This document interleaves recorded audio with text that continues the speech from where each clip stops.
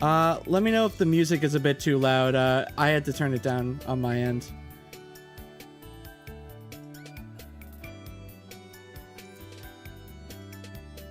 All right. Hey, everybody. How's it going?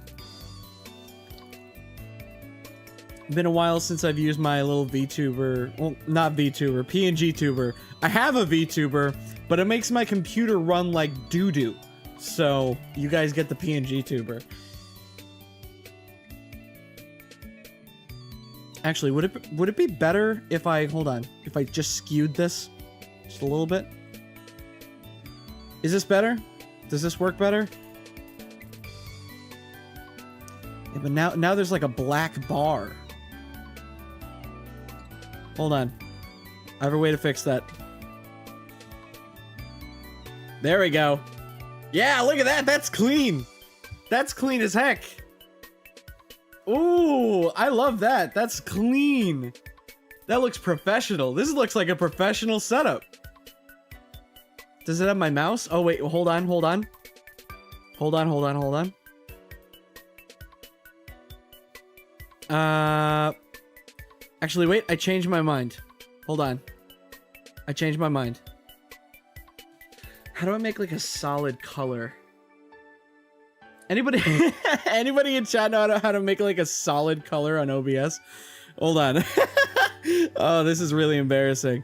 This is really embarrassing, but a gamer's got to do what he's got to do. I probably should have figured this out before I started. Whoops. I love One Piece. I enjoy One Piece a great deal. And I'm gonna be talking about One Piece. This music is from Sonic. This is from, I believe, Sonic Colors. It's like Planet of the Wisps. Let me just take a quick screen cap. I wanna get the color of there we go. I want to get the color of the what's it called? The background. I'm literally like quickly opening up like Photoshop, and I'm making like a gray background because I'm so good at what I do. Gray. I'll put that in the tier list folder. There we go. And save as a PNG. Check this out, check this out. Where did the PNG go? Okay, here we go, here we go. We're cooking. It's gray now. And now I'm here. And then check this out, check this out. Check this out. Bam. Look how freaking seamless that is. Look how seamless that is. And what? I capture the cursor. See? And then my cursor won't like jump to this side of the screen either. It stops here. So we don't have double cursor. Anyway, hello everybody. Welcome to my One Piece tier list. I've always wanted to do tier lists on this channel. I never did them because I didn't think anyone cared, but then I realized I don't really give a shit. If you like tier lists and want to hang out and talk and discuss the thing that I'm tier listing, then this is the place for you. If you don't, I don't know, die. Wow, I can't believe you filled in a color. Good job. Yeah, I know. I'm kind of like the coolest guy ever. Oh, that's actually, you know, that's a good point. I want to listen to the music really quick, make sure that it's not overpowering my vocals, because I'm really, really bad at managing that. And then we'll start the proper tier list. Rank fucking Buggy Adventures like an S tier. I don't care about anything else. Is Buggy Adventures like on here? Because that's technically not an arc. That's more of like a cover story. If it was on here, I'd rank it pretty high. I love Little Buggy Adventure. Little Buggy Adventure is great. Okay, yeah, here we go. I'm gonna turn down the music just a little bit.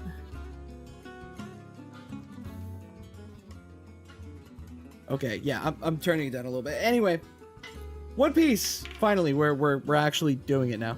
One Piece. I swear I'm usually more put together, but I don't normally do stuff like this, so. Salty, thank you. I fucking love One Piece. Dude, me too! Dude, me too! Fellow Chads in the audience. I love One Piece. So quick introduction. For those who don't know, because I've never really done One Piece on this channel before, like any sort of One Piece content. I started reading One Piece a little bit over a year ago. All my friends were talking about how, like, man, these new arcs are like so good. Like, this is awesome. Like, wow. All of these recent like chapters, like Oda's been putting out banger after banger, and I kind of just got sick of being out of the loop. My experience with One Piece is I saw a little bit of the 4Kids dub when I was a little kid. Didn't really connect with me. I wasn't really interested. I grew up a little bit, and then in high school, I tried to watch the anime. I got to like Orange Town, and it just wasn't clicking with me, so I just kind of dropped it. And trust me, if I could go back in time and beat the shit out of myself, I would. I would give my younger self a wedgie, shove myself in a locker, kick that locker down a flight of stairs that's like 20 flights to really just nail in the point. And now that brings us to now, where my friends were talking about it. They're like, "Oh man, these recent arcs are great. Every chapter is so good." And I'm just like, "Well, it can't be that good." And I've been really wanting to get back into manga again. So about a year ago, I was like, you know what? What a better way to get it back into manga than to read a long-running series. And I'll make a daily tradition out of it. What I started out doing is every night or so, I would read like at least one chapter before I went to bed. At least one chapter. A lot of times I read multiple chapters. And when I tell you, this stuff like hit different. It hit different. Okay, so first off, I should clarify. I actually started with the anime again. People told me not to, but I was like, you know what? I'm gonna try out the anime, and if the anime is too slow for me or it's just not clicking, I'll jump over to the manga. I watched the anime up until the Arlong Park arc, which everybody recommended, like, you gotta get to Arlong Park before you decide. And I really liked Arlong Park, but even so, I thought it did take a little bit too much time to get there. So I was like, okay, look, I love the Arlong Park arc. What I'm gonna do is I'm gonna read, like, at least one chapter of the manga every day and see if it clicks with me better. So before I went to bed, every day from that point forward, I read at least one chapter of One Piece every single day. At least one. So I ended up reading a lot more than one every day.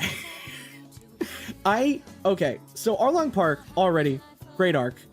But after that point, when I got through Alabasta and into, what's it called? Skypiea. I think around Skypiea, I was like, this is something really special, and I couldn't see it before. Sorry, I have an alarm set just in case I don't wake up from my nap. I had to take a nap earlier today. I was tired as hell. Okay, no more alarms. And you know what? I gotta say, it snuck up on me, right?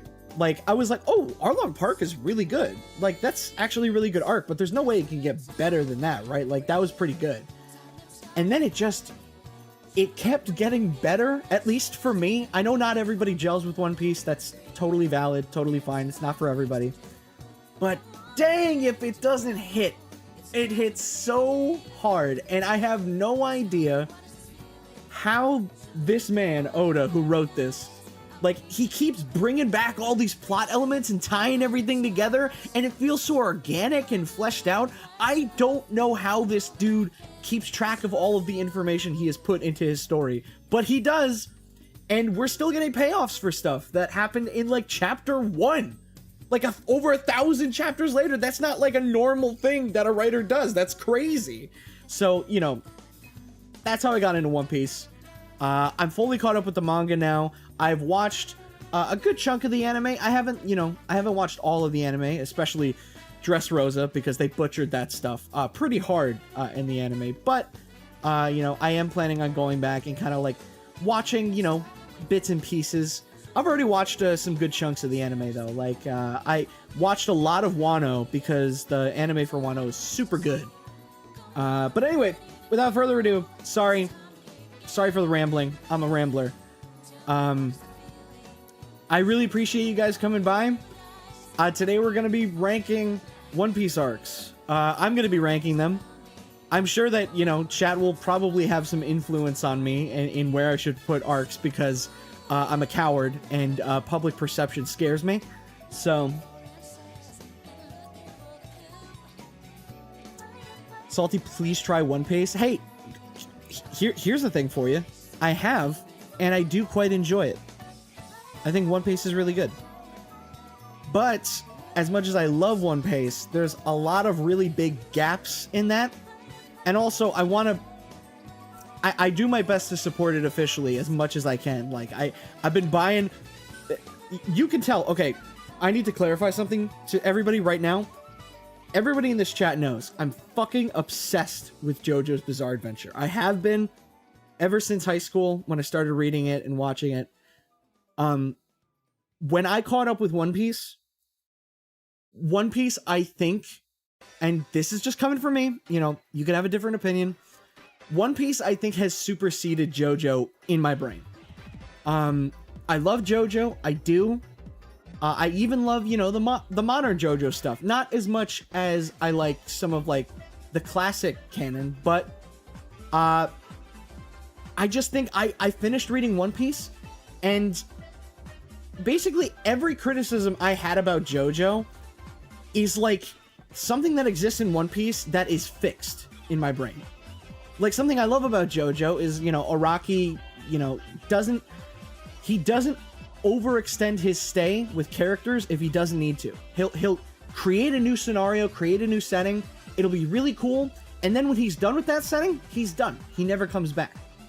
There's a lot of characters that just never make appearances again. And if they do make appearances, they're usually pretty short-lived. Pretty short-lived, or they're just like side characters and they're not focused on anymore. One of my biggest critiques with JoJo is that JoJo's Part 4 is so good.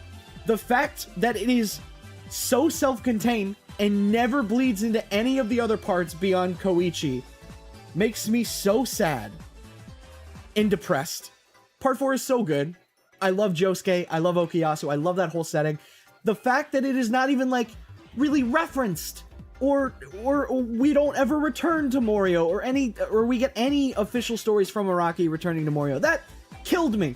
Because I love that setting. I love those characters. Like, those are peak JoJo to me. Then, I read One Piece. I immediately start falling in love with these characters, and I'm all of a sudden not worried that they're going to disappear in the next arc. And they stick around. Like, I know that that's the normal shonen thing for characters to, like, stay and be present. But, after being so obsessed with JoJo for so long, it was so refreshing to see a consistent cast of characters that adds to it and that I all like. Like, I love the Part 4 cast, and I also love the One Piece cast pretty equally. Like, they're equal in my eyes.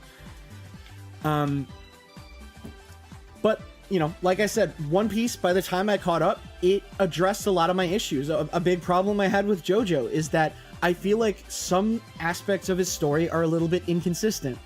I feel like, not to be like, oh, Araki forgot or anything. Like, no, Araki's an intelligent dude. He's a great writer.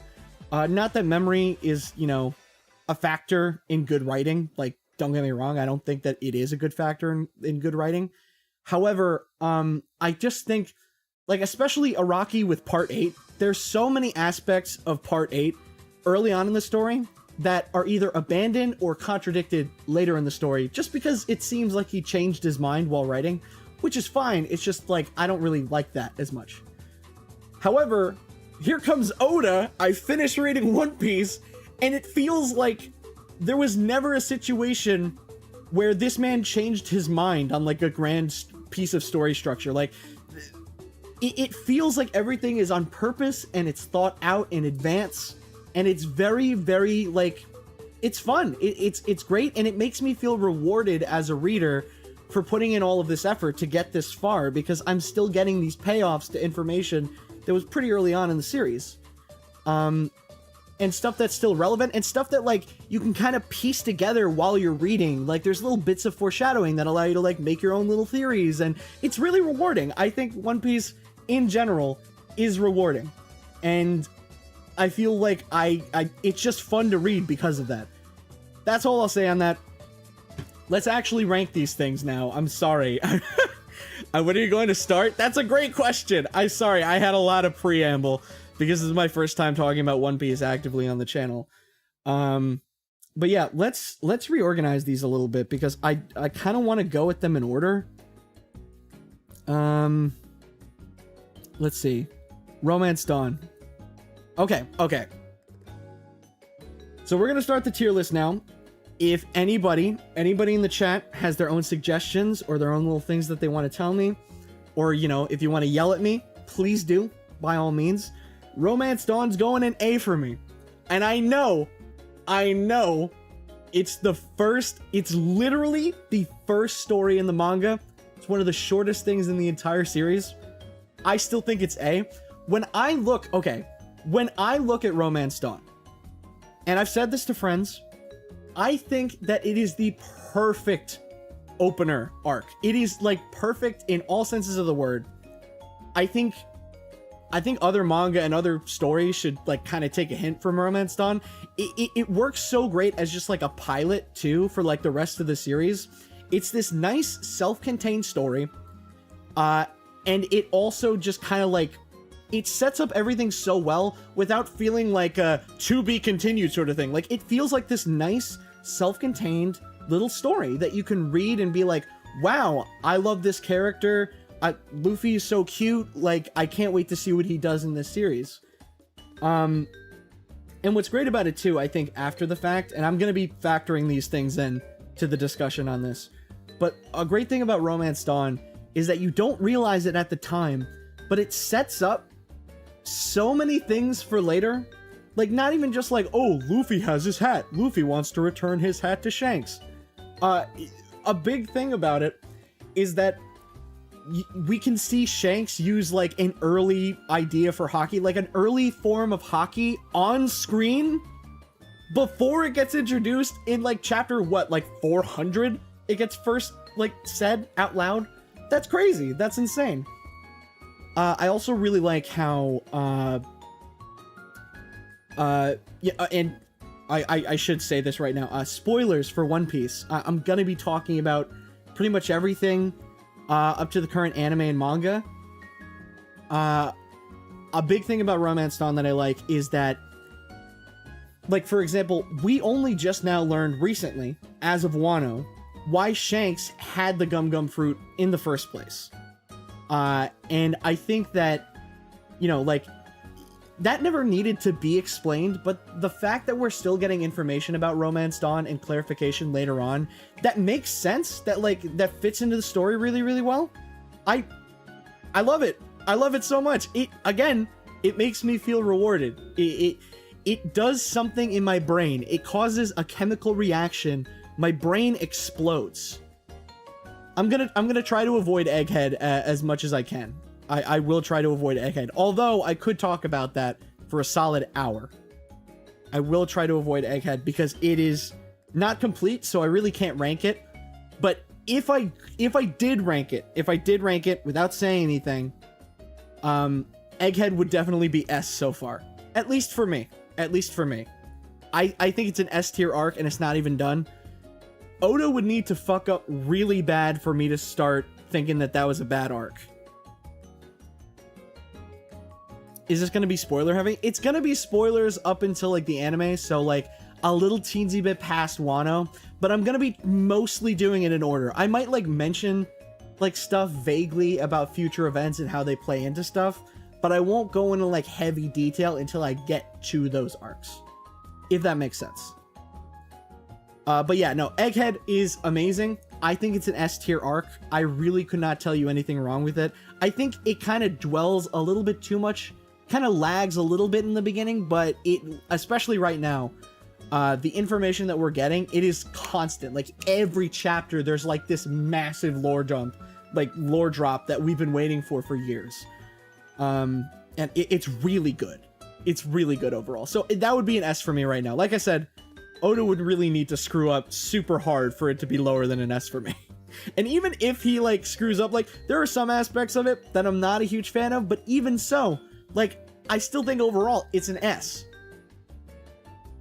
Anyway, Romance Dawn. So, does Romance Dawn include the stuff with Zoro, by the way?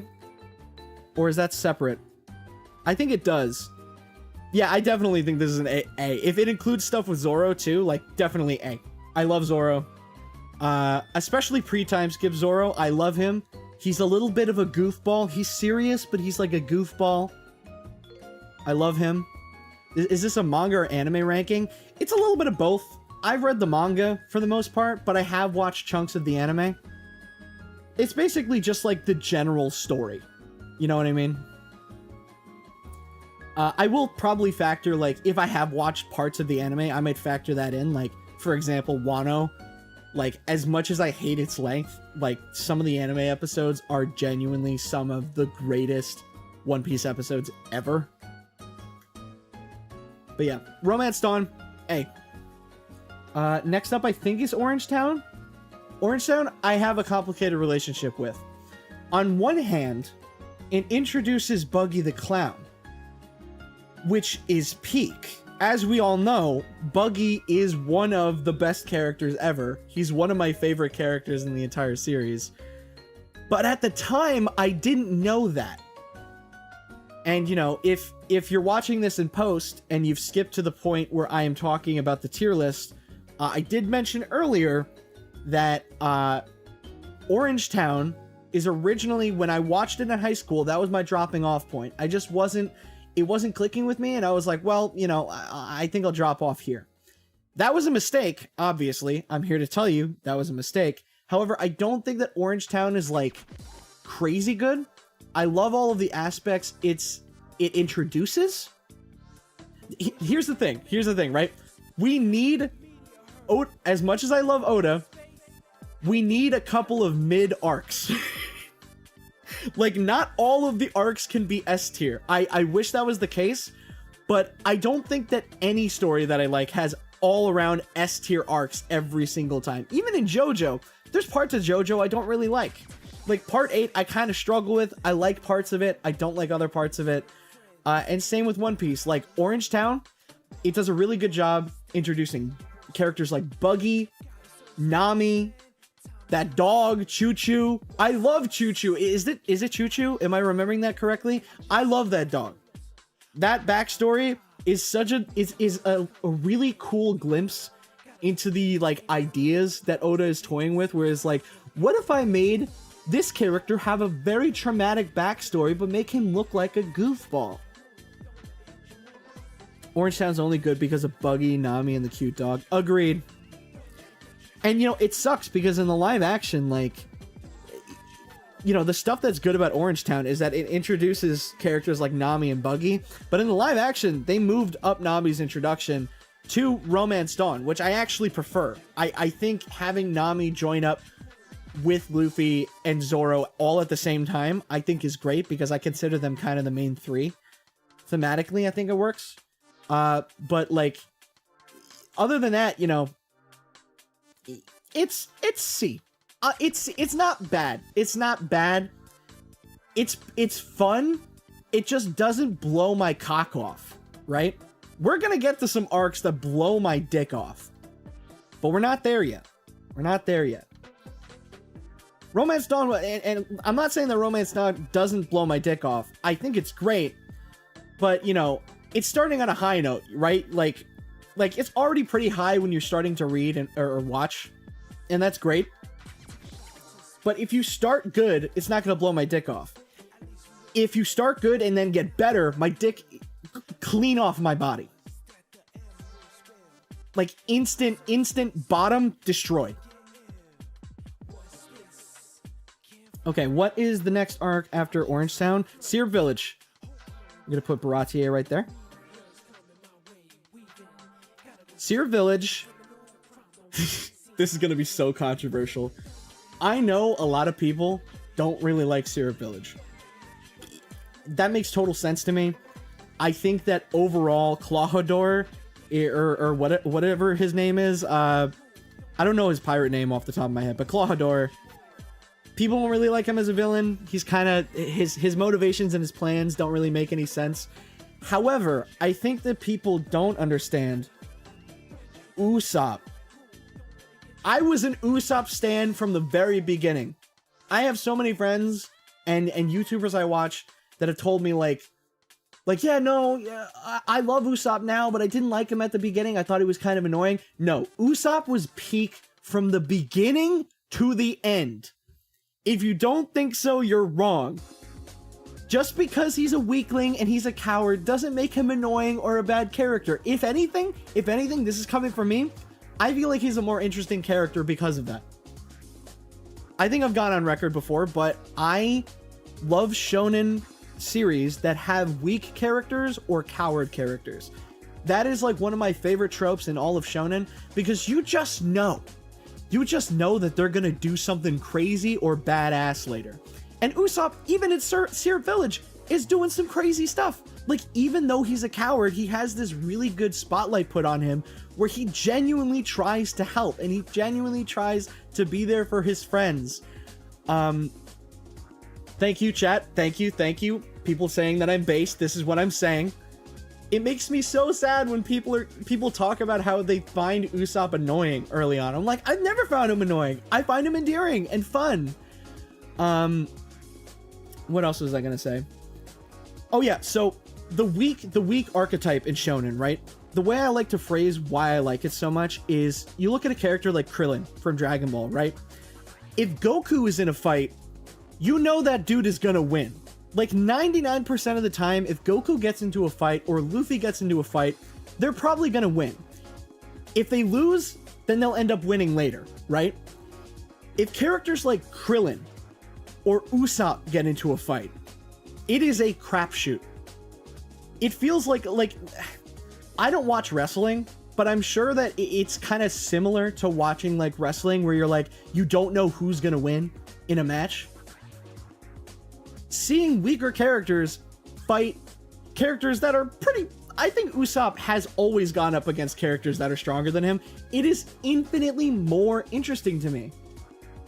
And I think that people understand that. I think that people see where I'm coming from. Like, when Krillin was fighting against Cell in that very, very short, like, episode or two, that was the craziest shit ever as a kid. I was like, well, there's no way that Krillin can beat Cell, so how is he gonna get out of this? You know, it's so much more engaging when you know that the character is weaker or the character is a coward, you know?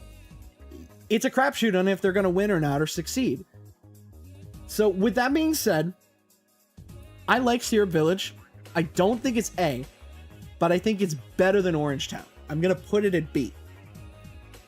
The only reason it's at B is I think that Clawhador is not a great villain. I think he works for the arc. I'm just not like a fan of him. Did you watch the anime in Japanese or English? Did a little bit of both. I did a little bit of both. Like I said, I mainly read the manga. So most of this is going to be based off of, you know, the actual story story from the manga.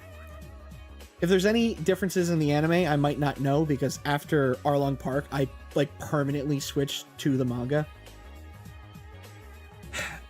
Next up, let me take a swig of my water. Kuro, that was his name. Captain Kuro. I can't believe I forgot that. Oh my god. Well, it's been a while. Baratier is immediately like, I'm just gonna put it above Romance Dawn. I don't know if it's S yet. I think it's really, really good. I don't know if it's S. That's just me. I know it's S for a lot of people. Baratier is like the perfect template for a One Piece arc, I think. Salty hasn't watched G8. Yes, no, I have watched. Okay, hold on. Before we get slander in the chat, I need to clarify something. While I did say that I mostly switched to the manga, I actually followed a guide online so that I knew when I could watch the movies and certain filler. I didn't watch all of the filler, but I did specifically watch G8 because everybody was telling me you gotta watch G8, dude. And G8 is great. Put an R in the middle of that, that's great. You know what I mean? That was a great arc, but we're not talking about that. We're not talking about that filler arc. We're talking strictly canon arcs for at least right now. Also, I watched a good chunk of the movies as well. Mostly the modern movies, not like the classic, like older movies. So like everything from oh my god, what's the name of? Oh my god, it's the first movie with Brooke. Oh, why am I forgetting this?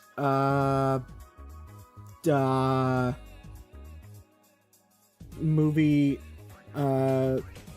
One Piece. Oh my gosh, One Piece. Ah, my god. What is the name of the movie? I know it's like One Piece film. Strong World. Strong World. That was it. One Piece Strong World. That was the movie I watched. I should clarify. One Piece Strong World is the first of the modern movies I watched. One of the classic movies that I watched was oh my god. It has a longer name. It had a really interesting animation style. One Piece oh my gosh. Sorry, it's been a really long time since I've watched this. Like, I watched this over a year ago amongst a lot of other movies.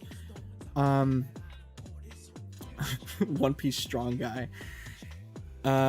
One Piece and the island of oh my god. Baron Amatsuri? Yes, Baron Amatsuri. That was it. Okay, One Piece, Baron Amatsuri. That was the first One Piece movie that I watched. And I think it is still probably one of my favorites, if not my favorite. I don't know if it's a good One Piece movie, but in general, I think it's a great film. But anyway, back to this. Baratier. Baratier slays, dude. Baratier is so freaking good. So much stuff happens in Baratier. Like, we get the introduction of Sanji. We get the introduction of the Warlords. We get the introduction of Mihawk, one of my favorite characters in the entire series. And also Don Krieg.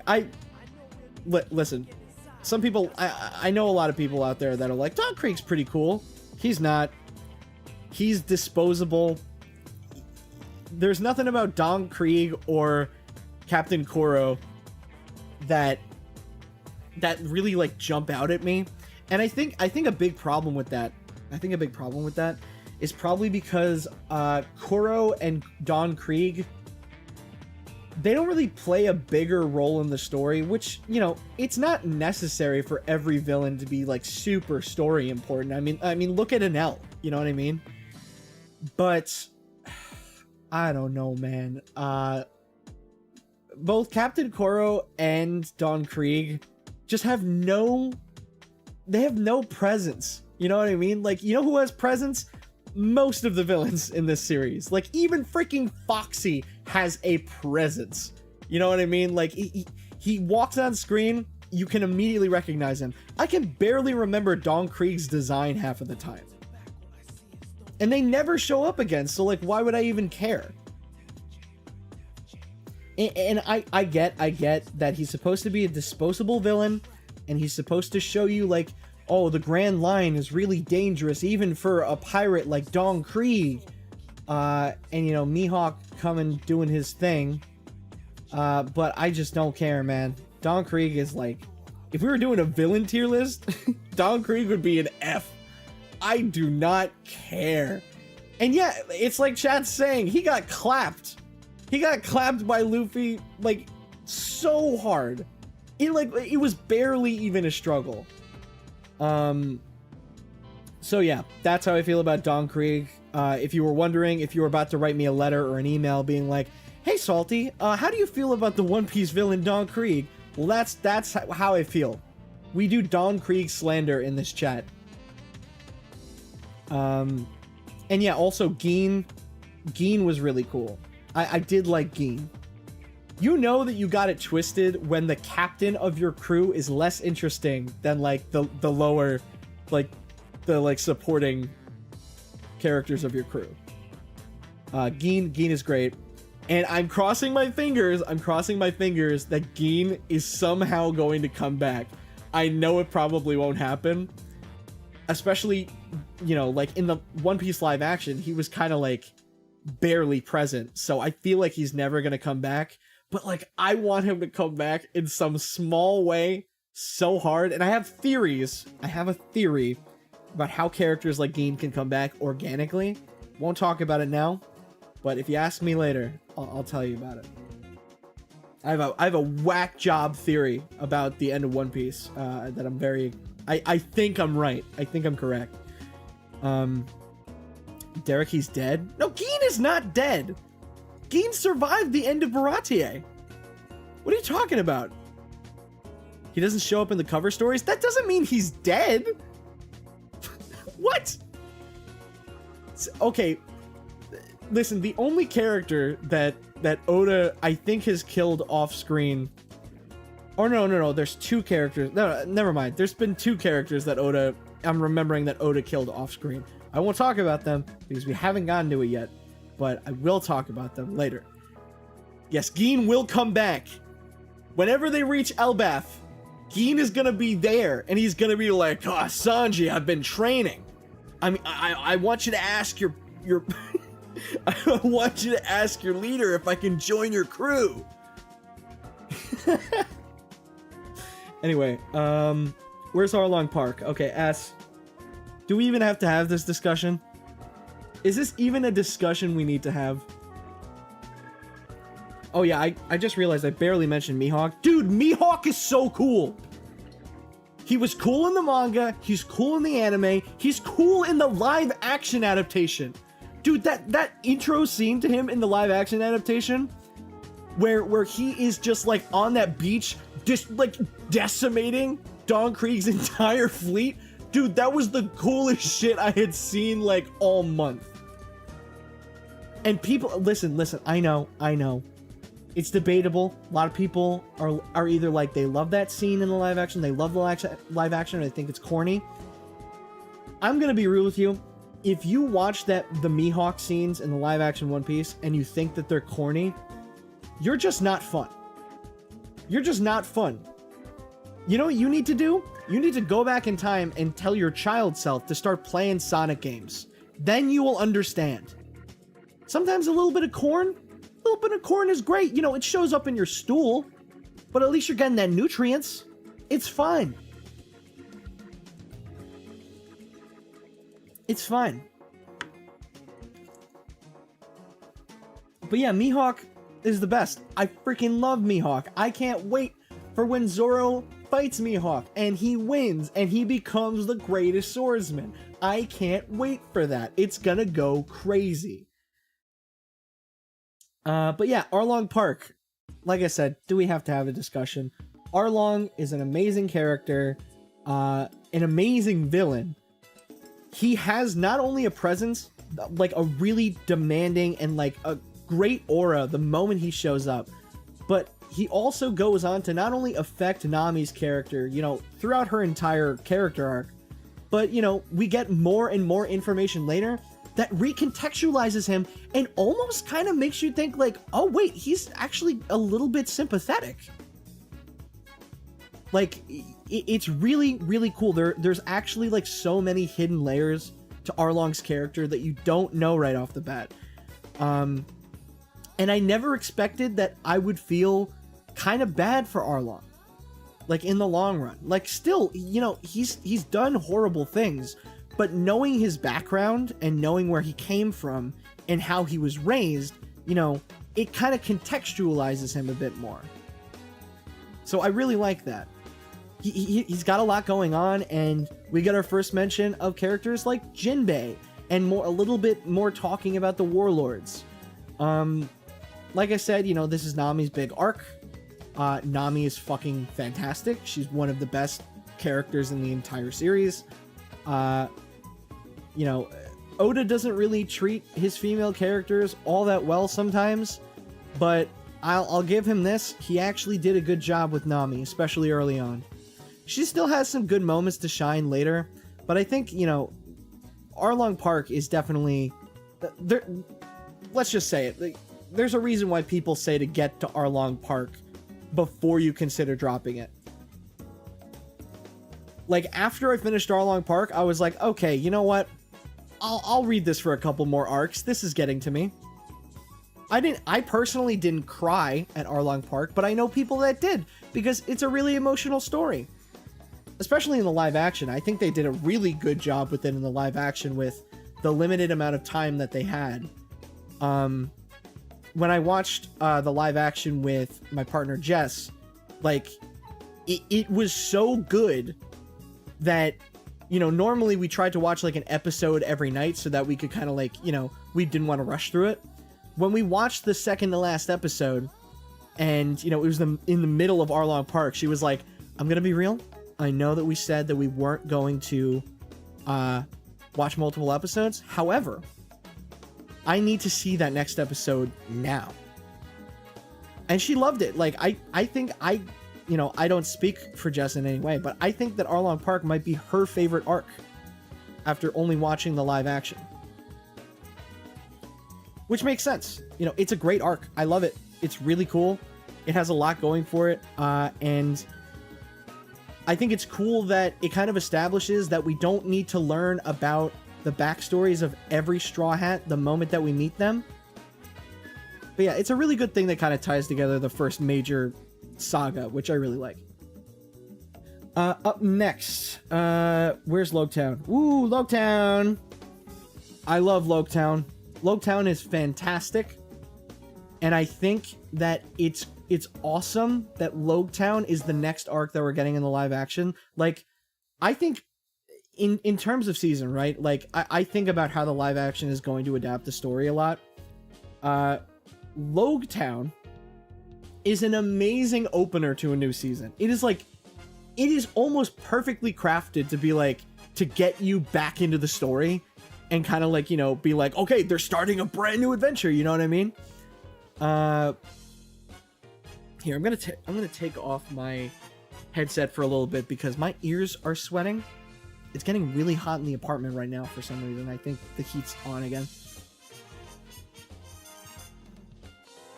Logtown, Logtown. You can say it either way. I don't think it really matters. But yeah, Logtown, I'll alternate just to piss people off. Logtown is fantastic, dude. I think some of my favorite One Piece arcs are the shorter ones because they never overstay their welcome. And for me, it always leaves me wanting like more. Logtown is awesome. It has, you know, all the Straw Hats together. Buggy comes back. Buggy shows back up again. And not only that, but also Alvida is there.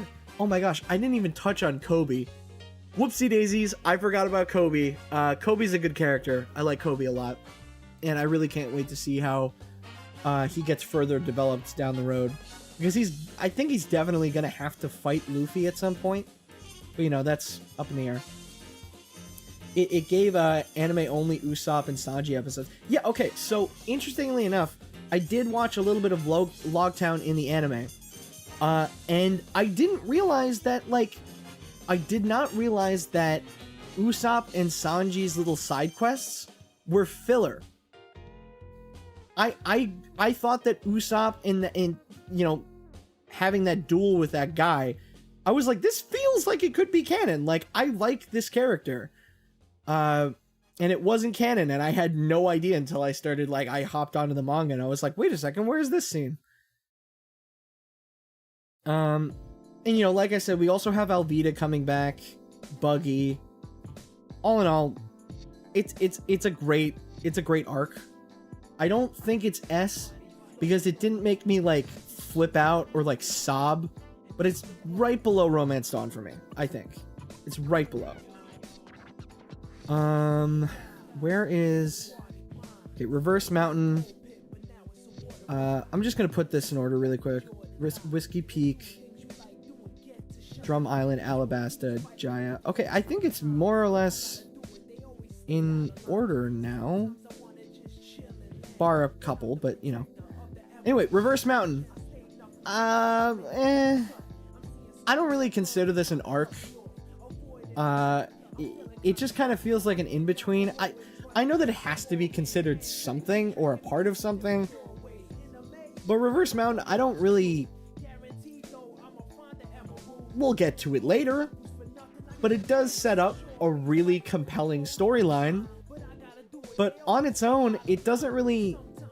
Like, I remember when I was first reading it, it doesn't really have anything that, like, jumped out at me. You know what I mean?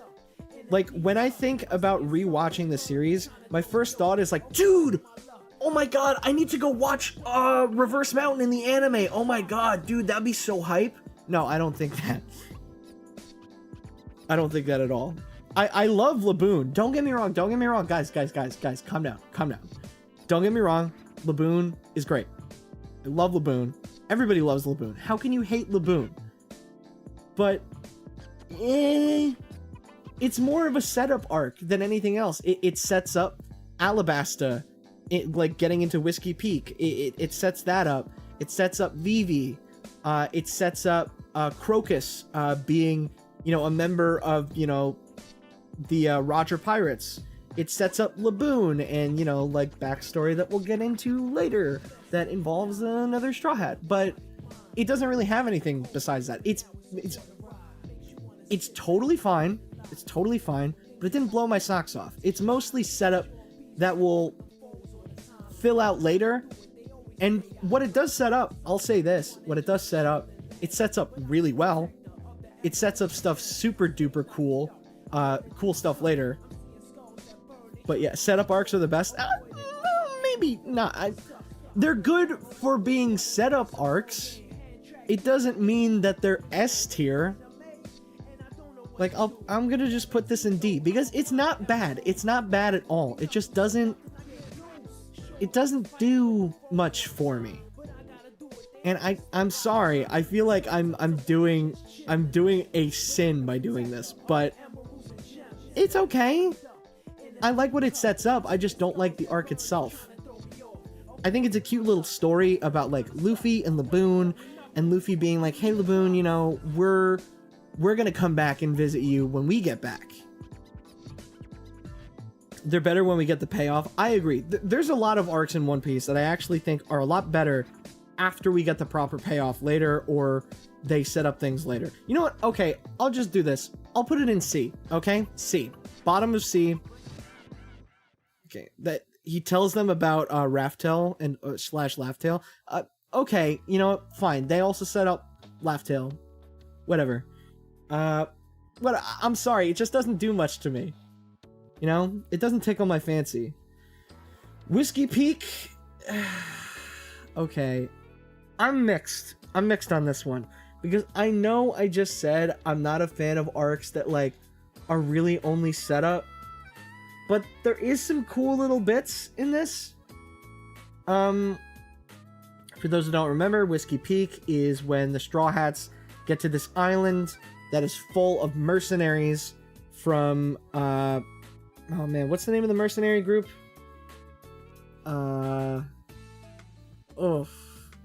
Sorry, there's so many named characters and concepts in One Piece. It's like all the like Sunday, Monday people. Baroque, yeah, the Baroque Works. It starts the Baroque Works storyline, which I like. And I think it has a cool setting. I think like the giant plant that has a bunch of like gravestones on it is a really cool set piece. But beyond some cool scenes with like Zoro, I don't think it goes crazy. But I do think, I'm sorry, it was just a little bit more entertaining to me than Reverse Mountain. It was, especially on initial read. On reread, I might rank these slightly differently. But as it stands, you know, I think that Whiskey Peak just has a little bit more going on at face value. I feel like I might change this later, but this is how I feel. Is this spoilers for One Piece? Never mind, I gave up watching it. Yeah, we're gonna have to talk spoilers to talk about these arcs. Luffy, it's good to see you, buddy. Okay, we can talk about that if you guys want. A lot of people critique Whiskey Peak for having one of the only real major out of character moments from Luffy. I gotta be real, I don't know if it's necessarily out of character like everybody claims it is. I know that a lot of people theorize that, like, Oda's editor was like, you should have Luffy and Zoro fight so that, like, you know, it's interesting for readers or something. I don't know, something along those lines. I don't necessarily agree.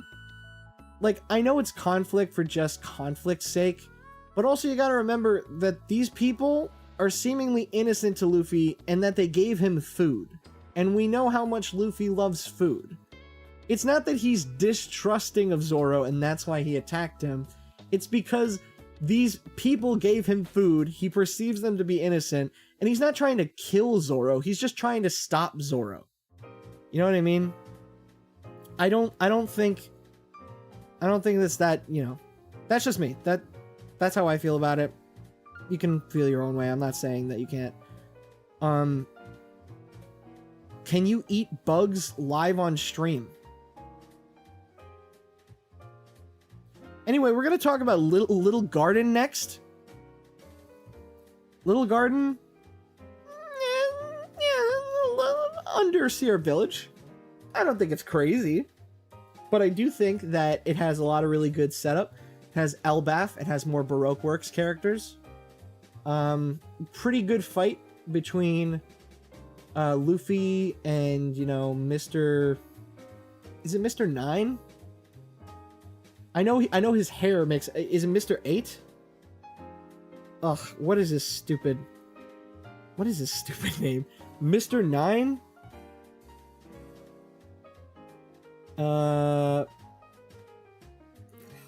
I always forget these... never mind. Whatever. I like the characters introduced. I like, Mr. 5? Mr. 3? Wait, was he Mr. 3? Like, was he that high up? I didn't realize. Yeah, I don't know why I said he's Mr. 9. Yeah, he is Mr. 3. You guys are right. Sorry about that. He's got Mr. 3. I love Mr. 3, especially, you know, post certain events.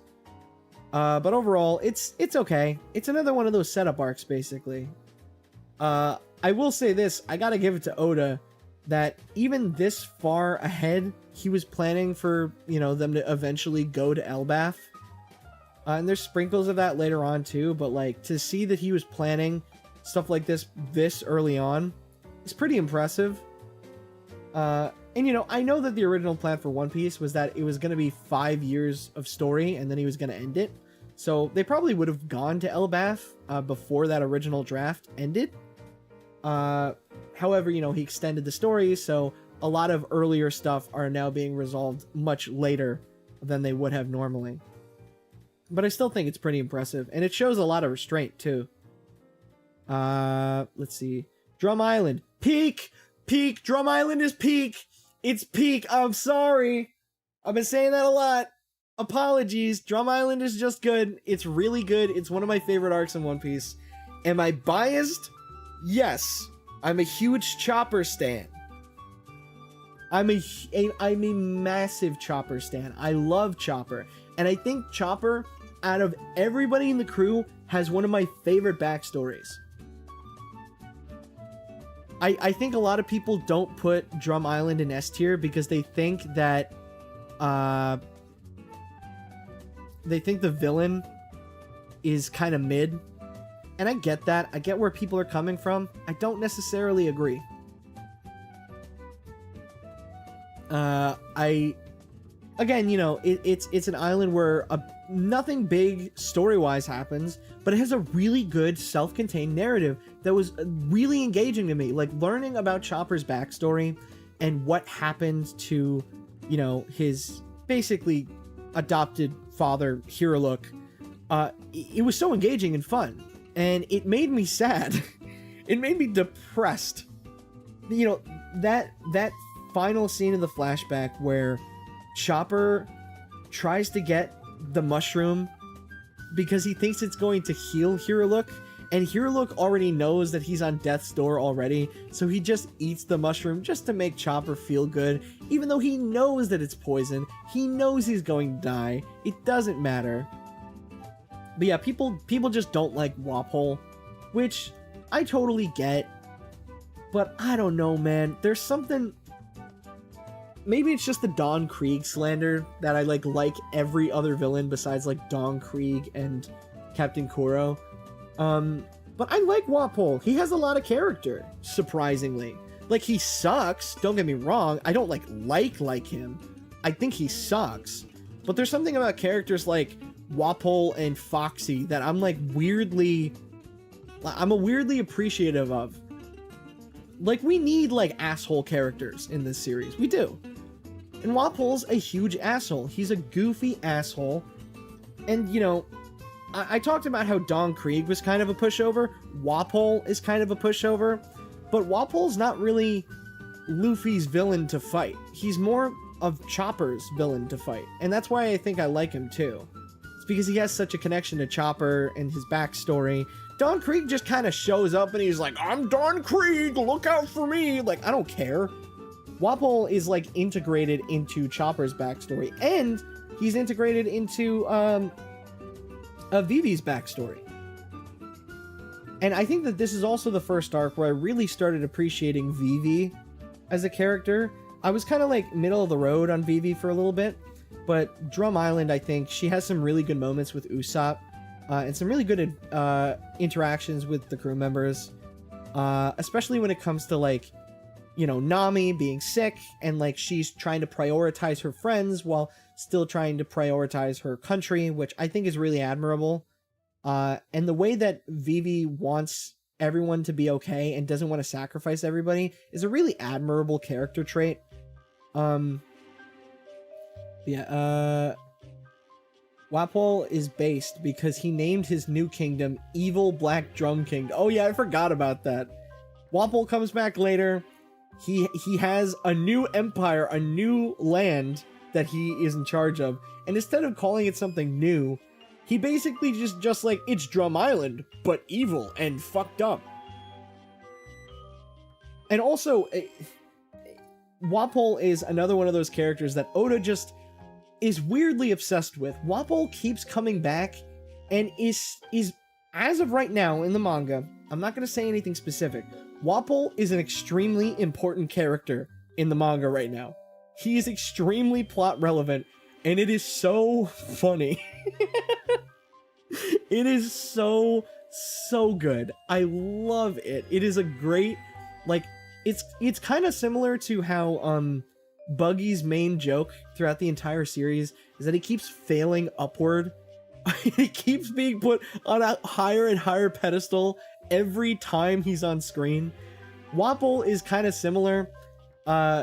He gets beaten by, the crew and Chopper, but he comes back in full force later because he figures out how to make his own metal using his devil fruit powers. That's good. It's good stuff. Oda is cooking with the modern stuff involving Wapol. Oda is cooking. He's cooking hard. Alabasta. I'm a little bit mixed on Alabasta. I don't know whether to make it S or A, but I really, really like it. It has so much stuff to like. I'm going to put it at the top of A right now. But Alabasta, dude, Alabasta is the climax of this entire saga that we are currently in. It is not only a really interesting setting, but we get to learn about characters like Crocodile for the first time, and Crocodile is not only an amazing villain, but he is super relevant in the story. Constantly, we're getting references and stuff on screen to Crocodile later on. It's great. He's a great villain. We know nothing about his backstory currently, but I am a big fan of the Croco Mom theory. I really love that theory, and, we'll get to it when we get to it. I know a lot of people think it's stupid. Oda would never do that.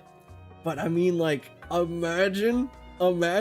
There's so many little details that would make so much sense. Also, we get the introduction to Robin.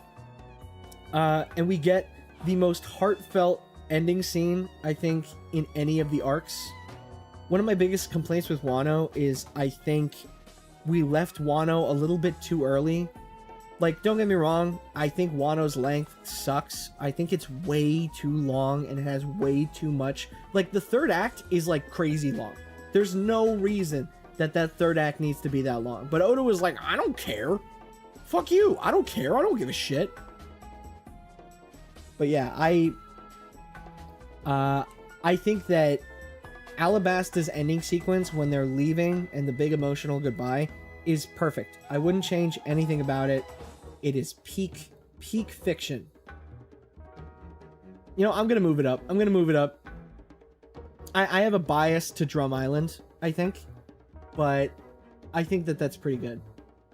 I might, you know, I might reorder this list a little bit. I might reorder this list a slight bit. I feel like I'm being too nice. I feel like I'm being too nice to One Piece. I feel like I should move everything down a tier. Everything. Because I love Arlong Park, I love Drum Island, I love Alabasta. I love all of these arcs, don't get me wrong. But like, I think I want to reserve S tier for arcs that had me kicking my feet while reading. Which we will get to. There are arcs for that. I'm going to move everything down a tier. S tier is going to be a little bit harder to get into. I'm going to save S tier. These are all great arcs, don't get me wrong. I love it.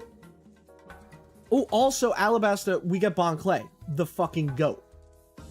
Bon Clay, one of my favorite characters in the entire series. I feel like I just echo a lot of the same sentences, but it's how I feel. I love Bon Clay. The only thing that sucks about Bon Clay is that during their introduction, they did that thing where, like, they mimicked Nami and then, like, showed off her chest for, like, seemingly no reason other than it just being a funny gag. But I'm not a fan of stuff like that. I didn't really like it. And at the start, I wasn't a huge fan of Bon Clay, specifically because of that scene. But literally everything after that scene, Bon Clay has been the GOAT from beginning, like, not beginning, but a little bit after beginning to end. But yeah, I hope that you guys are okay with me moving everything down a little bit. I know it's a little bit controversial not to have an S tier arc yet, but we're gonna get there. Jaya, I'm gonna put below Logtown. I like Jaya. It's nice. It's like I said, I like shorter arcs. It's nice and sweet. It doesn't overstay its welcome. It's really good setup for the next arc, Skypiea. The characters it introduces, like Mont Blanc Nolan's like great grandson or whatever the guy's name is. Mont Blanc Cricket, I think his name is.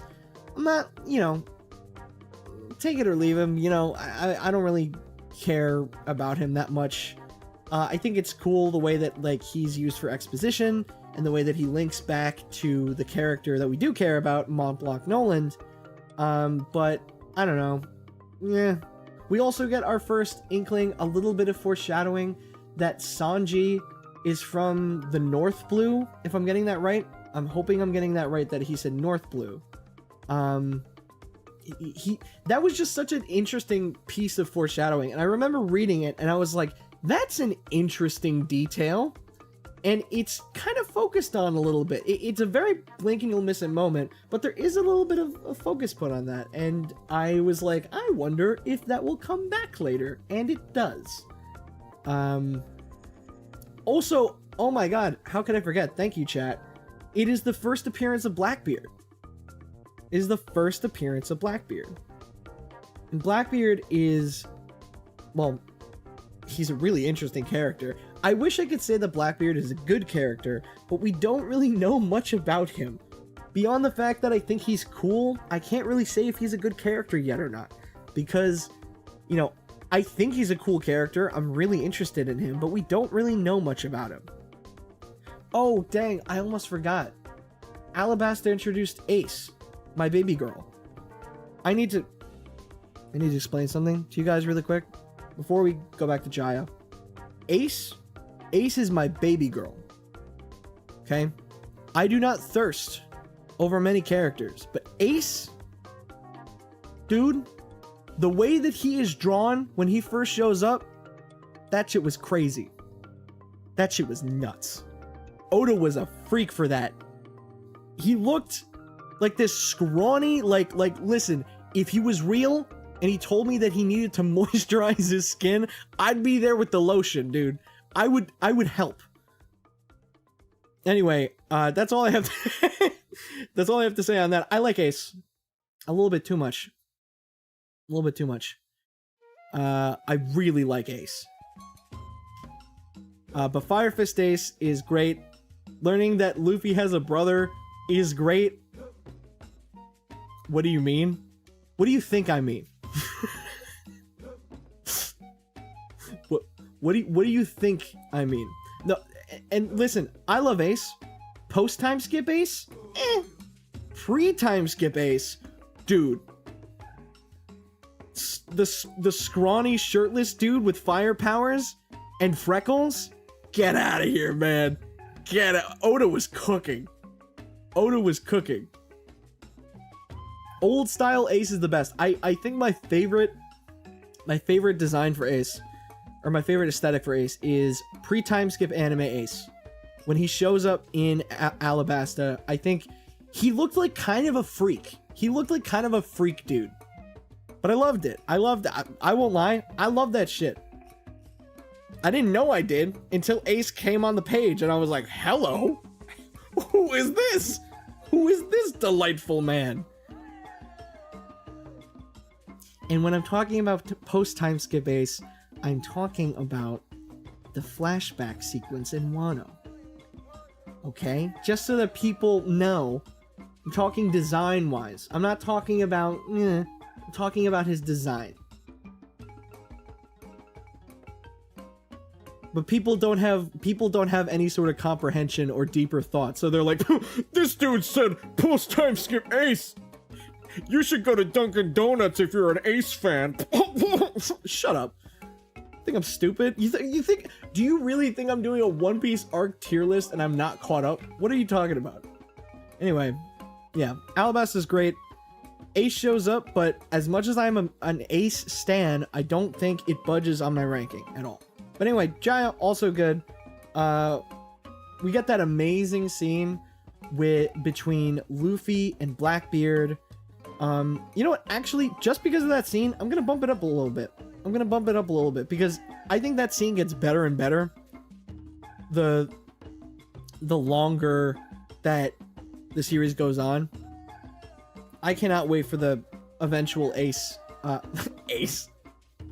Now he's on my mind. I'm not gonna be able to like. I'm not gonna. Oh, I start twirling my hair. Like I'm not gonna be able to get him off of my mind.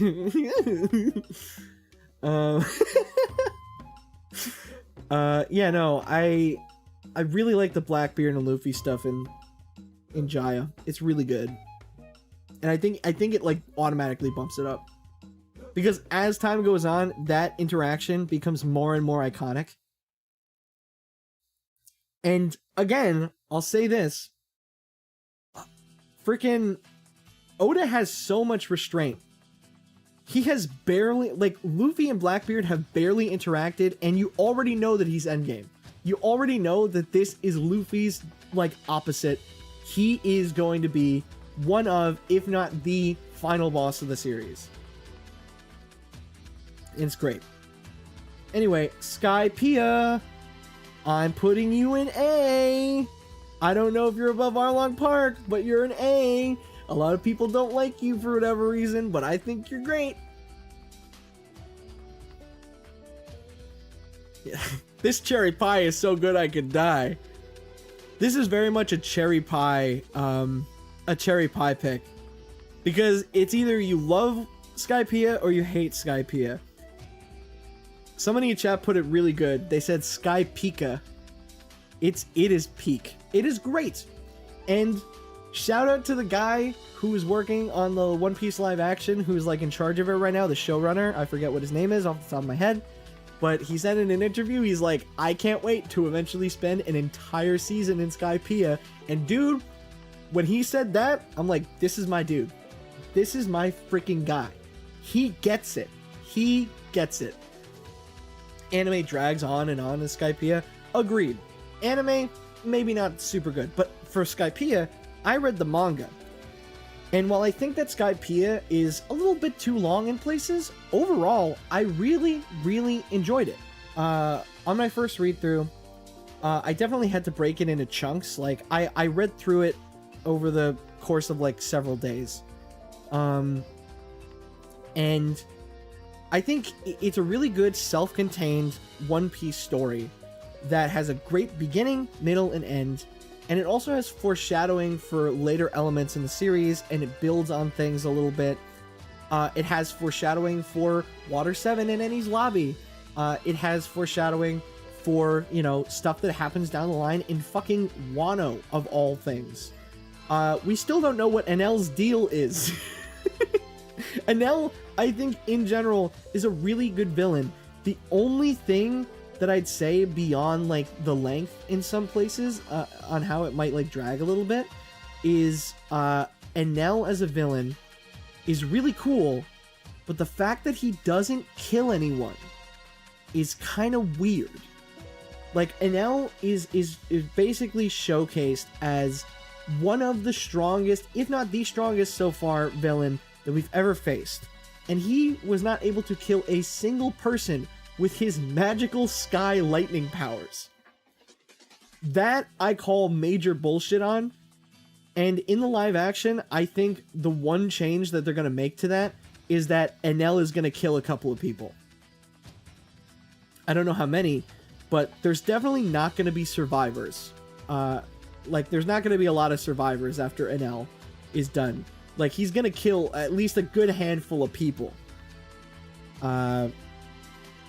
And, you know, I'm going to be honest, it's been a little bit since I've read or watched Skypiea, so I don't remember Enel's whole deal. I don't really know why he, like, abandoned the fight and just went to the moon. But, I mean, you know what? You go, girl. Do what you gotta do. You know? I don't care. Whatever, man. I mean, he knew he was washed anyway. He was like, you know what? Maybe the moon would be better instead of the Earth. He killed a lot of nameless mooks. IRC. Yeah, but like no named characters. Like that Angel's dad, he should have died. He should have kicked the bucket. He got direct Enel lightning on him, and he somehow survived, like, totally fine. That's another thing. I'm kind of mixed, right? I'm kind of mixed on this. Oda doesn't really like to kill off characters.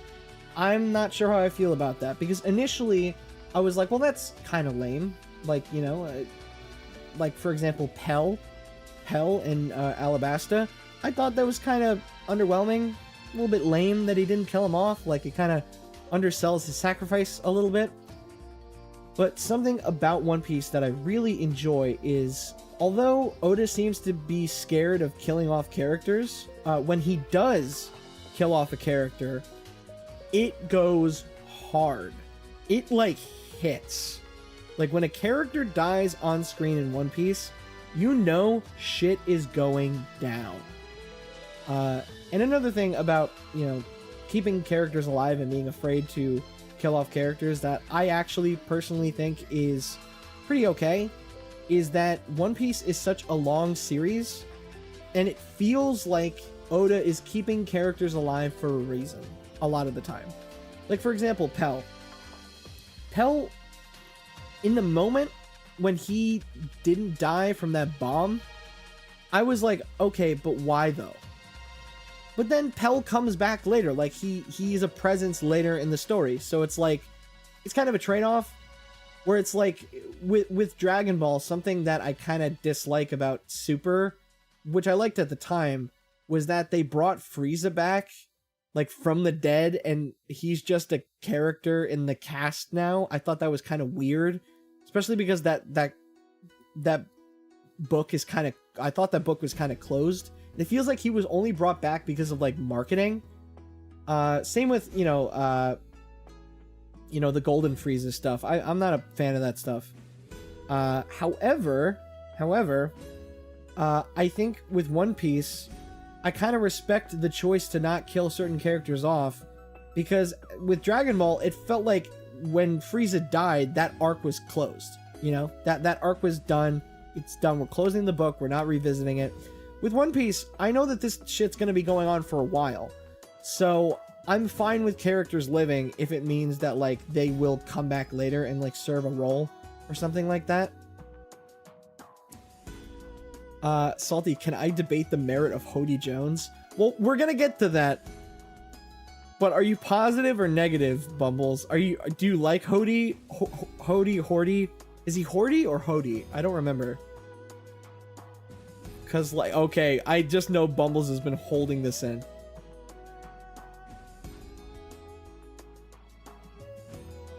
But yeah, no, Skype is peak. If you don't think so, die. Hi from my mom and I. Yo, what's up, Titus's mom? How are you doing? I'm a Hordy Jones guy. Really? I think that's valid. You know what? I didn't really gel. Okay, we'll get to it. But I didn't really gel with Fishman Island that much. But I will say this. My thoughts on that arc have kind of developed over time. And I like a lot of the stuff that it introduces. I do like a lot of the stuff, and I think that Hordy is a good villain. I wasn't a huge fan of it at the time. I felt like it, I don't know. I wasn't a fan of the setting, personally, I guess. And I think that tainted my enjoyment for a significant amount.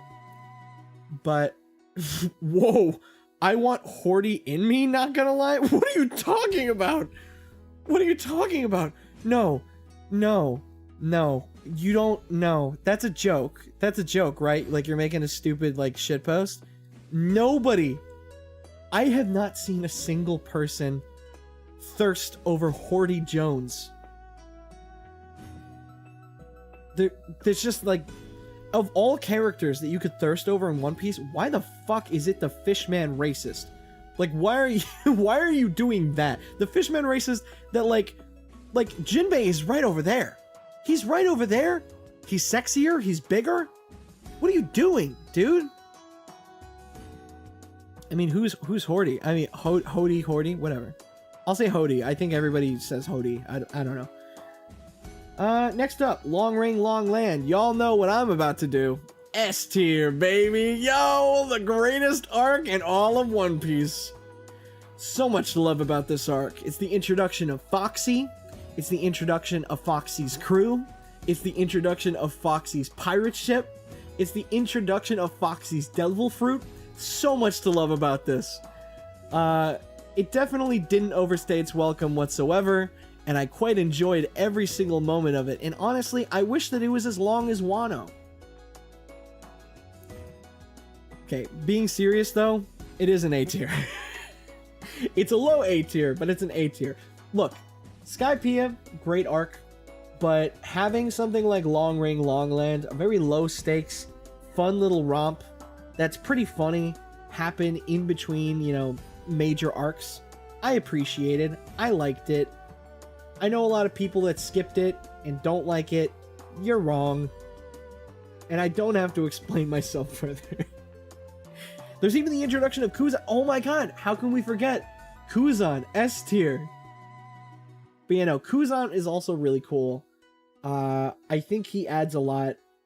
Like, it's so crazy that I think that this arc in particular is a really good example of how Oda can mix together comedic elements and dramatic elements without it feeling out of place.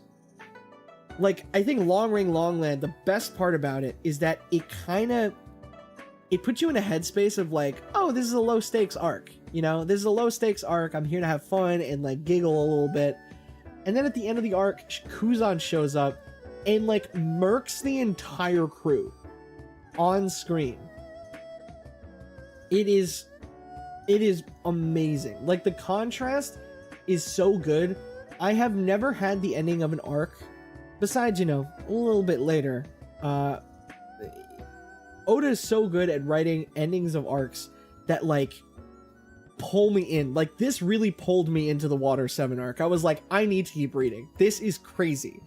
Like, who is this character? Who is Kuzan? What is his relation to Robin? I need to know more. So, A tier for me. Water 7. I think Water 7 easy high A tier. There's a lot to love about Water 7. It's got water. It's got 7. But for real, it has some of the best Usopp content in the entire series. Next to like Dressrosa and Enies Lobby. It's the setting is really unique and cool. It doesn't overstay its welcome. The mystery of who's trying to murder Iceberg and stuff like that is really, really cool. Or like who's trying to shake him down for the Pluton plans. It's the introduction of the GOAT, Frankie, the shipbuilder. Let's go. Usopp versus Luffy. One of my favorite scenes in the entire series is Usopp versus Luffy. Because, you know how, like I said earlier, that one of my favorite things about Usopp is that we know that he's underpowered. We know that, compared to everybody else, he's pretty much like a normal human being. And seeing Usopp in any fight is already, like, so interesting. The fact that Usopp, of all characters, had to fight Luffy, I was on the edge of my seat reading this. I cannot describe... Around this point, and I'll be transparent about it, One Piece has gripped me at this point in a crazy way. There are parts of the story where I'm reading manga. I am reading a book, and I'm pumping my fist and being like, yeah, yeah, and like kicking my feet and stuff. And we'll get to an arc a little bit later down the road where I was kicking my feet the entire time. I've never kicked my feet watching or reading something until One Piece, where I was just like, yeah, yeah, like constantly like, yeah, yeah, yeah. But yeah, I was kicking my feet, fist bumping, love Usopp, love Frankie, love the setting of Water 7. The introduction of a Cypher pole was also really cool. Water 7 got me hooked on the series. Dude, I was already like, okay, I'm gonna finish this series, like I'm really enjoying it. I think Water 7, like Long Ring Long Land's ending and Water 7 really was the point in which I was like, I'm ride or die for this shit. There's no way it can get better. And yet, following Water 7, we have Enies Lobby coming in from the ropes. Coming in for the kill, the elbow drop, the drop kick. Enies Lobby, S tier. Dude, okay. Enies Lobby, if you are not ride or die for this series by the time you get to Enies Lobby, I'm sorry, man. Maybe you should just never read anything again. Enies Lobby is crazy. It is a crazy arc of the story. Oh my god. I remember, like, there's just so much to love about it. All of the crewmates get their own fights. It's like they took everything about the climax of Alabasta that worked and expanded upon it and just made it hit just that bit more. Like, instead of fighting for Vivi, they're fighting for Robin. Vivi knows that she's in the right? But Robin, in comparison, feels like she's worthless. She feels like no matter what she does will be wrong. And the only way that she can live is if she gives herself to the government or dies. But then Luffy comes along and he's like, dude, I don't know your backstory. I don't care about your backstory. I know you're a good person and that you should be loved. And I don't cry when I read stuff. I don't cry easy when I read stuff. One Piece got me to tear up during this arc. It is so well written. Robin's backstory is heartbreaking. Her mindset is heartbreaking. That she believes, she has been convinced that she does not deserve friendship or anything. Rob Lucci versus Luffy happens in this arc. I can't believe I didn't mention that. Rob Lucci versus Luffy. That was, it's so good. But that's not even, I don't even think that that's my favorite thing about the arc. I think Rob Lucci versus Luffy is a great fight. It is. But the stuff with the Mary and we get to see Monster Point for the very first time. Chopper become a monster. This is the peak of Chopper being an interesting character, and I'm so sad to say that after this point, Chopper over time has kind of eroded. We'll get to it. We will. I love Chopper, but the fact that Oda... I need to tangent for a second. Why did Oda... I know that the time skip was supposed to make it so that they would train and stuff like that, but making Chopper able to control Monster Point is such a lame decision, and I will stand by this. I don't think anybody's gonna disagree with me. I don't think anybody is. Like, I get why Oda did that. Everybody needed a little bit of an upgrade. So I guess it makes sense thematically, but it just... Chopper's Monster Point was so interesting. It added a whole nother layer to his character, and I just feel like any sort of tension is now lost because he can just go Monster Point and he's at full power and he's in full control. So like, why should I be concerned? You know? So that's how I feel about Monster Point. I'm glad that people agree with me because yeah, I'm not a fan of it. I don't really like that writing decision. I think it erases a lot of tension with Chopper's character going forward. And because he's in control of it, you know that it's not going to be important whenever it happens. And it feels like in general, he's just kind of been sidelined after that because he has nothing interesting going on anymore.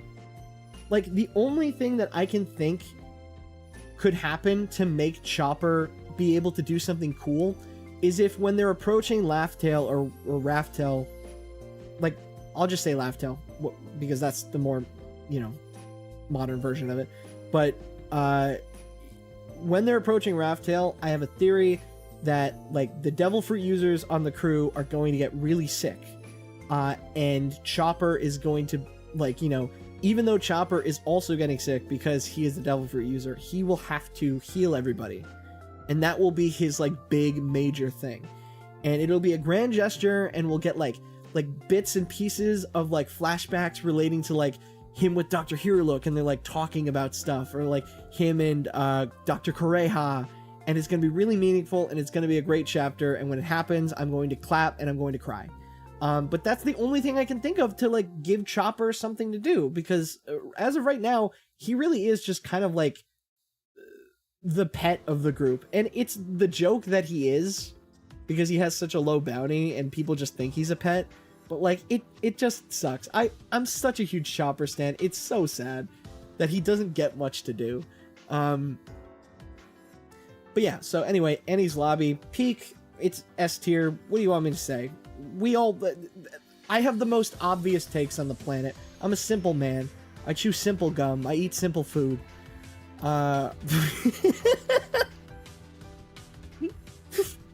Anyway. Anyway.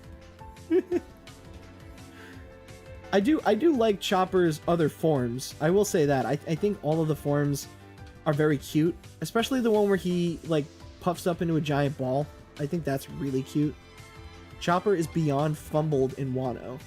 It's the Zoan Island with a disease, and the Zoan doctor gets nothing to do. This is... You're verbalizing what I feel. You're verbalizing what I feel. We'll get to it, but talk about the Sea Train. Oh yeah, the Sea Train is beyond goofy, and I love it. It is a great piece of world building. Frankie's, like, not only do we get a great backstory with Robin, but we also get a surprisingly sad backstory with Frankie. I wasn't expecting Frankie's backstory to be that sad, but it was. And the fact that, like, he kind of, like, makes his own family after everything that happened, and then he has to say goodbye to that family, it just, it makes me so sad. Also, in general, Frankie is just fun. He's a fun character. A cyborg guy that runs on soda? Come on, man. Sign me the hell up. Don't forget T-Bone. Oh, yes! The best character, T-Bone, who definitely does not die off-screen later on in the series. Copium, we never saw Tom die. Copium. Yeah, dude, no, we never saw Tom die on screen, so he's definitely still alive. Man, there's some stuff in Egghead that I would love to talk about right now, but if I do talk about it, it'll be at the end of the stream where people can dip out. But there's some interesting information in Egghead that I would love to talk about right now in reference to Eddie's Lobby, but I won't. I will not do that. So don't worry. No spoilers here for manga stuff. Ooh, also we got to see the sniper from Sniper Island, Soga King, or Sniper King, depending on, you know, if you read or watch. We still don't know. We still don't know who Soga King is. He could be anybody. If I'm being honest, you know who I think it might be? T-Bone. We never saw T-Bone and Soga King on the screen at the same time. So I'm thinking that T-Bone betrayed the Marines and became Soga King. But yeah, no. Usopp, in general, like I said, has such great moments in both Water 7 and Enies Lobby. And as an Usopp stan, I approve. I approve of these arcs. Post Enies Lobby is a really fun arc. I don't think that it's necessarily like so good that like it's in my dick gets blown off tier. However, I think it's pretty good. I think I'd put it in A. Did I grab Thriller? I grabbed Thriller Bark. No, get back there. Post Enies Lobby. I'll put it in A. I'll put it above Long Ring Long Land because I think it's a really cool like little epilogue, and it gives us a lot to think about and a lot of different information about Luffy and Luffy's heritage and his family. Something about the One Piece live action that I actually like is that they put the revelation that Garp is Luffy's grandpa in the first season of the live action. Personally, I know some people didn't really like that, but I think it adds a lot. And you know, since Kobe is such a more important character in the live action, it makes sense that Garp would have a heavy focus put on him. And I know that, you know, it's a little bit early to reveal that in the live action, but I think it works to kind of better tie Luffy into the story and like what his motivations are. Like it's clear that his relationship with Shanks really changed him. And you can tell because his grandpa was a Marine. And this entire time he was like obviously being trained to become a Marine. But his relationship with Shanks really made him very anti-establishment, which I love to death. And it makes Romance Dawn in retrospect like a lot more interesting if you know that. What song is in the background? I don't know. I took off my headphones. Hold on.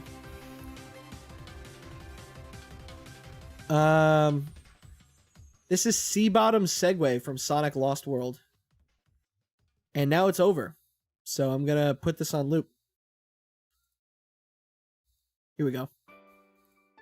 Alright, we're back on Planet Wisp. So anyway, what was I saying? Yeah, Garp. I like Garp. I'm a Garp stan. Like, don't get me wrong, AMAB.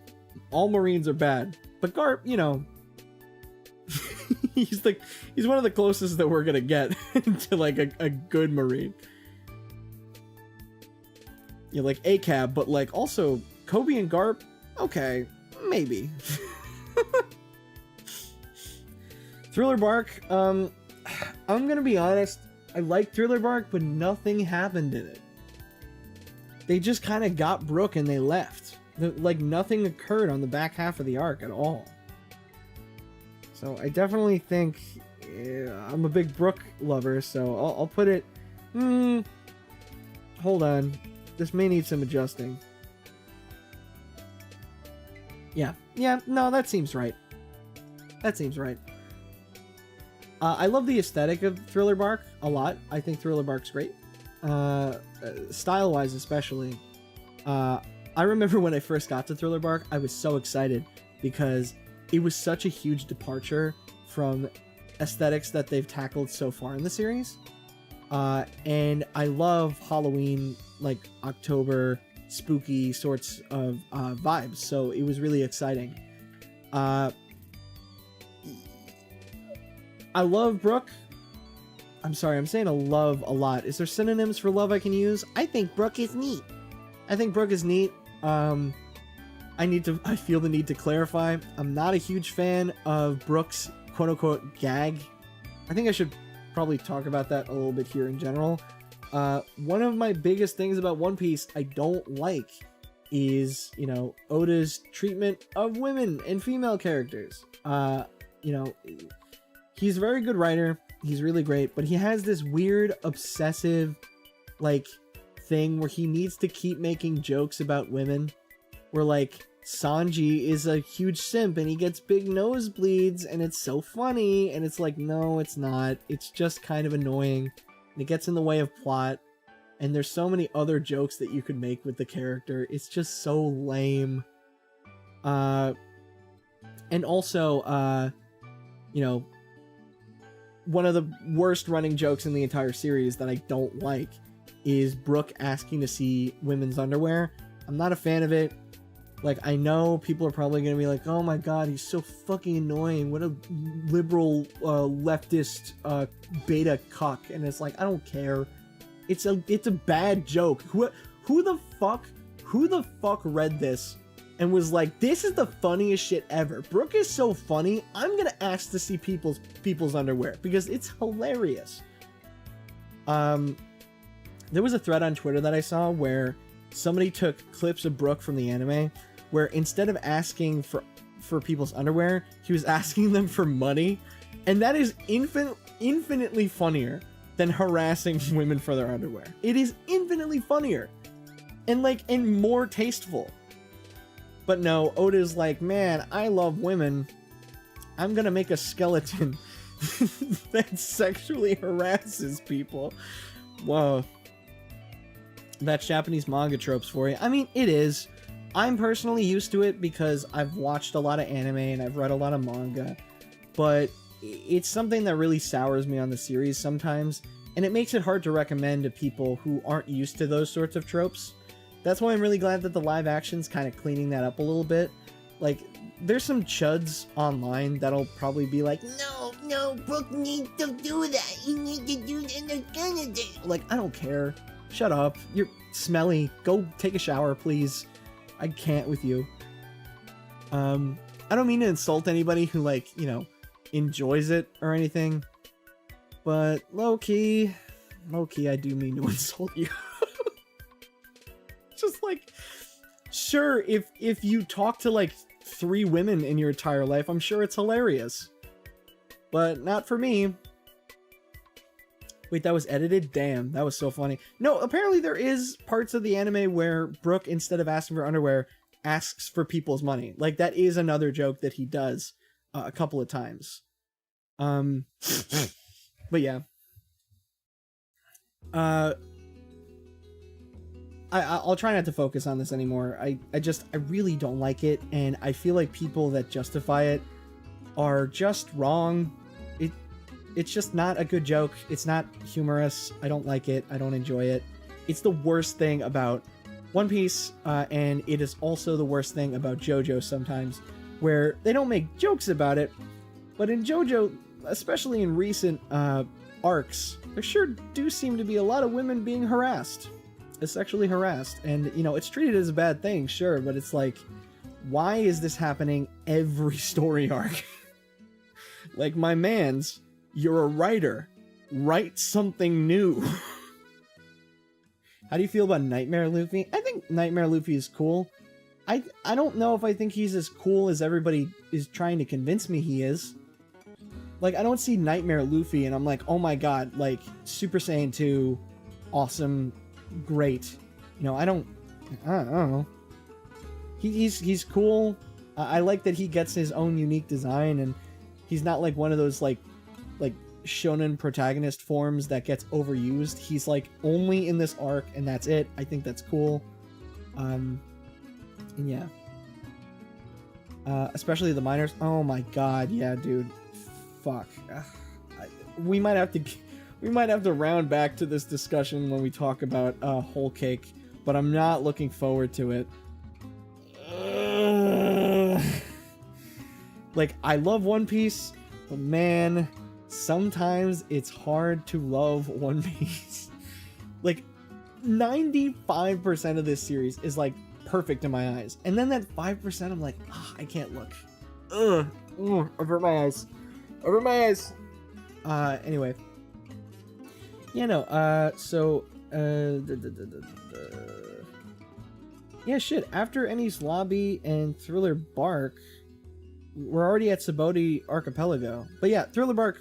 Just to wrap up, I don't think that Gecko Moria is that cool of a villain. I think his backstory is interesting.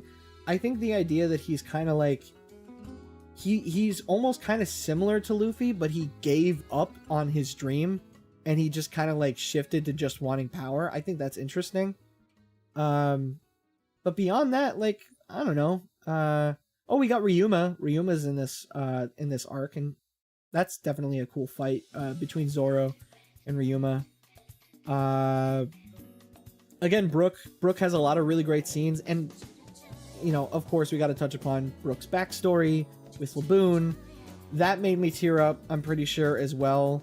Finding out about that and finding out that like Brook's entire crew died on that ship, and he was the last survivor, and because of his devil fruit, not only did he survive until he died, but then he is basically eternally just like alive for like a second round. I don't actually... Is Brook immortal at this point? I'm not actually sure. Is Brook technically immortal? Has that ever been talked about? Or does he just have like another like lifespan to go through? Like he has another like max 100 years. You know what I mean? Regardless, something I think that is cool is that even though Brook is, undead, so he's probably hard to kill, or he potentially can't die. If he can't, I'm not really sure. But, being undead is interesting, especially because of the fact that you would think that would diffuse situations that he's in, where like, oh, he's already undead, so like, it's probably hard to kill him again. But what's interesting is Oda does this really good job of, instead of giving us, what's it called? Sorry, I'm flubbing up my brain right now. Let me let me think for a second. Oh my god, it's been over almost 2 hours of me talking about this. Jesus. Instead of worrying about Brook's safety like I would any other crew member, the thing I worry about is that Brook really cares about his hair. And it's not because, like, oh, he's very vain about his appearance. The reason that he cares about his hair is because if his hair gets cut off or falls off or gets destroyed, then Laboon won't be able to recognize him. And I think that is so depressing, and I love it. And also, I joked about it. Kuma showing up is one of, if not the greatest ending scenes. Actually, you know what? No.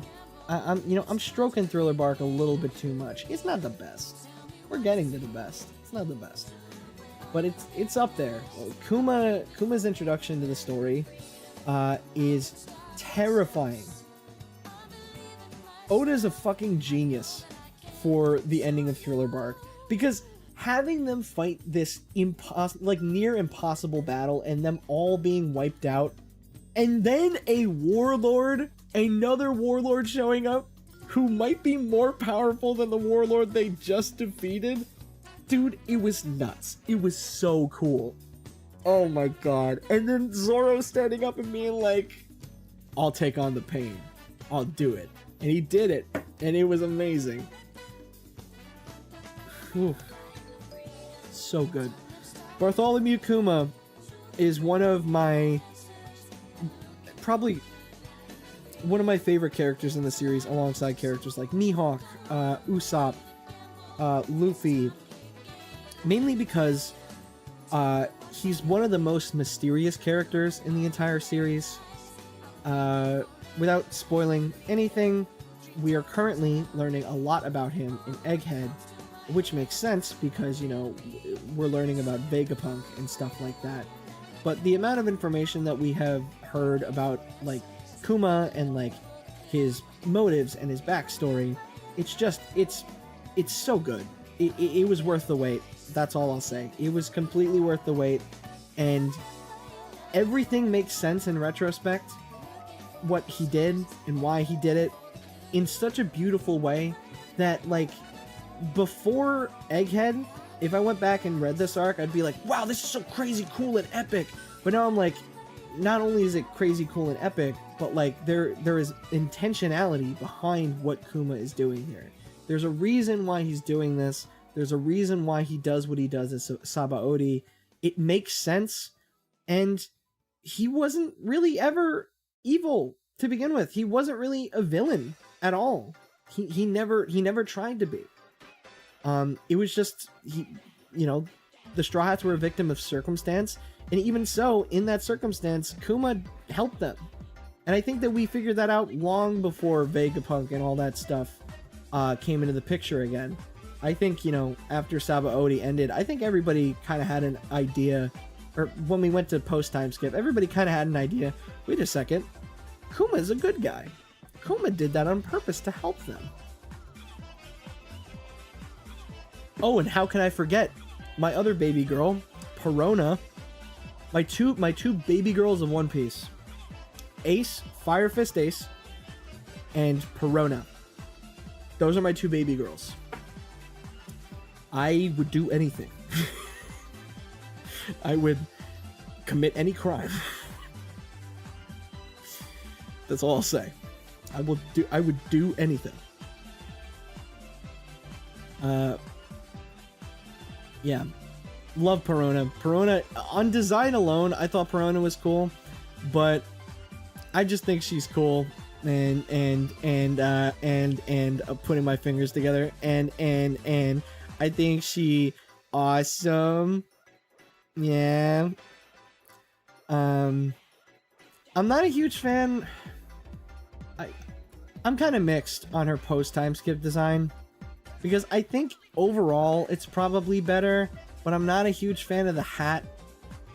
Is there a hat? Am I just making that up? Also, Usopp versus Perona was a great fight. Amazing fight. Really good stuff. So engaging. And again, Oda's amazing ability to tie comedy into drama and action, where, like, it's revealed that Perona's abilities don't work on Usopp because he's depressed all the time.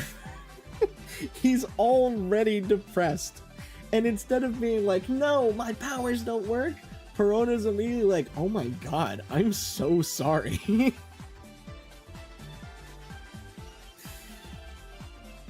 We love it. Yeah, her OG design is good. I'm kind of mixed on whether I like the post-time skip or pre-time skip more, because there are aspects of both that I like. Oh, and Usopp also donning the Soga King mask once again as like an alter ego to psych himself up. That's such a great character moment. I love that for him. And he deserves that. And I kind of wish that Soga King would make a return again.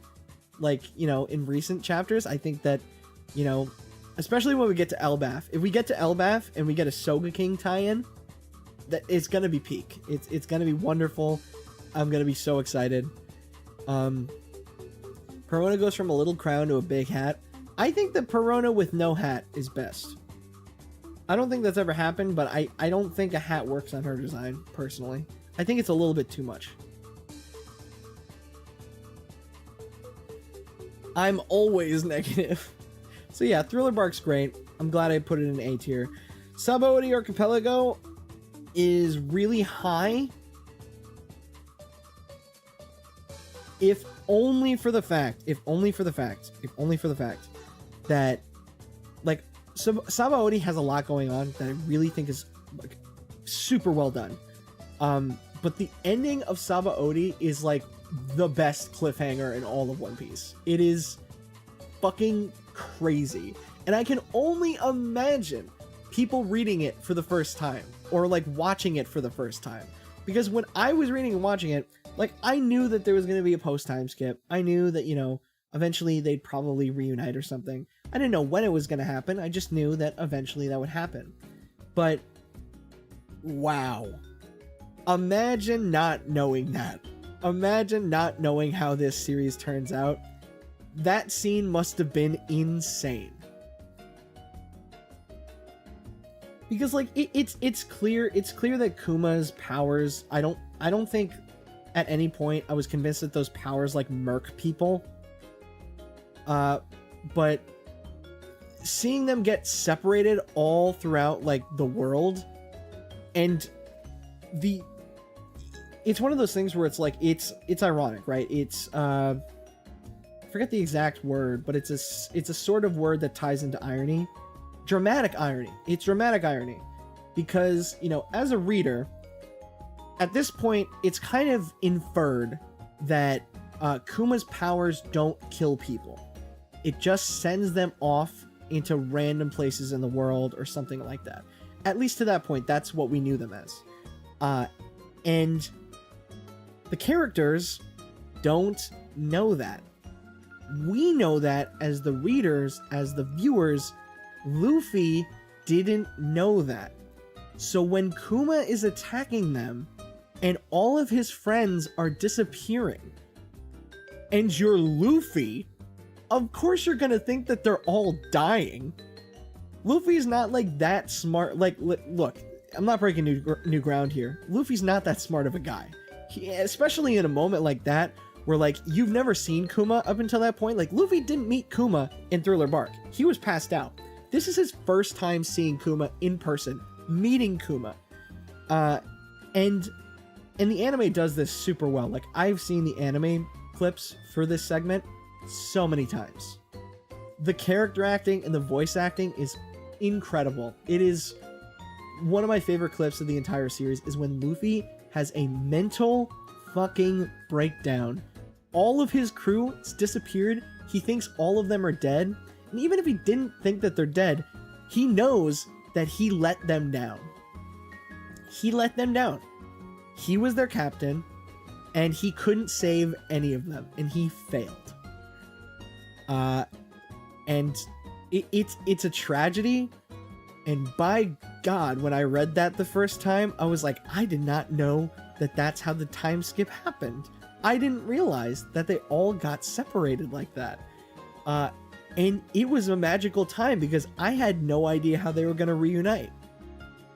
And lo and behold, thus begins one of my favorite sagas of the entire series, the Summit War saga. Dude, Oda was cooking. He was cooking something special with this arc. Up until this point in the series, we have had a consistent main group of characters to follow. And that was fine. I love all of the Straw Hats. I think the Straw Hat crew in general is filled with great characters with great development and backstories. And at this point, we've met most of them, bar one. At least until the point that I'm recording this. And the greatest thing that Oda ever did is separating them. The dramatic irony with it already was fucking amazing. The Summit War saga feels like Oda was cracked the entire time from beginning to end. Even with Amazon Lily, which I don't think is like a super incredible arc, but I think that the simple fact of the matter being that Luffy doesn't have his crew makes this saga so much more engaging and interesting because he doesn't have his friends. So he has to make new ones. Great, but some parts were long. Nah, man. Nah, I didn't want the Summit War arc to end. I was like, this is some of my favorite content from the entire series. And it is for a reason. Up until this point, we've only seen Luffy surrounded by his friends. So, what do you want to do when you want to shake up the series for a good midpoint and develop your main character more? You take away his friends. Luffy's entire motivation and his entire adventure is surrounded by him making a new family. Him making a family out of people that he knows and loves. What do you do as a writer when they're doing great? They're about to pass into what's it called? They're about to go to Fishman Island. They're about to be in the there's the Grand Line, and then there's the what's after the Grand Line? Somebody help me! Somebody save me! Somebody save me! Somebody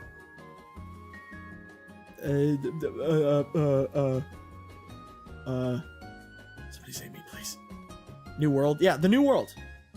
You go from the Grand Line to the New World, and you know that's a really big milestone for your story. That is signifying, hey, reader, we are going into a whole new world where there is people that are even stronger than those in the Grand Line. Can you believe it? Anyway, let's freaking destroy the Straw Hats. Like, this reminds me of Baratier a lot, because Baratier specifically was used to show how terrifying the Grand Line is, how terrifying Mihawk is. And at the time, you know, like, Mihawk did his job of making the power discrepancy between characters look so large and intimidating. But, you know, how do you one-up Mihawk? You freaking destroy the Straw Hats. You destroy their entire crew. This was one of my favorite writing decisions that Oda has ever made. Obviously, I wouldn't want any of them to die. I don't think that killing off your characters at this point, your main crew, is going to lead to an interesting writing choice. It's just going to seem kind of lame, and at this point, we kind of all want to see them achieve their goals at the end. You know, we want to see Nami map the world. We want to see Luffy become the Pirate King. We want to see Chopper cure every disease that he's faced with. And killing off any of them just wouldn't make any sense narratively. So what's the next best thing? You separate them. And then we get stuff like Amazon Lily. Amazon Lily, I think, is an okay arc, but it's elevated by the fact that it's only Luffy. And no other characters are with him. It's all new characters. And that is why I will put it right here at the lower B tier. I think it would be lower if the whole crew was with him, but it's higher because yeah, you know. Impel Down, fucking, you know it, baby. Impel Down is S.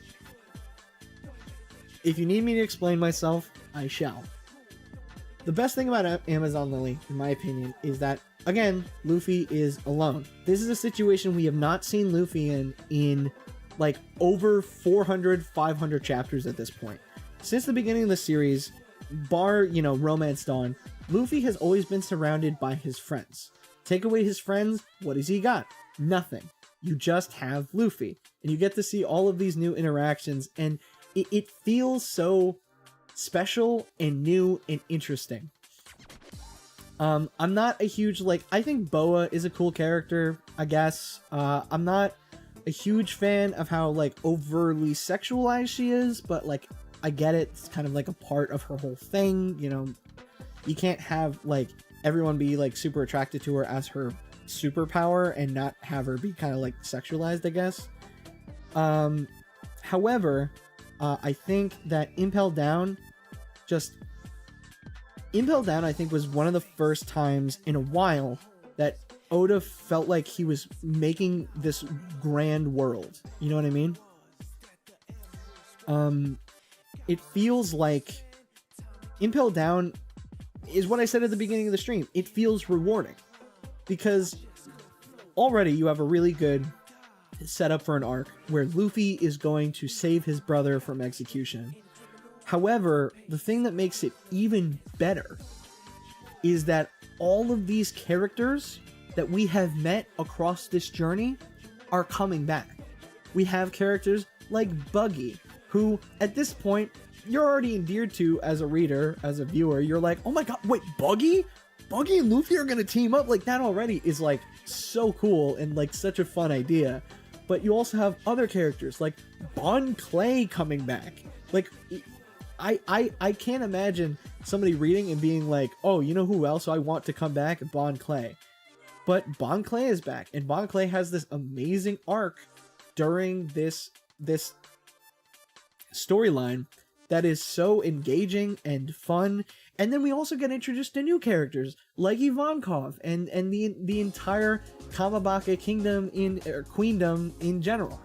And like, Ivankov is one of my favorite members of the Revolutionaries, and just that entire, you know, like, it's just great. It's a great arc. I was obsessed with it when I was reading it. I was like, I need more of this immediately. We get more Mr. 3. I think my favorite bit though is Magellan. He's the best wall villain in anime. Not only can no one beat him, no one even comes close. He's impossible to beat, but also spends his day on the toilet. That's also a thing I really like. Magellan as a character, there's not really much to him, like, motivation-wise. He just works with the Marines as like a prison guard. But I think the thing that makes him so interesting is that Oda chose to write him crazy strong. Like, so strong that, like, Oda knew that he was writing a Prison Break story, and he's not writing a standard One Piece storyline. In a standard One Piece storyline, they visit an island, and they, you know, free the people of the island, and they beat the big villain, the big bad. But in a Prison Break storyline, that's kind of generic and kind of lame.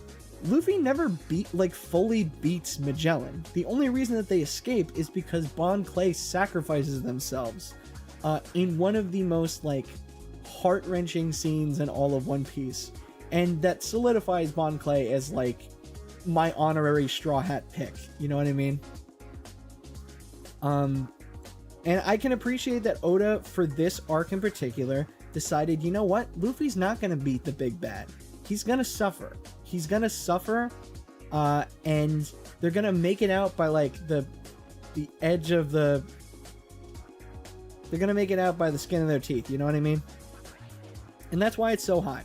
Because it's not only different, but it brings back so many elements. It brings back characters like Buggy, Mr. 3, Bon Clay, even Crocodile. Crocodile teams up with Luffy. That is the ultimate bit of fan service, and it works perfectly in an arc like Impel Down, because, yeah, he's arrested. Of course he's going to be in Impel Down. And then we get our first look at new characters like Jinbei. And Jinbei, right off the bat, he has such a good presence in the story. Like, the fact that Ace is being like, Jinbei, listen, I'm gonna be executed. I need you to take care of my little brother. And Jinbei is like, well, I'm not promising anything until I meet Luffy. And he meets Luffy, and he's, like, immediately endeared to him like every other character.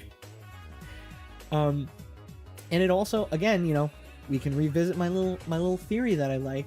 We got more Crocodile lore. We got the fact that he might have been a part of the Revolutionaries at some point. We don't really know. We just know that Ivankov seems to have a little bit of dirt on Crocodile that Crocodile doesn't want getting out. Which brings me to the Crocomon theory, which people have talked about, but I will bring up because I like the theory. Even though some people think it's kind of goofy and Oda would never do it, I enjoy it because it's insane. The theory goes, if you aren't aware of the Crocomon theory, is that Crocodile was born as a woman and then transitioned using Ivankov's powers to a man. And the reason why this is important is because people believe that Crocodile is actually Luffy's, like, mother, like, pre-transition. And there's not much backing on it other than a couple of things here and there, a couple of interesting little tidbits. The fact that Ivankov, of all characters, who all we know at this point is that Ivankov, like, has such a kind of fluid view of gender and sexuality. There's probably more to it that I'm really not getting. There has been a couple of things, like, for example, when we saw Goldie Rogers, sorry, told me to say Gold Roger. I know that's the old one, and then they say, oh no, the D was a D the whole time.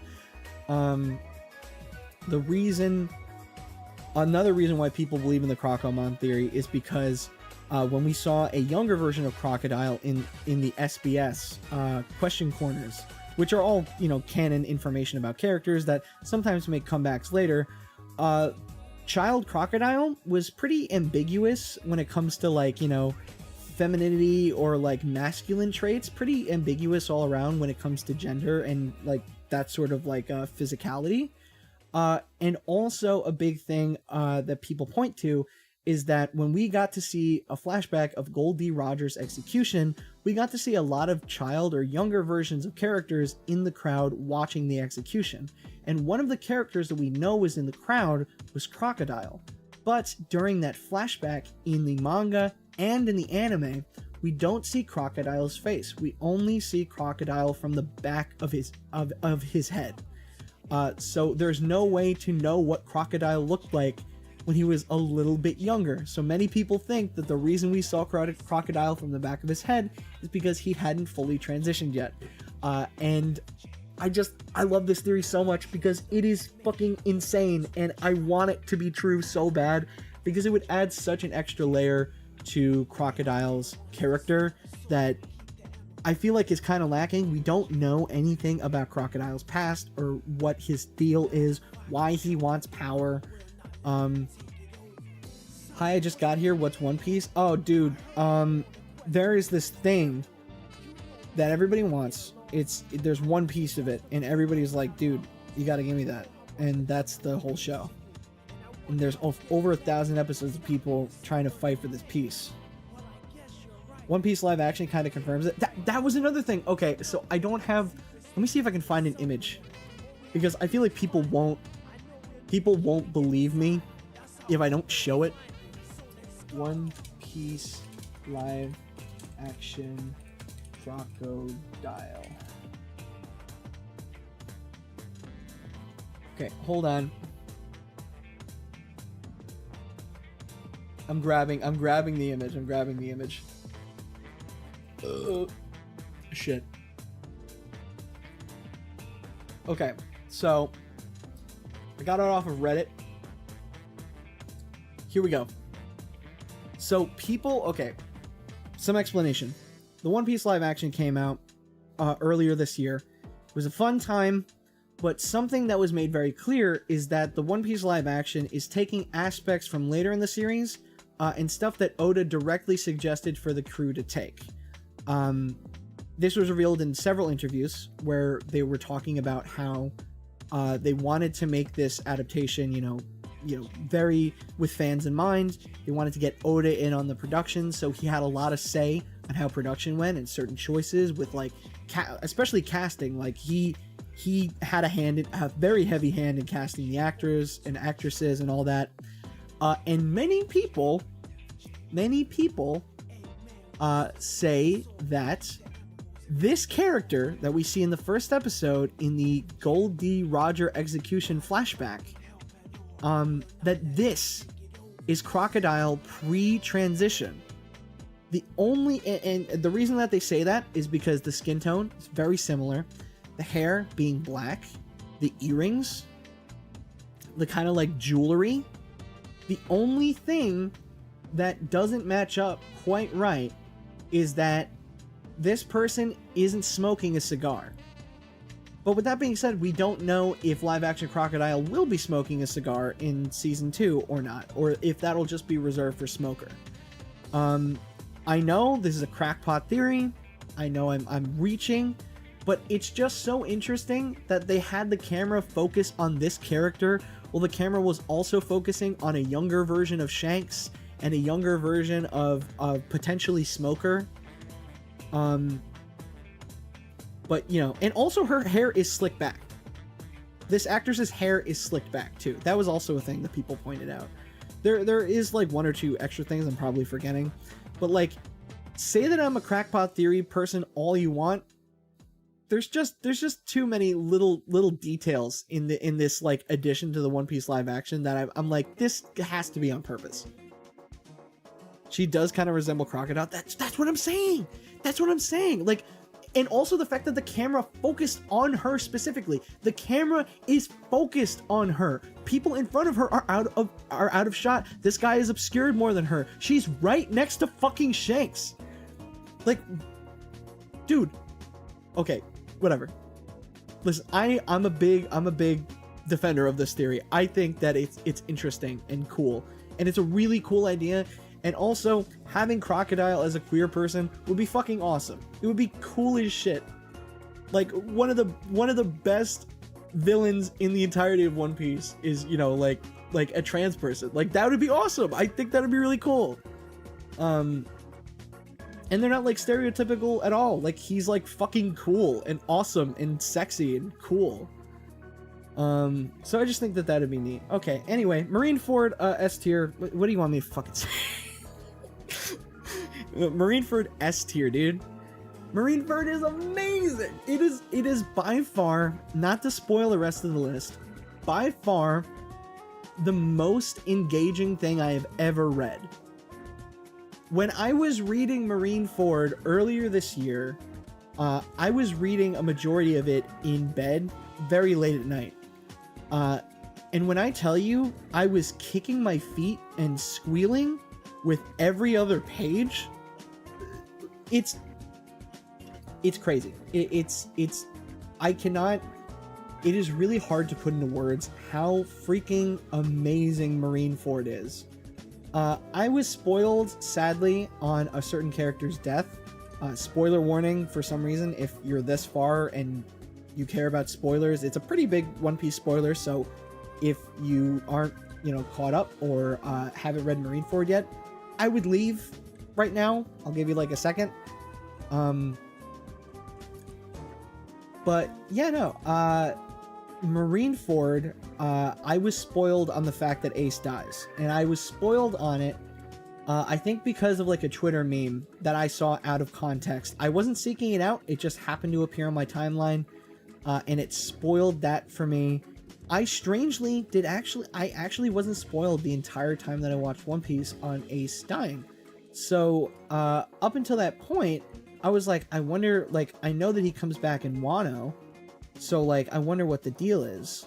Like, I wonder what role he's gonna play. And then, you know, finding out that he dies, I was like, okay, so that's a flashback.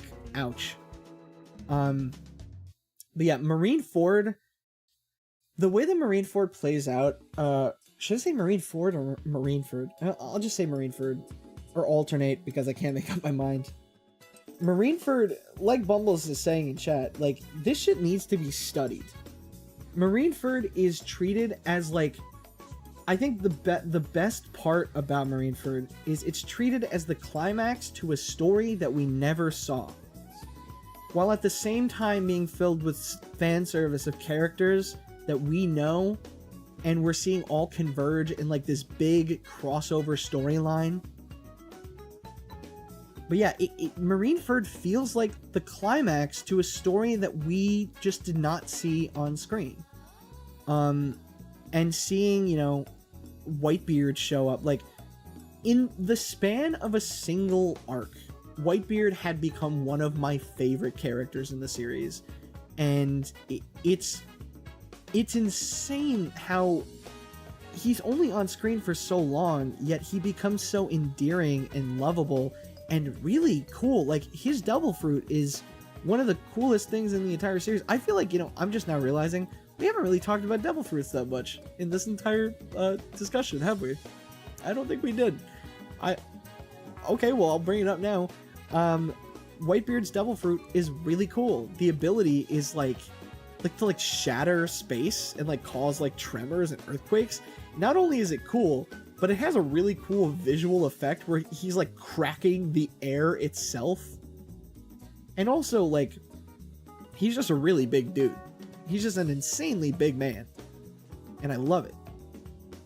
But yeah, also, you know, not only do we have Luffy and everybody from Impel Down coming to Marineford to save Ace, but we also have characters like Boa comes back, fucking Mihawk. Like, Luffy has a really quick showdown with Mihawk.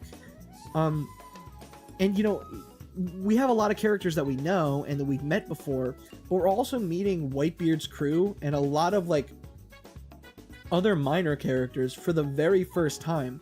And even though they're on screen for the first time during this like massive crossover storyline of a lot of characters we know, a lot of Whitebeard's crew makes a really good impression. Like, this is the first major time that we get to see Marco like do anything, and he's really cool and interesting, and like his design, he kind of looks like a little bit of a goober, but like he's a cool goober, you know what I mean? And I always think back to there's that guy on Whitebeard's crew, I don't know his name, but he has like a twirly mustache and like swords and like a cape and shit, and he looks so goofy, but he's so cool because he takes on like Mihawk, and it's so awesome. Sorry, I'm sounding like the guy who like guy has first reaction to the Grinch. Like, dude, he's a Grinch. Awesome, dude. I also love to see just how high the bar is set. Now that we got Kizaru in action, then we get to see the guy in charge of him, Sengoku, paints the floor with Blackbeard post power stealing. Yeah, no.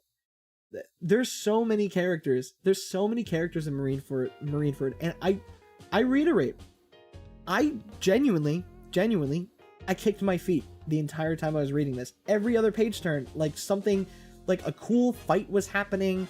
There was an entire chapter of Marineford where every single page was a 2-page spread of art. Like a crazy looking 2-page spread of art of like characters like trying to kill each other. And it was incredible. I wish I could wipe my memory and experience that for the first time again, but I can't. And it kills me. It was so good. It was so fun. Don't forget the legend Ezo. Ezo. Oh, is that the guy from Wano? Ezo? I think that's the guy from Wano. I could be wrong on that. Let me double check. Yeah, that is the guy from Wano. Yeah, Ezo. Yeah, we get to see Ezo for the first time. And that's also a thing, like, I'm not planning on, like, rereading or, like, rewatching One Piece anytime soon in full. But I have, you know, after catching up, I've gone back and learned, like, oh, wow, a lot of really important characters show up way earlier than you would think that they do. Like, the first time that we meet Doflamingo is at the end of Skypiea. Like, actually, I don't know if it's the end of Skypiea, but we do meet him very early on. Like, he's like hanging out with the Marines or something with Kuma, or we see him at the end of Skypiea. Kobe's resolve at the end, and Shanks ending the entire fight through sheer fear is an unbelievable way to end this huge fight, and it's awesome. No, agreed. Yep. The ending with Shanks and Kobe, like getting a spine and standing up to like the most powerful guy on the field is insane. Like, so much cred to Kobe in his development. And I think that's also like one of the first times on screen that we see that like he directly disobeys the Marines after joining. Early Jaya we see. Okay, so early Jaya we first meet Doflamingo. And it's a cutaway because he's with Kuma out in the Marines. Oh my god, dude, it's crazy. I remember reading Jaya and being like, oh, hey, it's this Doflamingo guy. Like, I know he becomes a villain later on. I'm sure that that's probably soon if they're introducing him now. It was not soon. We're not even at Dressrosa on the tier list yet. We're not going to be there for a little bit. We still have like 4 more arcs to talk about. I always forget that Shanks and Kobe met technically. That's weirdly fitting. Yeah, that's true. Kuma was also introduced in Jaya. Yeah, that's what I was saying. Doflamingo and Kuma were hanging out. Yeah, Doflamingo ducks in Jaya. Doflamingo ducks in Jaya. I don't know what that comment means, but yes, sure. Amab except Kobe, he can live. AMAB except Kobe, he better listen. I have opinions on Kobe being a part of the Marines still. I hope by the end of the series that he leaves the Marines. I hope he does, because after a certain point you gotta be like, okay, maybe we're dude's like, I'm gonna change the system from the inside. Sure, bud. Sure, bud. You're so special. You're so wonderful, Kobe. They meant sucks, I think. LOL. Oh. Doflamingo sucks. Okay, well, incorrect. Wait, I missed some of the stream. Why is Long Ring Long Land an A? Because it's good. It's a good arc and it has a really good ending. And you're delusional. I'm sorry. Man, I kind of wish that I had somebody else on stream that I could like argue with. Because otherwise, I'm just kind of arguing with like people in chat. And that's not a fair fight. Some of you guys don't have reading comprehension. I'm sorry. I don't mean to come at you. Yeah, but oh yeah, we got some really good GARP stuff in Marineford. Honestly, during Marineford, it was really hard to watch GARP basically assisting in the execution of a person that he considered like his own kin, like his own kid. It's just like, I just could not get behind that. Like, Garp is a very interesting and multi-layered character, but I'm like, dude, you are so marine pilled, it's crazy. Dude needs to get over himself. Garp let his adopted grandson die. He's a part of AMAB IMO. Yeah, I think after that point, I was like, okay, no, Garp is an AMAB. Like, it's clear that he feels horrible. He just doesn't think that he can do anything. But dude, if I was Garp, I'd risk my fucking life for that kid. And not just because we're talking about Ace. And if Ace needed me to, I would kill somebody for him. And I would also help rub cool lotion on his big muscles and give him big hugs. I would. This arc is really good. This arc is really good. Anyway, so cool. I lost my train of thought. But yeah, thank you, chat, for the for reals. For real. You know, even though I knew that it was coming, Ace's death still hit me like a ton of bricks. Like, damn, dude, they killed that motherfucker. They eviscerated that dude. The worst part about it is it wasn't quick. It was not a quick death. And Oda, the absolute mad lad, he makes it seem like they've won. He makes it seem like they've freed him. Luffy has successfully freed him from his shackles. And it's like, we're leaving. And then Mr. Lava Guy, I always forget his name. Mr. Lava Guy just has the gall to insult his like adoptive father that he cares so much about, and he turns around and he gets freaking murked instantly.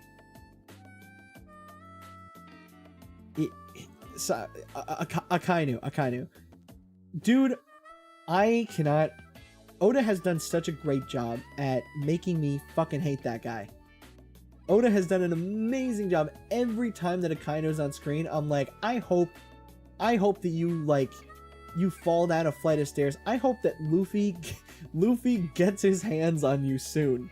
I'm hoping, I'm praying. I want to see Luffy go fucking berserk mode on Akainu so bad.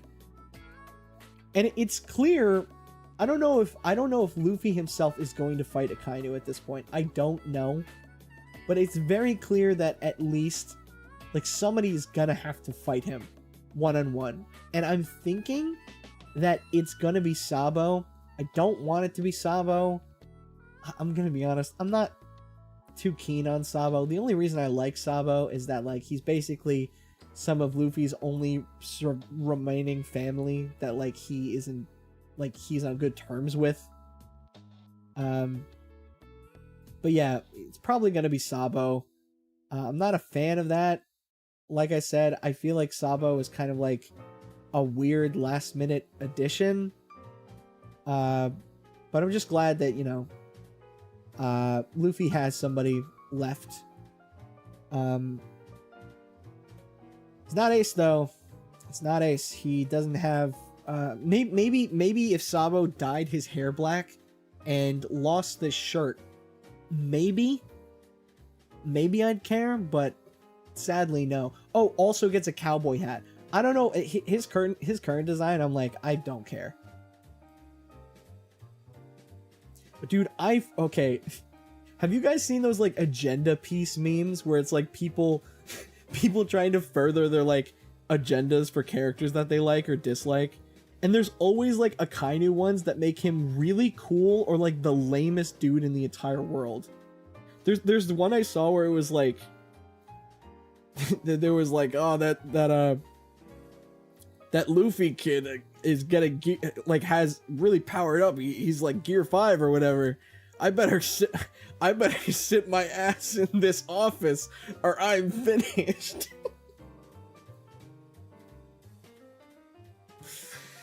Hold on. I want to see if I can find that. I saw it on Twitter once and it fucking killed me. Let me see if I just look up agenda piece. Do I get it? Come on. Oh my god, I did get it.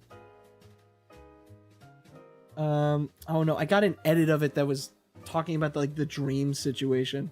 I don't care. I don't care. Show me, where's the original meme?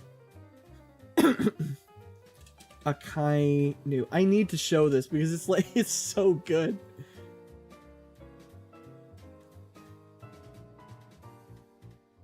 Oh my god, where is it? I'm only seeing edits of it.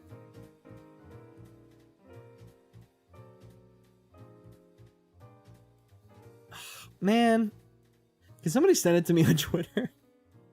Can somebody send it to me on Twitter, please? I need this.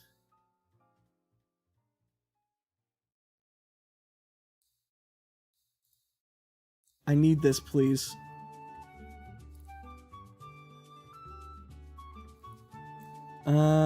Let's see. Somebody please, please. I need to show this off. I can't, I don't want people to think I'm insane.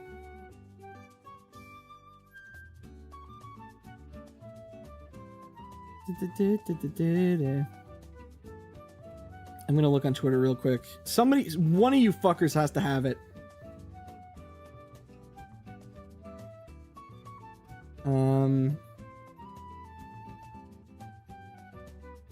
Please.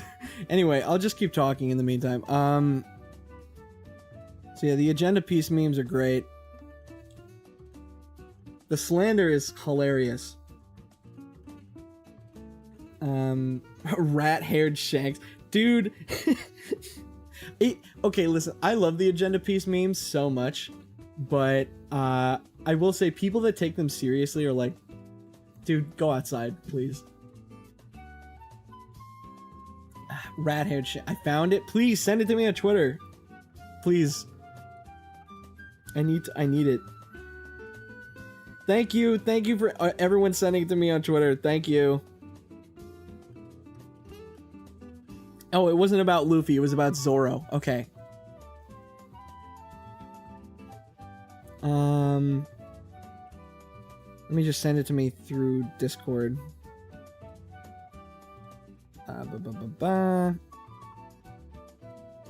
Discord.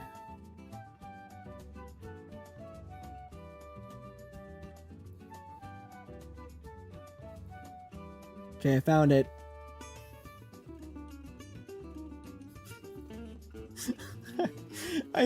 Dude, I love these memes so much. That boy Zoro can cut magma now, huh? I better keep my ass in this office, or I'm finished! Dude, this is so good. Oh my god. Anyway, like, let's go. Love Agenda Piece. The Zoro one was so good until white people found it. Oh, I'm sorry. Sorry, I'm a white person. I apologize. I apologize for white people. Hey, I apologize on behalf of all white people. I'm sorry. They were my responsibility. I let them run amok. I'll get a handle on it. As the white boy king, I will get a handle on that. So, thank you for informing me. My subjects need to be tamed, controlled.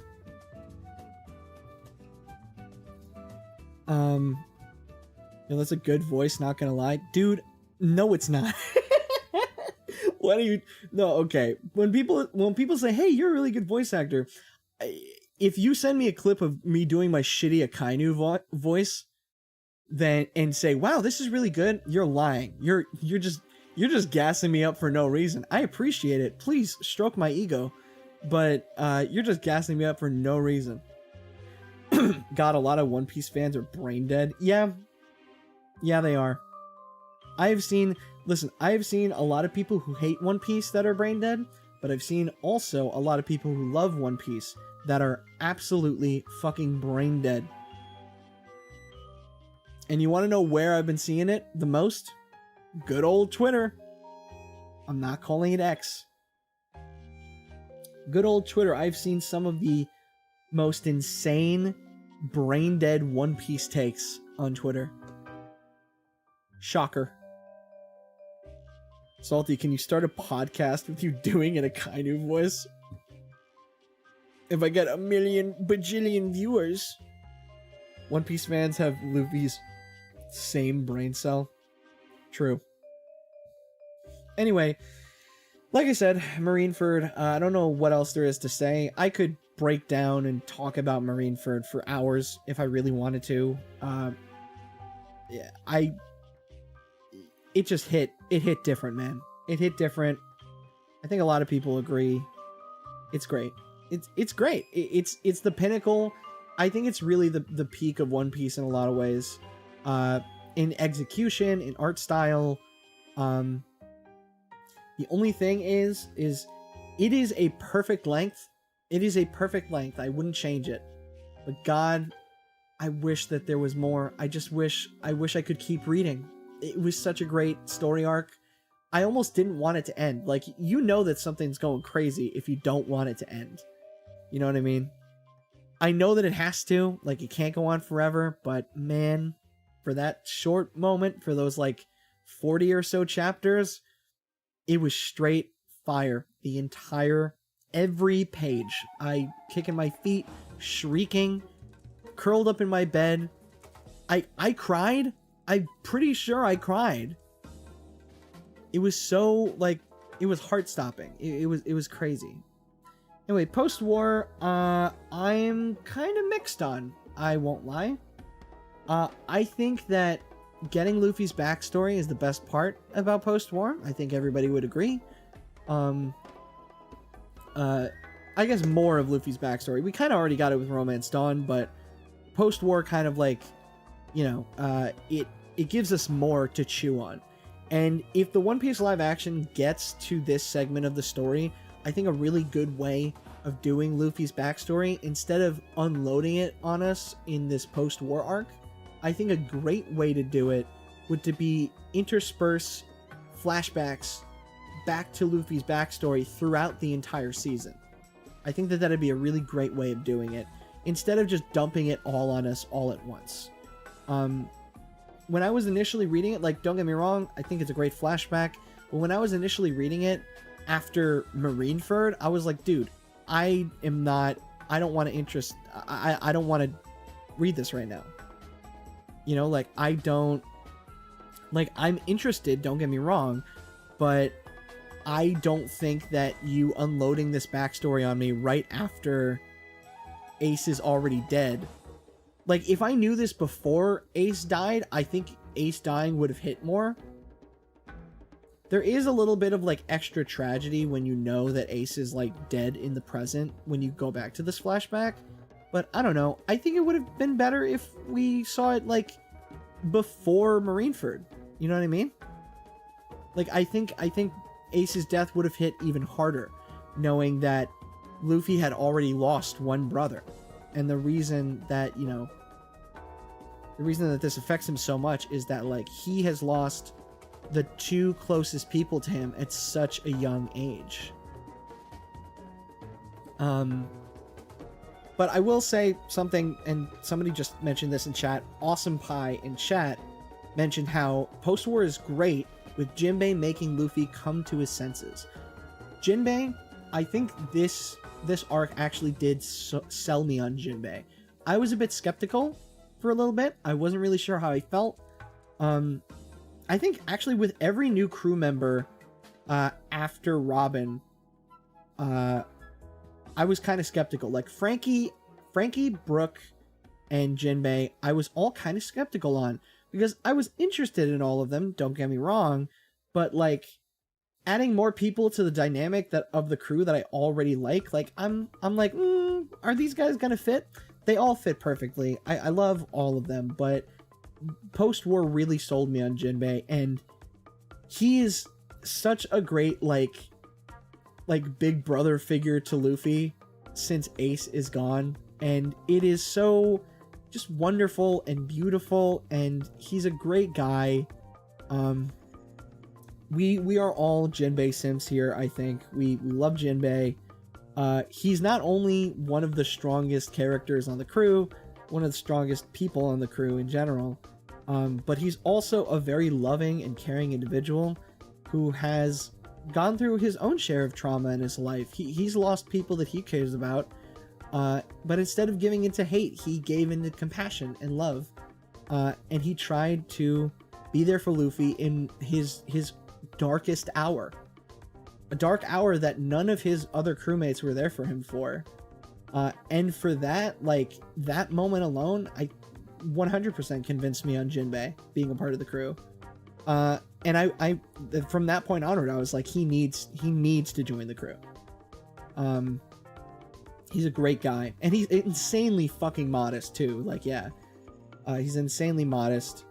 It makes sense to me that Jinbei became Straw Hat before every honorary Straw Hat post New World. Agreed. Ironically, the best swimmer is probably the best anchor for the Straw Hats. That's true. I think him and Frankie are really good, like, big brother type figures for the crew. But I think Jinbei in general feels kind of like I want to give him a big hug. You know what I mean? He's a very huggable individual. Like, he seems so nice and kind, and just, he doesn't let his tragedies define him, and he has matured in such a great way. And he has so many great moments coming up in the other arcs that, like, just makes me serve to love him more. You know what I mean? It just serves to make me love him more. So I think post-war is great. I just think that it would be awesome if we learned this backstory before Marineford. So I'll put it above Thriller Bark. Above Thriller Bark. Now, full disclosure, at this point we're heading to post time skip now. I'm gonna be completely real. I don't feel like any of these arcs are gonna break into S. And that sucks because, like, it might not seem like it, but I do really like post time skip. But first, I'm going to drop my feelings on a couple of things that some people might disagree with. Post time skip was the first time in the manga where, like, once the time skip occurred, I made the decision that I was going to put down the manga for a little bit, and I was going to experience the time skip. Like, I was going to put it down, step away from One Piece for a little bit, let it simmer in my brain, and then come back, just like how the Straw Hats come back and meet back up. So that way it would have a bigger impact on me. And so I did that. I took a break from reading the manga, and when I came back, I was greeted to some of my least favorite least favorite designs in the entire series so far. And not everybody agrees. I know that's a very, very, very heavy take, and not a lot of people agree with me, but a lot of the post time skip designs I don't fuck with. I don't fuck with at all. I don't think that there's a single post time skip design that I love. I'll say that.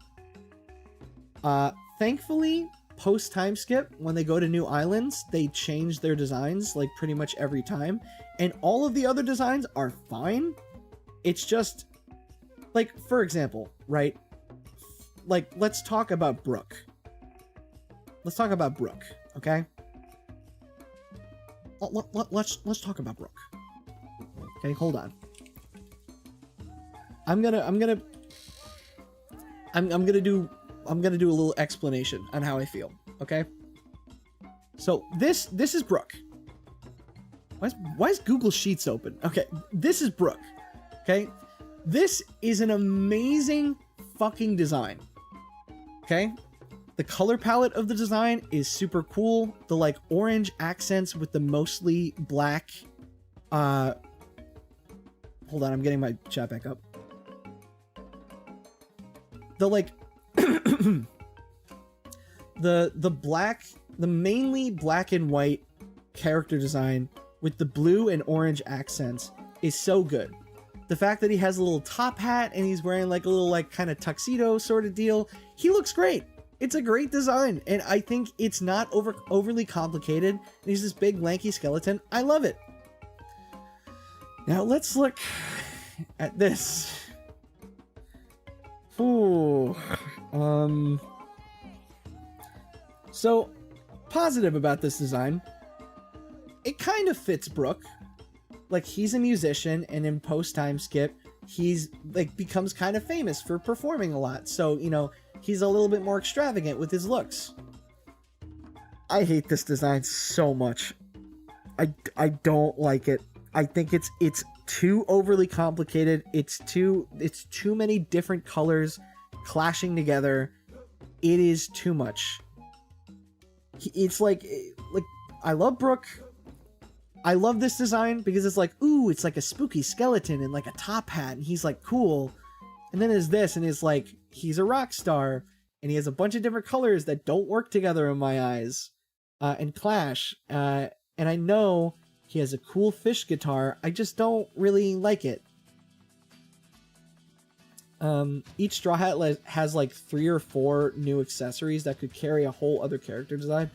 Yeah, I think in general, and I feel like this probably has been talked about before, I think that the post-time skip designs are okay.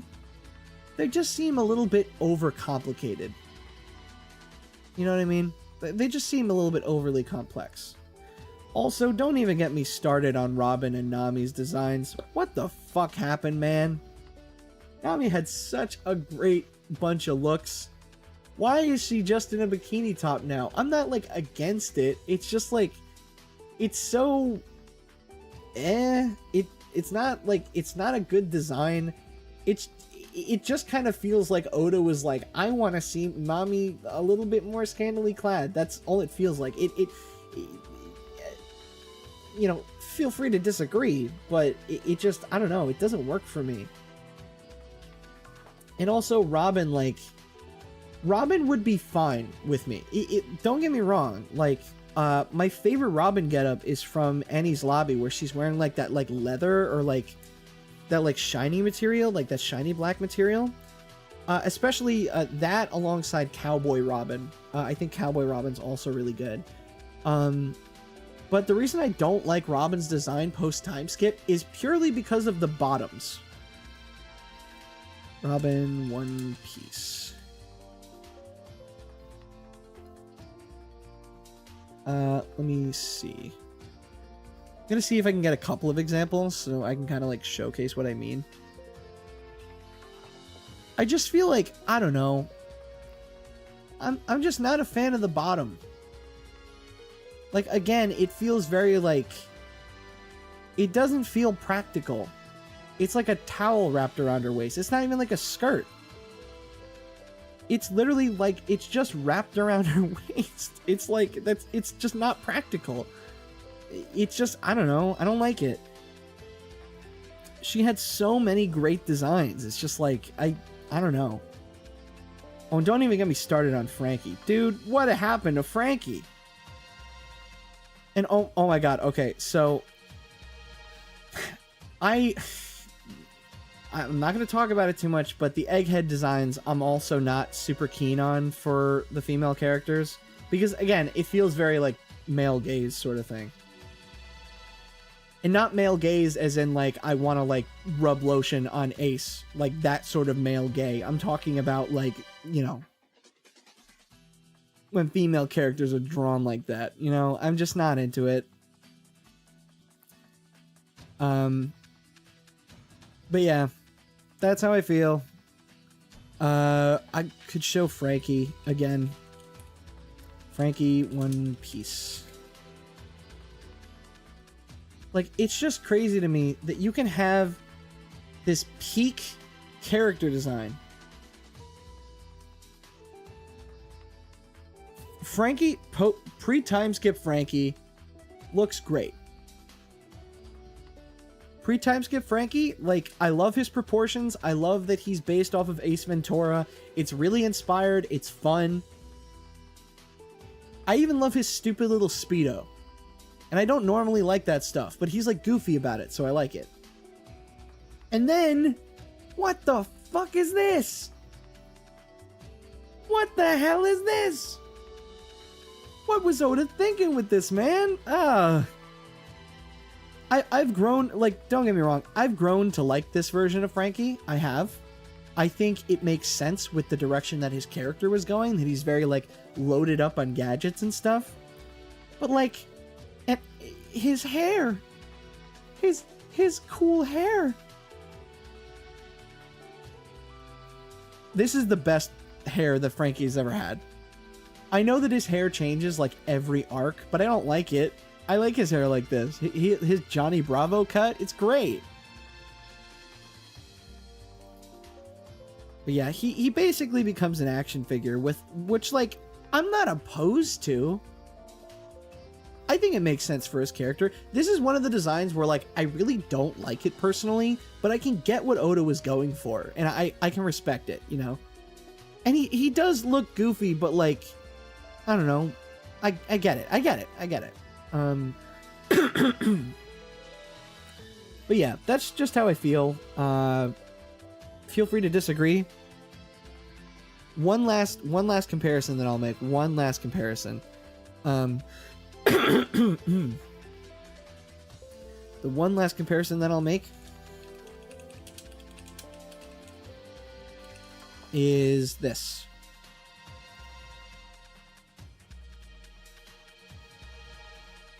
Okay, so this is something that I will always be pissed about. So this is Chopper. This is Chopper pre-time skip. Okay? This isn't what he looks like on his introduction. He looks a little bit goofier. He looks kind of more like this. This is the cutest thing I've ever seen. The chibification of Chopper from the point of his introduction going forward is the greatest sin that One Piece has ever made.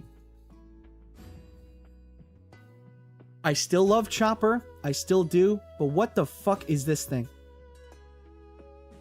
And I'm sure that this is controversial to some of you. This is a very controversial take. First off, I don't like his new hat. I don't like that he ditched the normal, like, you know, the normal top hat. I think that this is peak already. Like, you can't improve on this design. But Oda was like, actually, I'm going to give him a little shirt, and I'm going to make him put an uglier hat on top of his cool hat. Why did Oda do this? Actually, I know why. So, Oda was actually asked about this, I think in an interview or an SBS, on why Chopper got, like, so, like, cutesified over time. And he said that originally, you know, Chopper was going to stay looking like this. He's going to stay looking, you know, like this. And I think that this is peak Chopper. I do. I think this proportions, he's not like too fat. He's not too small. He's perfect. He's a little goober. But the reason why Oda chose to change his design gradually is because of the anime. When the anime came out, the anime adaptation, and Oda was like hearing Chopper's voice actress, he made the decision that like he wanted to make Chopper more in line with the voice of the voice actors. So over time, he made Chopper more and more of a like cute mascot character, kind of in the vein of like Pikachu. And I think it completely ruins Chopper's design. I don't, it feels like, look. This character and this character, they're two different people. And yes, I will be slandering the hell out of this. Don't get me wrong. Like I said, I have preferred designs, but when Chopper started looking like this, I didn't immediately start hating him or anything. He's still Chopper. I still love him just as much. I just think he's going through a little bit of a phase that I don't like. Like, this is peak. He's a chubby little guy. He's a chubby little weirdo. I love him. I love his hat. I love how simple the design is, yet iconic. But then Oda was like, I'm going to throw like 20 more accessories onto him and make him look like a mascot character. And I hate it. I don't like it. Yeah, anyway, sorry for the rants, mid tier list. But yeah, that goes into the idea. Return to Sabaody, the designs were just kind of disappointing for me. I didn't like a lot of them. And the weird adds to the cuteness. Yeah, exactly. Like, I like when he looks like a goober. Little fucking weirdo. He's not supposed to be like stereotypically cute. He's supposed to be like a little fucking weirdo, and that's why he joins the crew, because they accept him. But yeah, Return to Sabaody, like, besides the designs, me not really gelling with them, like, I still like Return to Sabaody. It's a really fun and short arc, and, you know, coming back to it after taking a break from reading was so refreshing. And I think it really enhanced the arc in my eyes, personally, like taking a break. So I'll put it, I think it's another A. I think it's another A, but it's like, Post Ennie's Lobby gets changed. Post Ennie's Lobby, I'm actually bumping down to B. What am I fucking doing, dude? Why is Post Ennie's Lobby so high? Why is it above the Baratier? Hold on, I need to do some changing of this. Okay, holy shit, I put Baratier under Long Ring, Long Land? What the fuck was I thinking? Jesus Christ. Oh my god. Jeez, why did nobody call my ass on that? What? Baratier goes up. Baratier goes up a bit. What the fuck? What was I thinking? But yeah, no. So Return to Sabaody is like A. Why was Baratier not S? I don't know. It didn't get me kicking my feet. You know what I mean? These three up here, they got me kicking my feet.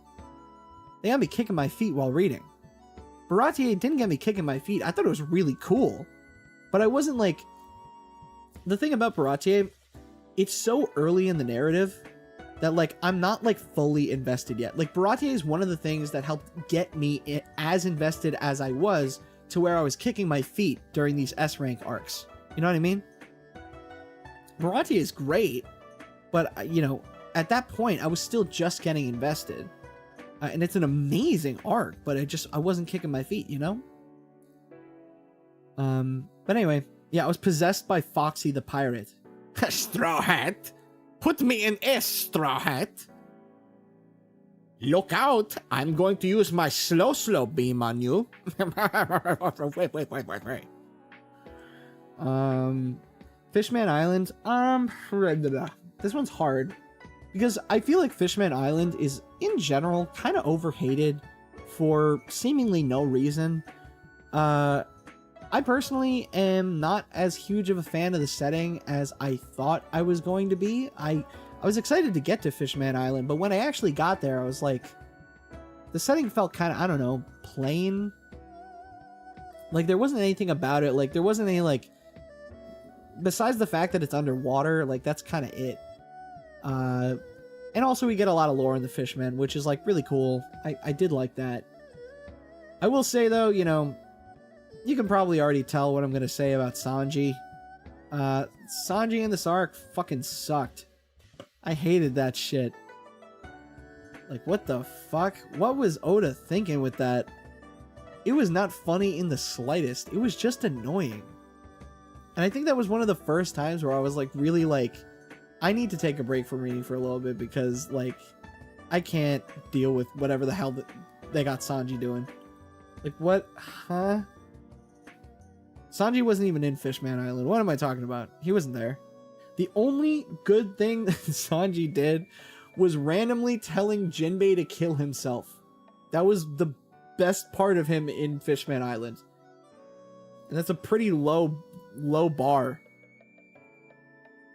Oh, Fisher Tiger flashback, yeah. Fisher Tiger's flashback was the undisputed one of the best flashbacks in One Piece. In that not only does it recontextualize past events, but it also sets up some really cool future stuff like Koala. Koala, not Koala, Koala. So I think with that, I think Fishman Island is, it's definitely above Foxy. I think it's tied with Thriller Bark for me. I think Fisher Tiger's flashback, that entire flashback is like perfect. I wouldn't change it for the world, but it's just, you know, I think it's a little bit of a slog at certain points. I think it has a lot of stuff to say about, like, racism and discrimination, and I think that that's great. But some of the stuff surrounding that is a little bit slow. And Sanji really fucking ruins everything that he touches in this arc. It's crazy. Yeah, anyway, not to, like, you know, immediately move on. Oh wait, hold on. I have to go to the bathroom really quick. Before we continue and start to wrap up, get through the rest of these, I just have to go to the bathroom real quick. So talk amongst yourselves. Be nice. Be kind to one another. I need to. Where's my bathroom thing? Text. I just realized I haven't gone to the bathroom in like several hours, so probably good that I do that now. I'm going bathroom. BRB.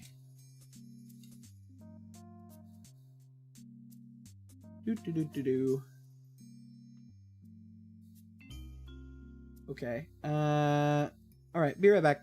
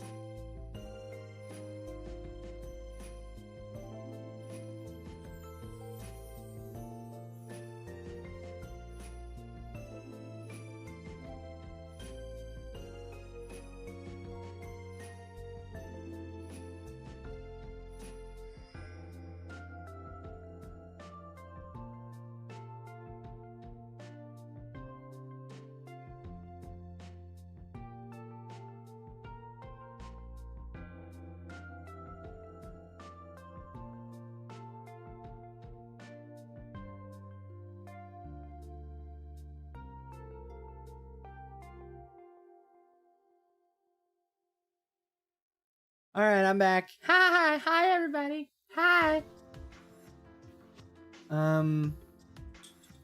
Just take a swig of my water. I had to get some water.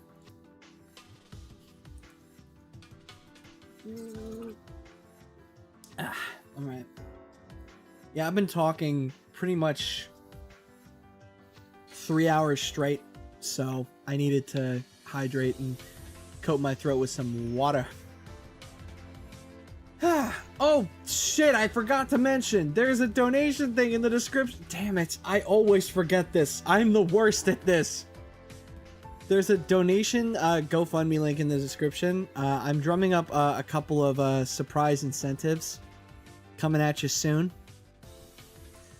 So if you want to help support and reach some pretty cool goals, maybe something have you heard about related, or maybe even Pokemon related, I won't say what, but it's coming if we reach the donation goal for the GoFundMes that we're promoting. We're doing 2 GoFundMes, one for Pasty and one for a mutual of mine whose father had a stroke. So if you want to donate to the stroke one, it's in the description right now. I apologize, I have not revealed the stretch goals yet. I'm making a graphic for it. It's going to be a very shitty graphic because I kind of gave up on it, but yeah. I want to make little stretch goals for it because I want people to, you know, like obviously, you know, it's very nice of you to donate, but I also want to kind of give back the most I can. We haven't talked about the supernovas. Ah, shit. We didn't talk about the supernovas, did we? I didn't even mention Law once. Law's cool. I like Law. I mean, I'm gonna have to talk about Law. We're getting to Punk Hazard and Dressrosa. Yeah, Law is cool. I really like all of the supernovas. Except for maybe Eroge. Eroge doesn't really... He hasn't really done anything. But I like him because in an SPS, Oda said that Eroge's, like, hobby is sex. Like, that's just what he does for fun, is he just fucks people. Like, that is... that is what he does for fun. He fucks people, and he has a great time with it. You're not ready for Eroge. Eroge, top tier Eroge. Also, hi Mikey, I see you in the chat. His Law backstory. Yeah, so that's another reason why Sabaody is really good. Is like, I'm gonna be honest, I fucked up. I mostly talked about the ending of Sabaody Archipelago when I talked about it. I didn't really talk about much else. Pretty much everything else about it I also like. I like that it starts with a gag about Sanji's wanted posters. And I like that that gag leads into them meeting Hachi again. Hachi from Arlong Park. I think that's also really good. And just meeting the supernovas in general, really, really cool. We get to meet Rayleigh, one of the cooler characters in the entire series.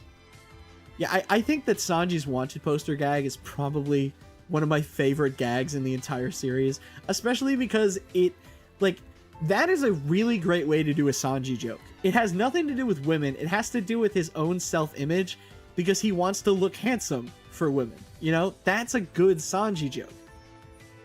Like, he wants to look, like, really good looking and, like, suave, but he has the worst wanted poster. And then it turns out that his wanted poster looks exactly like this fucking other guy. And then he kicks him so hard in the face that he makes the other guy handsome. Like, he fixes his face by kicking it super hard. And that in and of itself is a reference to Enies Lobby, where they're on the sea train and he kicks another guy and his face looks beautiful. So it's like a double-edged joke. It's great. Like, those are good Sanji jokes. Like, it's possible to make Sanji funny. Yeah, and yeah, Duval, my dude, he's great. He's really funny. Yeah, literally, he got fucking handsome Squidward. Yeah, it's such a dense and multi-layered joke. I gotta give it to the dude. It's really good. The setup and the punchline is great. And I love the Sanji slander. Love it, love it. I live for it.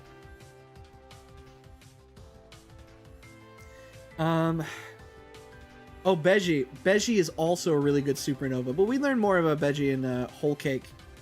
That makes me like him more.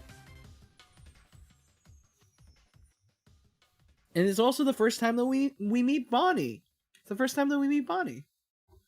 And Bonnie is a character that over the course of, you know, more recent chapters, I've really grown to like appreciate and like love Bonnie as a character. A jewelry Bonnie specifically. Just in case there's another character in One Piece named Bonnie. Yeah, not Bonnie from Five Nights at Freddy's. Jewelry Bonnie from hit anime and manga One Piece. Yeah, Captain Gang Beji, the only good dad in all of One Piece. Duval learning how to wink with his new face kills me every time. It's so good. That is some of the best jokes in One Piece.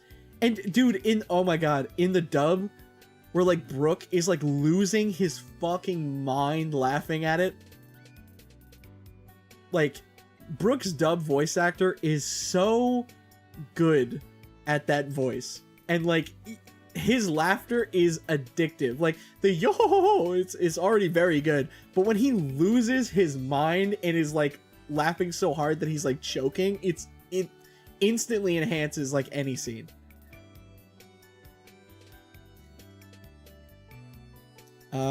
Yeah, Brook's dub voice is the best.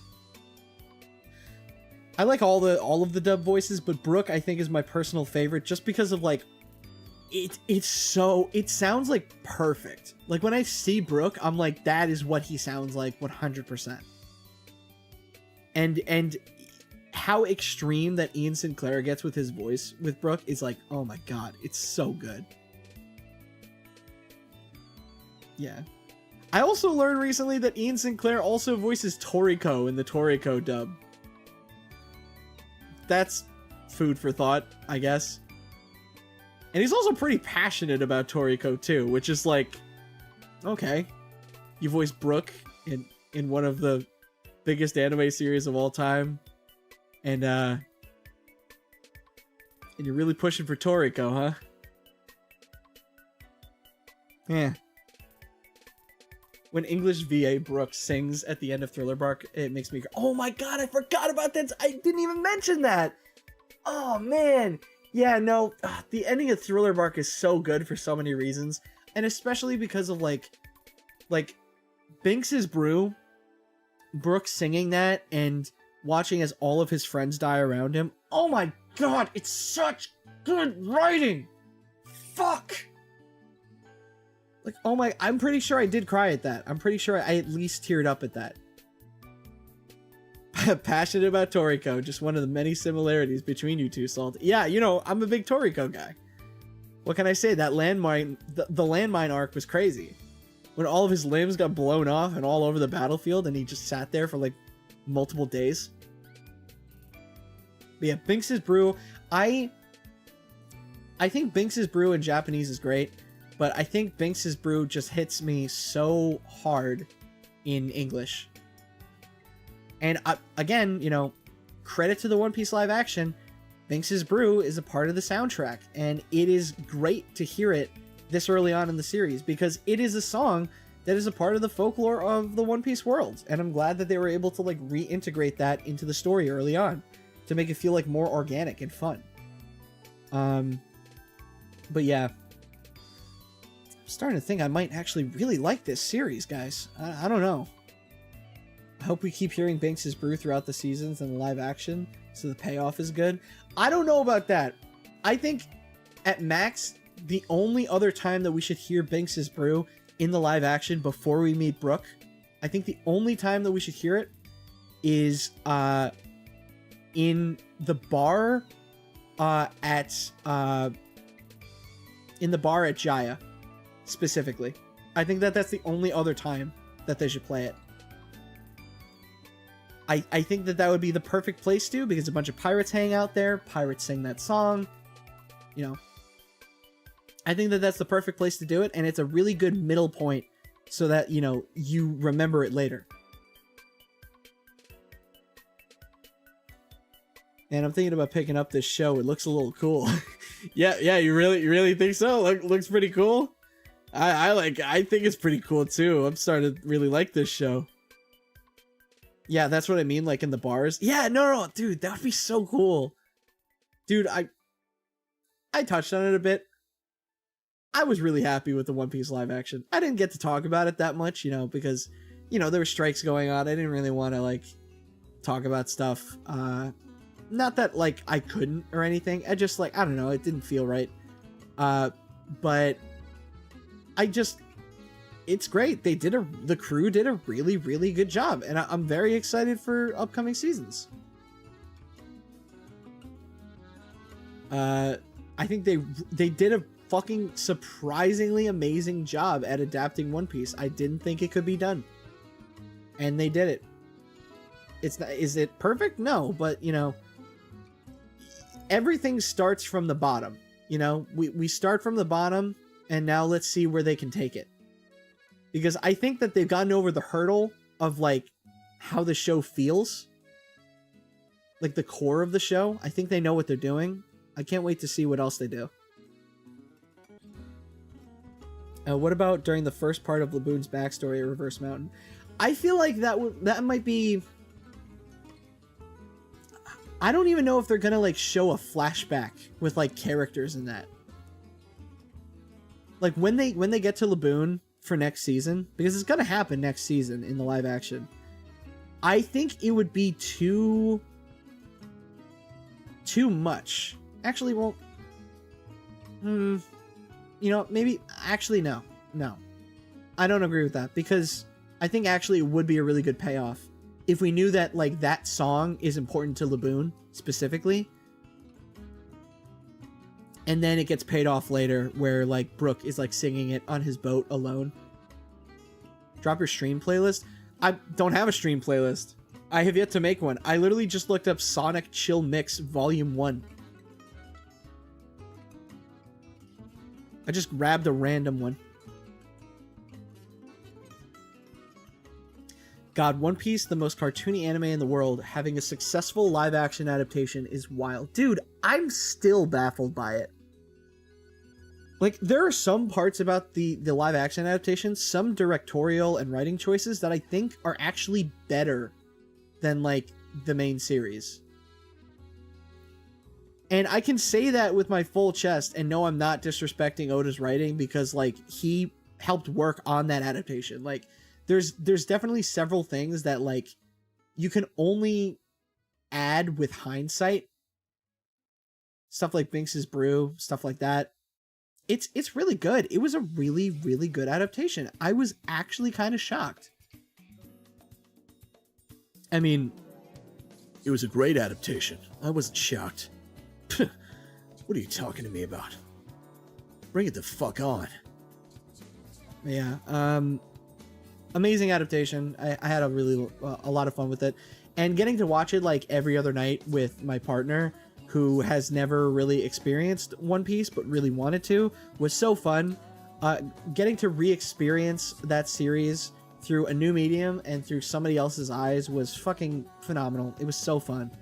And yeah, they killed Don Krieg. They fucking murked him. Fucking Mihawk finished the job on screen. Killed that dude. Honestly, amazing choice. There's no way that they could have adapted all of Baratie with, like, Don Krieg and everything and, like, have it, like, be 40 minutes. Excellent choice. And it also still establishes how powerful Mihawk is. You know? And then adding Arlong to the Baratie, I think, was an amazing choice, and establishes him way earlier as, like, a direct threat to Luffy. They kind of tease him multiple times. They have, like, small scenes with him, but having him directly interact with the crew at Baratie was an amazing choice. You mentioned how Geen might come back. Oh yeah, we'll get to it. Remind me before the stream ends. I don't want to talk about it yet because we still got some stuff to talk about. Yeah, also hilarious. Geen had more screen time than Don Krieg, and even still didn't really have that much screen time at all. Makes him look more like the main villain of the season, which is good, I think. I agree. Arlong should be the main villain of the season. Even though, you know, East Blue is kind of disconnected. It's a bunch of smaller stories that then converge into one last thing. Compared to, you know, other seasons, which will be a lot more focused. Like, obviously, Baroque Works is going to be the villains of Season 2. Alongside Smoker. But it's good that they were able to tie it together with Arlong a little bit more. I hope the remake anime takes some cues from the live action show when it comes out. Yeah. Oh yeah, that's true. Yeah, we got there's an anime remake of the original One Piece anime that's being developed now by Wit Studio, the guys who worked on Spy Family or Spy X Family. I don't know if you include the X, if it's like Hunter x Hunter. They worked on Spy X Family and Attack on Titan. And also Vinland Saga. I'm really excited for that. Unless they use artificial intelligence, AI bullshit, in which case I'm dropping that immediately. Okay, let's talk about this. Oh yeah, okay, let's get back to it. Punk Hazard. I am mixed. I'm trying to figure out how I feel about Punk Hazard. Because I think the setting's really cool. The fact that Kizaru and Akainu fought to be like captain of the Marines or whatever, like the head Marine, was really cool. And that it created like a whole area, a whole place.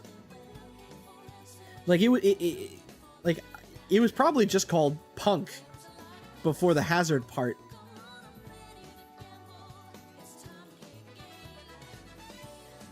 I just spilled water on myself. But yeah, no, I'm mixed because it has stuff I like. It's a really good change of pace after Fishman, where it's a little bit shorter than Fishman. We're getting to the point. Post time skip has this really big like bloat problem that I'm not really a huge fan of compared to the rest of the series. I feel the need to reiterate, like, I love all of One Piece. I don't think that there's anything... I put the F tier here, but I don't think anything's gonna go in F tier because I don't straight up hate any specific arc at all. But what I will say, though, is that post-time skip, the arcs keep getting longer and longer, and I feel like they don't need to be that long. I think one of the better parts about Marineford is not only was it like an amazing arc, but it was only like 40 chapters long. Like, it didn't overstay its welcome at all. And, you know, you could chalk that up to the fact that like Oda couldn't keep that up for that long. But at the same time, like, he was able to do it for 40 chapters. If he wanted to extend Marineford, he probably could have. But like, Punk Hazard onwards, like, the arcs start getting longer and longer and longer, and I just don't think it works. I think there's a lot of extra fluff. And I think also a big problem is that Oda tries to give every Straw Hat their own like little moment or their own little like storyline, like a through line for each of the arcs. And I think that's a great idea. But even though he's trying to do that, he doesn't really successfully execute that all of the time. Like, if you asked me what did Usopp do during this arc, I don't fucking remember. I don't remember what's going on with him this arc. I think he just kind of hung out. I don't think he was doing really anything. Just kind of hung out and let everybody else do stuff. But yeah, how could I forget the cool Yeti brothers? Dude, man, I love Oda, dude, but sometimes he will build up characters like they're gonna be super important, only to get them like beaten up or killed like next chapter. The cool Yeti brothers are like shown as like, oh, they're really mysterious and powerful, and then they get their asses beat like instantly. Like, oh my god. he riled up the minions near the end. Okay, I guess. Oh yeah, Smoker's here. Yeah, Smoker's in this arc. I forgot about that. The body switch idea was a really cool one. I like the body switching stuff because it gave us like it gave the characters a chance to like kind of do some funny gags and kind of like gave a pretty good reason for why certain characters couldn't really do much. However, Loud Sigh, Oda once again used the body switching stuff to do stupid jokes with Sanji because, of course, Sanji's in Nami's body, and Sanji's super excited about having boobs.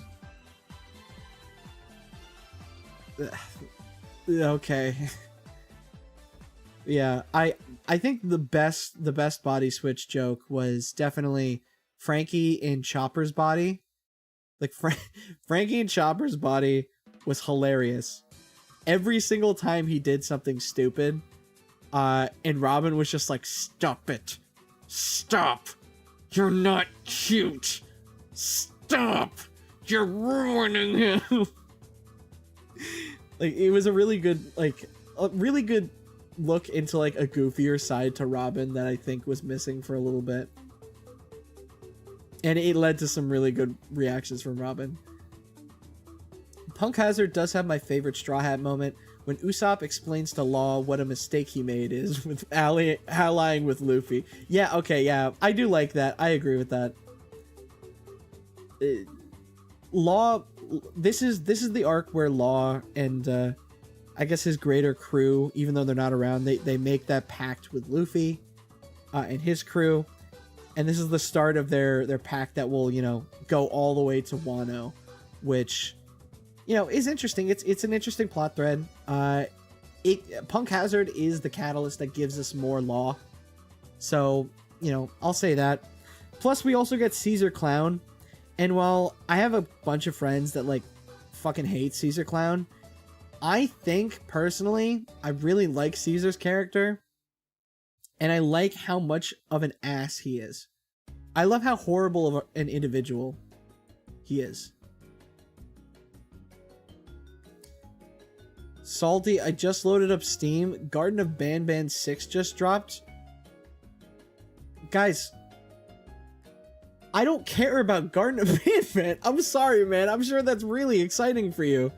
And I'm really happy for you, dude. I hope you have fun, but at what point have I ever been like, you know what I am? A huge Garden of Banban fan.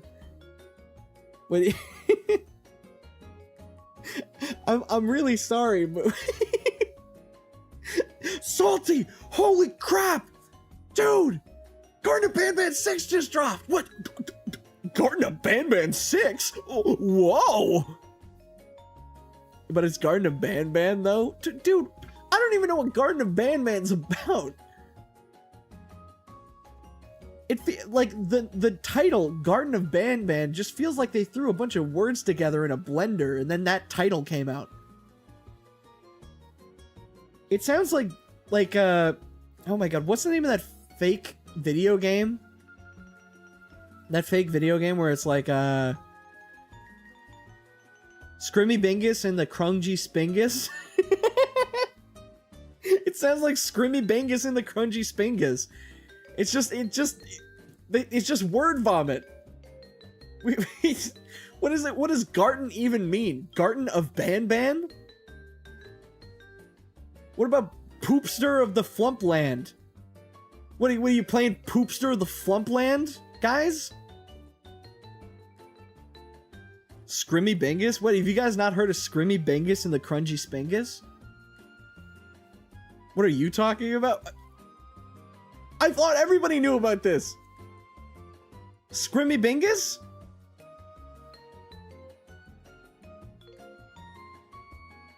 Poopster and Flumpland.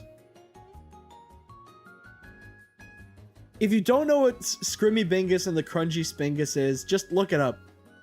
Oh god, he's spiraling. I'm not spiraling. Fuck you. But BTW, it's Garden of Banban 6. Garden of Banban 5 has not come out yet. Wait, what? Wait. Wait, I'm confused.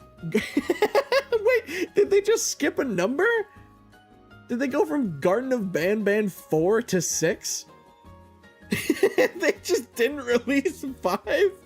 That's pretty funny. That's pretty funny. I assume that was on purpose.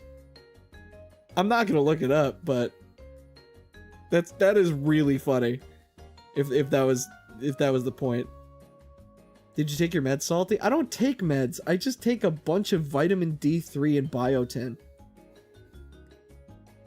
Because I don't see the sunlight anymore. Straw Hat Crew plays Garden of Banban. Hey guys, it's me, Luffy. I'm playing Garden of Banban with Zoro. Say hi, Zoro. I'm gonna kill myself.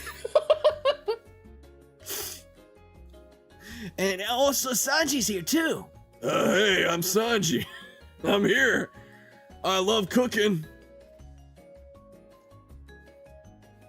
Man almost fell down the rabbit hole. I'm not playing Garden of Banban. This is I think the third time that this has been brought up to me in like the past couple of streams. I'm not playing Garden of Banban. I'm not getting distracted. I'm gonna rank Punk Hazard. I'm gonna put it above Long Ring Longland. How about that? Solid B. Top tier B. Top tier B. Dressrosa. Okay. Once again, much like many of the arcs on here for post time skip, I have mixed feelings about this one. Dressrosa is long. At the point where we're at, Dressrosa is the longest arc in the series, behind, you know, what's coming up with like Wano and stuff. But at this point, you know, if you're reading the series or watching the series for the first time, Dressrosa is the longest arc in the series thus far. And again, much like many of my critiques for post time skip, it does not need to be that long. I don't know why it was decided to make it that long. Don't get me wrong, Dressrosa has so many great parts, so many great aspects. And, you know, people might be thinking like, oh, you're just talking about the anime. The anime is unbearable. The anime adaptation is so long for no reason. And I do agree with that. The anime adaptation is like unacceptable with how long it is and how it covers less than a chapter like every episode. Like, that's insane. However, in the manga too, I just think it goes on too long. I had to take multiple breaks when reading Dressrosa, and I've never really had to do that as much with the other arcs in One Piece, because it's just a lot to take in. Same with Wano, but like I said, we'll get to it. But you know, with all that being said, Dressrosa has some of my favorite scenes and some of my favorite characters in One Piece. Bartolomeo, for example. I saw Dot bringing that up in chat. Bartolomeo is... It's like a One Piece superfan got inserted into the manga. Like, we are all Bartolomeo. Whenever Luffy comes on screen, I pog and I go, oh my god, it's Luffy! And then Bartolomeo is also like, oh my god, it's Mr. Luffy! Like, I feel seen by Bartolomeo being in the story. And he's also just really funny, and he has a cool devil fruit. When Bartolomeo, like, helped out Robin, I was like, dude is so me. Dude is so me. When Bartolomeo... I feel like I haven't made it clear how much I also simp for Robin. I love Robin. Robin's the best. Not only does she have an amazing backstory, but I also want her to pat me on the head and tell me life's gonna be okay. That's a great combination. You got a great backstory, and I think you're cool? Let's go. Yeah, Dub Bartolomeo is great. Mr. Luffy, step on my fucking face, please. Okay, but please don't be weird about it. I'm gonna be so fucking weird. Oh, man. Dude is not Bartolomeo. Dub Bardo said that he want Robin to step on. Oh, yeah, he's like, Miss Robin, can you please step on me, please? Oh, yeah, fuck yeah. Oh, fuck. I don't know why. I just had this image in my mind of like Bartolomeo and Muscle Man from Regular Show like meeting. I feel like they would definitely get along. I feel like they have like similar vibes. You know who else is a fan of Mr. Luffy? My mom! Hey, I'm walking here, Mr. Luffy.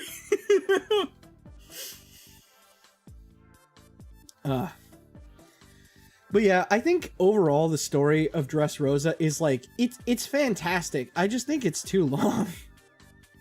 But I'll try not to keep saying, I don't want to keep saying the same thing over and over again. Even though I totally keep doing that. Mr. Luffy, I need you to play Garten of Ban 8 with me. It's too scary. Funny shit was Barto realizing that Usopp was Soga King. That had me giggling. Oh my god, I forgot about that. There's so many great moments with Bartolomeo, dude. Was it ever explained why they called him like the cannibal? Like Bartolomeo the cannibal or whatever? Mr. Luffy, you gotta check out Garten of Ban with me.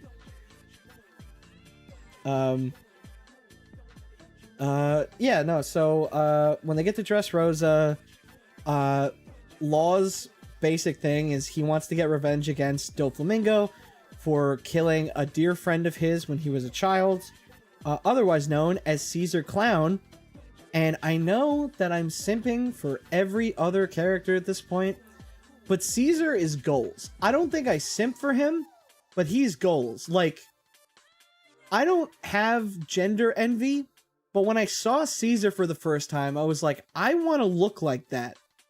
I just want to be that dude. Like, that was my first time being like, is this what, like, gender envy is? I want to take his gender. I want to take it. I want to claim it as mine. But yeah, no, Caesar Clown, not Caesar. Fuck, not Caesar. Not Caesar. I said the wrong name. Corazon.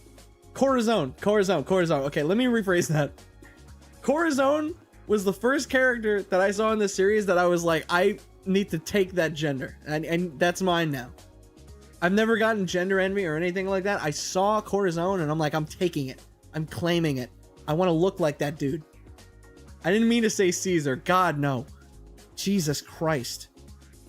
Fucking Freudian slip of the century. Jesus. Sure, no, yes. Welcome to my stream, chat. Sure, no.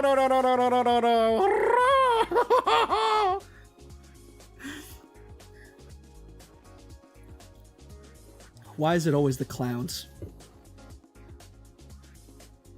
He looks like Jeff the Killer.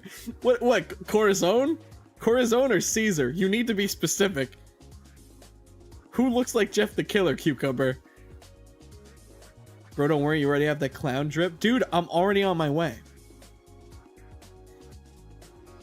Someone clip that out of context. Please don't. Clown goals. I mean, he is kind of gender. I hope you meet Corazon. You better. Dude, Corazon's design also is like, it's so good. I think Corazon would have played Garten of Ban, but Corazon, okay, thank God you were talking about Corazon, yeah. Oh wait, no, Corazon being Jeff the Killer? Fuck. No, Corazon does not look like Jeff the Killer. Clown characters in One Piece are peak. I agree. Dude, okay, this is gonna, I feel like somebody's gonna assume some weird things about me or something by saying this, but I'm just gonna say it. I really like clown character designs. I do a lot. I don't know, there's something about them that hits different. One Piece has some great clown characters. like, I guess you could call Corazon like kind of a clown character design. He doesn't have clown in his name, but he has like the makeup for it, you know? But I feel like it's less of like a clown and more like inspired, like there's like a French thing, maybe a mime, maybe. I think it's more of like a mime because like he's like quiet all the time, right? Like that's his whole thing, is like he's silent. And he even has like the devil fruit that allows him to like make like silent areas. Salty not escaping the Clussy allegations. Dude, fuck off. Oda loves drawing dudes in dark lipstick, and he should. And he should continue to do so. You like Kefka from Final Fantasy? I'm gonna be honest, I haven't played any Final Fantasy games, so I don't know. Yes, mime fits perfect. Yeah, dude, Corazon is definitely like a mime. I mean, he talks, but it's like in secret. The only thing about Corazon is he's technically allied with the Marines, so... But, you know, even though he's allied with the Marines, he still helps out Law, so... And goes against the Marines, so, you know... It feels like it's more out of, like, accessibility than it is, you know, anything else. Yeah, more men in makeup, please. I would like more men in makeup. Dude, okay. Sorry for the tangent. Speaking of men in makeup, I don't watch Black Clover, but I saw on YouTube, I guess like Crunchyroll or some YouTube channel, like posted all of the Black Clover openings. And I've never really watched the anime. I've just kind of heard about it in passing. And, you know, people have very divisive opinions about it. There is a character in Black Clover that, like, he's like a dude that has like black eyeliner and like this like black like lipstick and stuff, and he looks so cool. He looks so cool. I really like the design. I don't know what his name is. He's like one of the protagonist characters, I think. But yeah, I think the first time I saw him was in OP7. Also, speaking of opening 7 for Black Clover, crazy good. I love the music in that. That shit goes nuts. If you wanna check that out, yeah, Black Clover. Gordon's cool. Oh, his name is Gordon. Cool.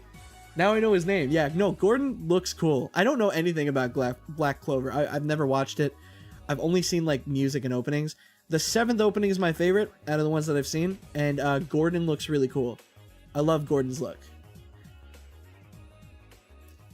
Man, there's something about handsome guys in makeup in anime that I really like. They always look so cool. Dude, maybe that's why I like JoJo so much. Just a bunch of handsome men in makeup and lipstick. It's kind of awesome. The only thing good about Black Clover is the openings. Oh no. I've been thinking about eventually checking it out, but I'm currently reading through D. Greyman for the first time. So maybe after that, and maybe after I catch up on Naruto. I've really only read in full JoJo and One Piece, so I'm kind of like going back, and I'm going back and I'm reading and watching through some stuff that I missed when I was younger. Do you read any JJK? No, but I started watching Jujutsu Kaisen recently. Sorry for the tangent, guys. I just, you know, taking a little bit of a break before I rank Dressrosa properly. I just like talking about this stuff. Yeah, no, I started reading D. Greyman. No, Salty, don't read D. Greyman? Wait. Am I not supposed to be reading D. Greyman? Wait, hold on. Virgil, what are you talking about? Why shouldn't I read it? D. Greyman was never finished? I thought it's still ongoing. It's just very slow updates. Oh no, Virgil, is it bad that I'm reading D. Greyman? Is it like, or is it just because like it's very slow coming out? Please, Salty, just stop reading D. Greyman after volume 20. The rest is trash. I will be making that determination when I get there. I've always wanted to read D. Greyman. It was a show that I saw the anime when I was younger, and it's always seemed kind of interesting to me. I really like the openings. But yeah, no, I just started reading D. Greyman for the first time, because when I was a kid, you know, I had no access to, you know, streaming services or like buying DVDs was like really expensive, an expensive hobby to have. So I couldn't watch the full series in order. I just caught random episodes on like cable through the Funimation channel. Also, Funimation used to have a channel on like certain cable services. It was wild. It was how I actually found out about a lot of this, a lot of these anime and manga. But yeah, we could talk about Bellamy. Sorry. I would love to talk more about D Gray Man once I read more from it. And also, yes, I do plan, it's on my bucket list, my reading list, I should say. Not my bucket list. It's on my reading list. Currently, I'm trying to catch up on Jujutsu Kaisen, specifically the anime for Jujutsu Kaisen. I really want to like it, but I'm not really vibing with it so far. I actually rewatched the first 8 episodes so I could like start binging it again, because I really want to catch up because all my friends are caught up. Same thing with One Piece, but I'm just not really vibing with Jujutsu yet. I think it's kind of generic. That's just kind of what it feels like so far, but you know, that's just a personal thing. I'm sure there's a lot about it that like resonates with people. It's just not clicking with me yet. Also, Sakamoto Days, that's another one that I have to read. I'm pretty much caught up on the Spy X Family anime. I think I'm just a few episodes behind. And I've been playing Persona 5. And just kind of like in my spare time. And I like Persona 5 too. I've been really taking my time with a lot of stuff. Where are you at in it? In Jujutsu Kaisen? It's like, I think I'm like 8 episodes in so far. 8 or 9 episodes. But yeah, anyway, back to One Piece. Sorry for the diversion. My bad, guys. I love talking. I love yapping. But yeah, the Bellamy rematch and Bellamy coming back into the story was great as well. I think, and also the tournament stuff. I think it's top of A tier, right below Water 7. I think Water 7 has a leg up just because its length is a lot more digestible. Dressrosa's biggest sin is its length. But it even for its length, it fits in a lot of like really, really cool shit. The whole tournament arc is great. The whole Coliseum thing, I think it's great. Luffy versus Doflamingo, strangely, is one of the lesser interesting parts of the arc to me. It's so interesting because like normally I'm super into like shonen fights, but I feel like One Piece's plot, for me, like I'm so much more interested in the characters' backgrounds and plot than I am with some of the fights sometimes. The fights are cool, don't get me wrong. I do enjoy them, but like I feel like Corazone's flashback was a lot more interesting to me than the eventual fight with Doflamingo. However, seeing Law get the leg up on Doflamingo and actually accepting Luffy's help properly instead of being like stuck in his own head about it was great. We need a DBZ Kai for Dressrosa. Well, apparently we're getting that One Piece anime remake, the One Piece. So if they actually reach Dressrosa, I would love to watch that adaptation of Dressrosa. But yeah, Dofi's great. I think Dofi in general is a really great villain. I really like that Dofi, like compared to Crocodile, who we never got any sort of backstory for. Doflamingo has like a full-fledged backstory. We know inklings of why he is the way that he is. And the way that he is tied together with Law is also really good. If you guys want to see a cool Dressrosa thing that I edited, if you go on my TikTok, I posted it.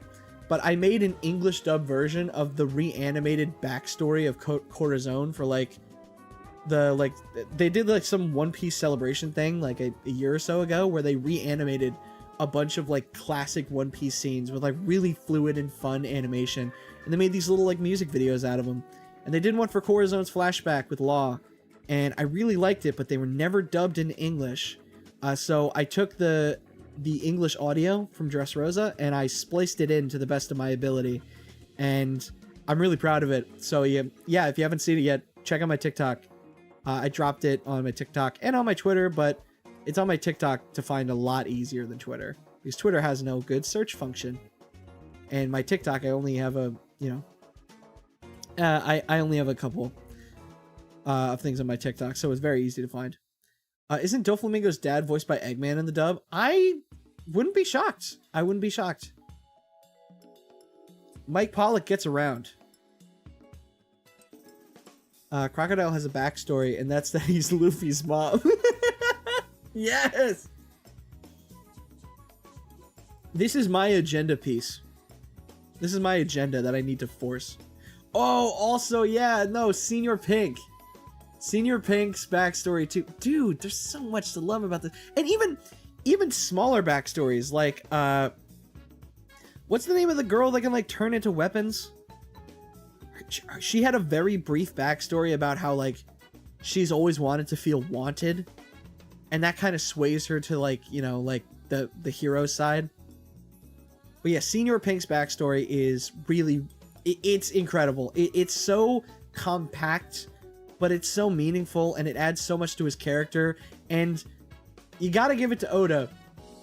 One of the goofiest looking characters imaginable, he gave one of the most depressing and heartbreaking backstories. Yeah, Baby 5. Baby 5 is the weapons girl.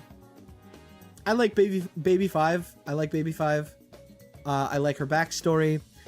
I like how she just kind of is swayed by whoever, like, just needs her. She wants to feel needed. I think that that's sweet and very simple. And that's, you know, totally valid and fine. I'm convinced Oda was using Senior Pink to test how stupid of a character he can make look versus how sad their backstory is. And he succeeded. There's a reason why Oda is the GOAT, and that is why. The stream's been going on for 3 hours. I mean, yeah, One Piece is long. If you think that this stream is long, just wait until you check out One Piece. Very unpopular opinion, but I hate Senior Pink. Dot, that's actually really interesting. Do you have anything else to elaborate on that at all? I think Senior Pink is a very flawed character, but that's kind of what makes me care. I think Senior Pink's situation is kind of all his fault. And he's a very tragic character because he tried to live a normal life with somebody that he loved and cared about, but he's a crook. He's a pirate, and he wasn't transparent with the person that he cared about. And not only did that cause problems, but it completely ruined the love of his life permanently. And now he has to have that guilt for the rest of his life of what he did, and try his best to, you know, like, get her back, to, you know, make her the whole thing, like, having a loved one be in basically like a vegetative state for the rest of their life is heartbreaking.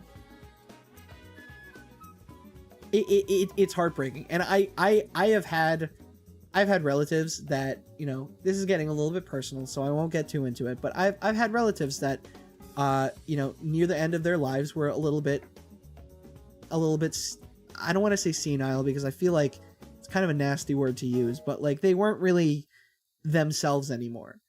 And to see a character like Senior Pink, like, have that backstory where someone he loves so much, that he connected with so much, and he cares about, kind of go into a vegetative state for the rest of their life, and he feels responsible for that, and he feels that, like, dressing up as a stupid big baby will make her smile and be really close to, like, how she used to be just for a brief moment.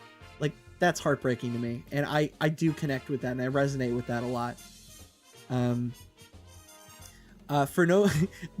Here's what Dot has to say about Senior Pink. After I just poured my heart out, sorry. I'm probably making you look like an asshole. My bad. I didn't mean to. It's totally valid. Dot said, for no good reason, LOL. I just hated how long the fight took. And I just found him annoying. LOL, still funny, but, like, I would just roll my eyes he's so hard-boiled. No, I get that. His female groupies, I'm not a huge fan of. The whole thing where he's like, ew, he's so hard-boiled, like, it's a funny joke, but, like, I feel like it devalues his dramatic backstory to have a bunch of fucking female groupies. Like, you know what I mean? Who's your favorite character? Dude, don't make me pick. You can't pick a favorite One Piece character. That's like picking a favorite kid. Samantha. Anyway, it's gonna be so funny if I have a kid in the future and their name's Samantha. I just threw that name out there. I don't even know. I don't even know a Samantha. You know what I should start doing? I should start like randomly like throwing in names in my stream just randomly to like freak people out. Be like, you know what I mean, Jimmy? You know what I mean, Craig? Huh? You know what? You get what I mean? Samantha's my favorite One Piece character. Okay, favorite Straw Hat. Dude, this is what I'm talking about. You're asking me to pick a favorite child. I don't think I can pick a favorite. I do have favorites. I would have to... Okay, I guess I would have to rank them on a tier list.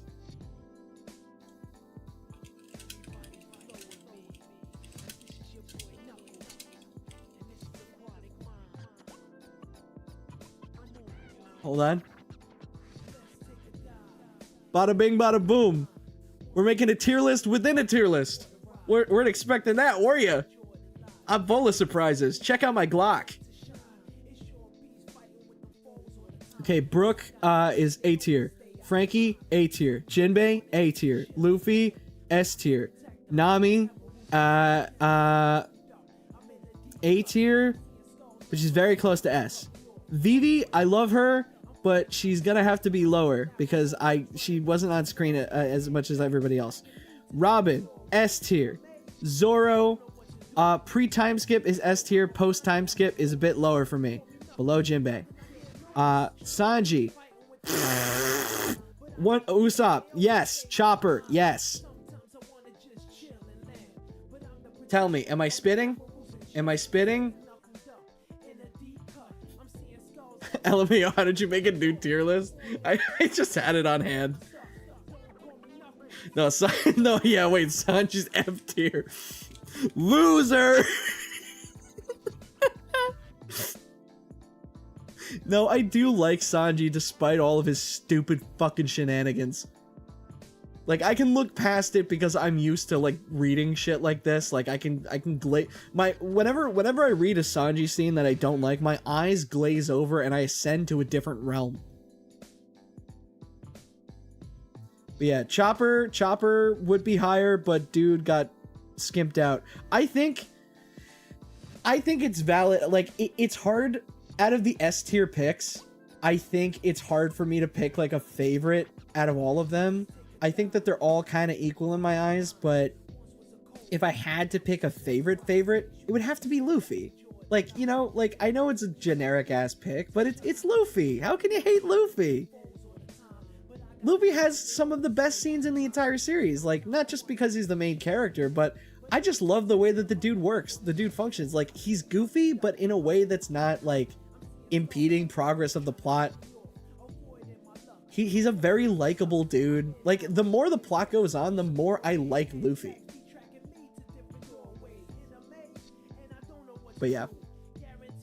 Yeah, he's our special little guy. He's our ace king. We love an asexual king. And anyway, moving on. Like I said, Dressrosa, excellent. Love Senor Pink. I put Zoro in S. No, that's valid. No, this is just my personal list. Like, if yours differs, like, don't get me wrong. I have to repeat this a bunch. Like, I love all of these characters. All of them. Even Sanji. The only reason I rank them like this is because people ask me for my favorites, and this is the best I got. It's like picking between kids that you love. You know, I can't pick a favorite, but, you know, like, Luffy is peak. He's Luffy. Anyway, Zoe. Zoe I really liked because, like I said, I think post-time skip suffers a lot of bloat. So Zoe is a really good in-between arc that's not too long. Introduces a really cool new, like area. Like, the island of Zoe, and the fact that it's moving. Like, the fact that Zoe is, like, on the back of this ancient elephant and it's filled with furries, that's cool. Luffy is adventurous sexual. No, true. Zoe is already high tier because Carrot gets introduced, and I love Carrot. Carrot is such a good design. I'll put it in low A. Low A for me. It's short, it's sweet, it sets up a really good arc coming up, Whole Cake Island. It has Carrot in it.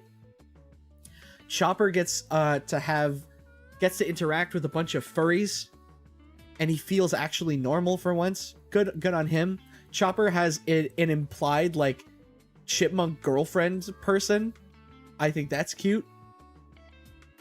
Carrot is a straw hat. I don't care what people say. I agree. I consider Carrot a straw hat. With how long that she's been with the crew, it's really, really weird that like Oda just kind of dropped her. Zoe was also so refreshing having the crew all together after being split across in Dressrosa for so long. Oh yeah, I forgot. Yeah, so I only remembered it in Whole Cake Island, but like Dressrosa, the whole crew was like split in half, which I completely forgot about. Yeah, I'll say this. I think that was also a really good writing decision. Like I said, the main crew, the main cast of One Piece is pretty big. Like, there's almost like 10 Straw Hats. How many Straw Hats off the top of my head? I don't know. I can't count. But there's a lot of Straw Hats. So giving each of them a highlight moment every single arc, that's a lot of extra chapters in storytelling. I think it was a good idea to like cut the Straw Hats in half and have the first half in Dressrosa and the second half at Whole Cake. It split it up in the story in a way where like each half got like focus, but they didn't take away from each other. Because there was less Straw Hats around, they were able to get a lot more focus. Sanji wasn't there. Yeah, no, Sanji fought Doflamingo for like a little bit. Sanji fought Doflamingo for a very short bit, but then, you know, had to flee. And I thought that was cool. I kind of wish that they exchanged blows a little bit more, but, yeah. Yeah. Like, full credit to Oda for having, like, such an extensive cast of characters, but he really did shoot himself in the foot, because it's hard to give all of them a time to shine organically, you know? Robin got no focus, IMO. Yeah, no. Kind of fumbled with Robin, but she's just happy. She's just happy that she has friends that accept her. She's living her best life. I love her for that. But yeah, Zoe was pretty good. The introduction... Man, I haven't talked about the samurai at all. I haven't talked about the Red Scabbards at all, or Momonosuke. I forget,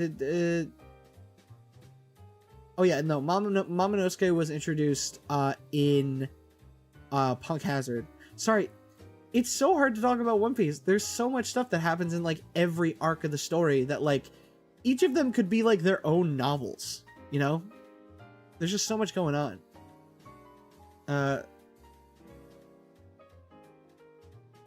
Let's see. Yeah, I like Kinemon. Kinemon I wasn't a fan of initially. He kind of had to grow on me like a tumor. After he grew on me for a little bit, I was like, okay, no, Kinemon's cool.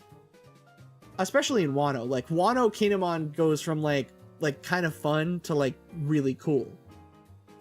And, you know, Momonosuke... Man, Momonosuke's great in Wano, but everything beforehand, I'm just like, I want to slap his bald-ass head. You know how, like, people have, like, the urge to throw, like, American sliced cheese on their cats? That's, like, what I want to do with Momonosuke. I want to, like, slap him on his bald-ass head and hear, like, the smacking noise. I want to throw, like, cheese on him. Yeah, Kinemon had funny gags, except for his weird fart joke in Punk Hazard. Nah, man, the fart joke worked. The fart joke was funny because of the context. The fact that we see Kinemon's like bottom half first, and it's talking, and because it's like a cartoon, because it's very like One Piece is very cartoony. Because it's cartoony, we don't really second guess the fact that we can hear this person's voice through the bottom half, even though, you know, the mouth is in the upper half. We don't question it at first. But then, when it's revealed that he's talking through his farts, that shit's funny. That was a well thought out joke, because we're so used to just accepting shit that happens in One Piece. I wasn't expecting an explanation, and the fact that it gave me a really stupid explanation, it made it so funny to me. Bro was actually talking shit. Yeah. Dude was actually talking shit. It's literally Looney Tunes. Literally Looney Tunes. JoJo's, I think, is anime Looney Tunes a lot of the time, but One Piece rivals it in some of the goofy ass shit that they do. He became so proficient at farting that he literally talks out of his ass. It's funny. Okay, you changed my mind. It was funny. Yeah, see? Welcome to the winning side. We love farting here. Not in a weird way.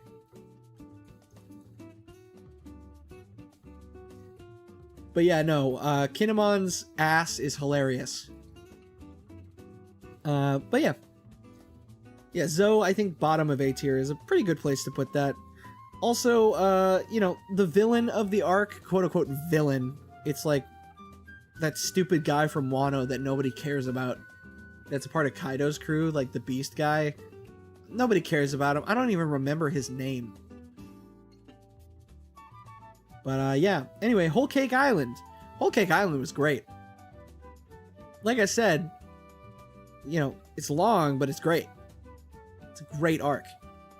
And in some ways, it feels like Oda's response to, like, the character assassination that he put Sanji through. Like, especially post-time skip. Sanji has gotten fucking annoying in post-time skip up until this point.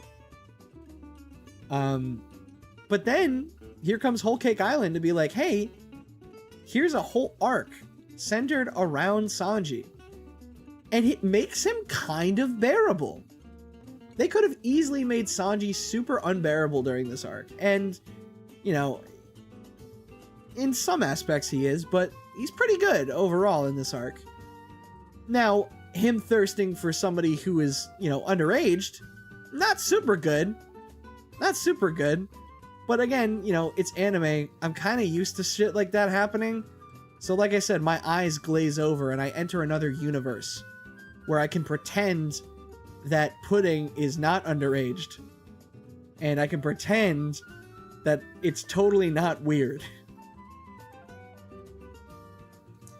That's another thing that I think, like, I don't know how long the live action is going to go for, but if they ever reach Whole Cake, easy fix, just make Pudding of age.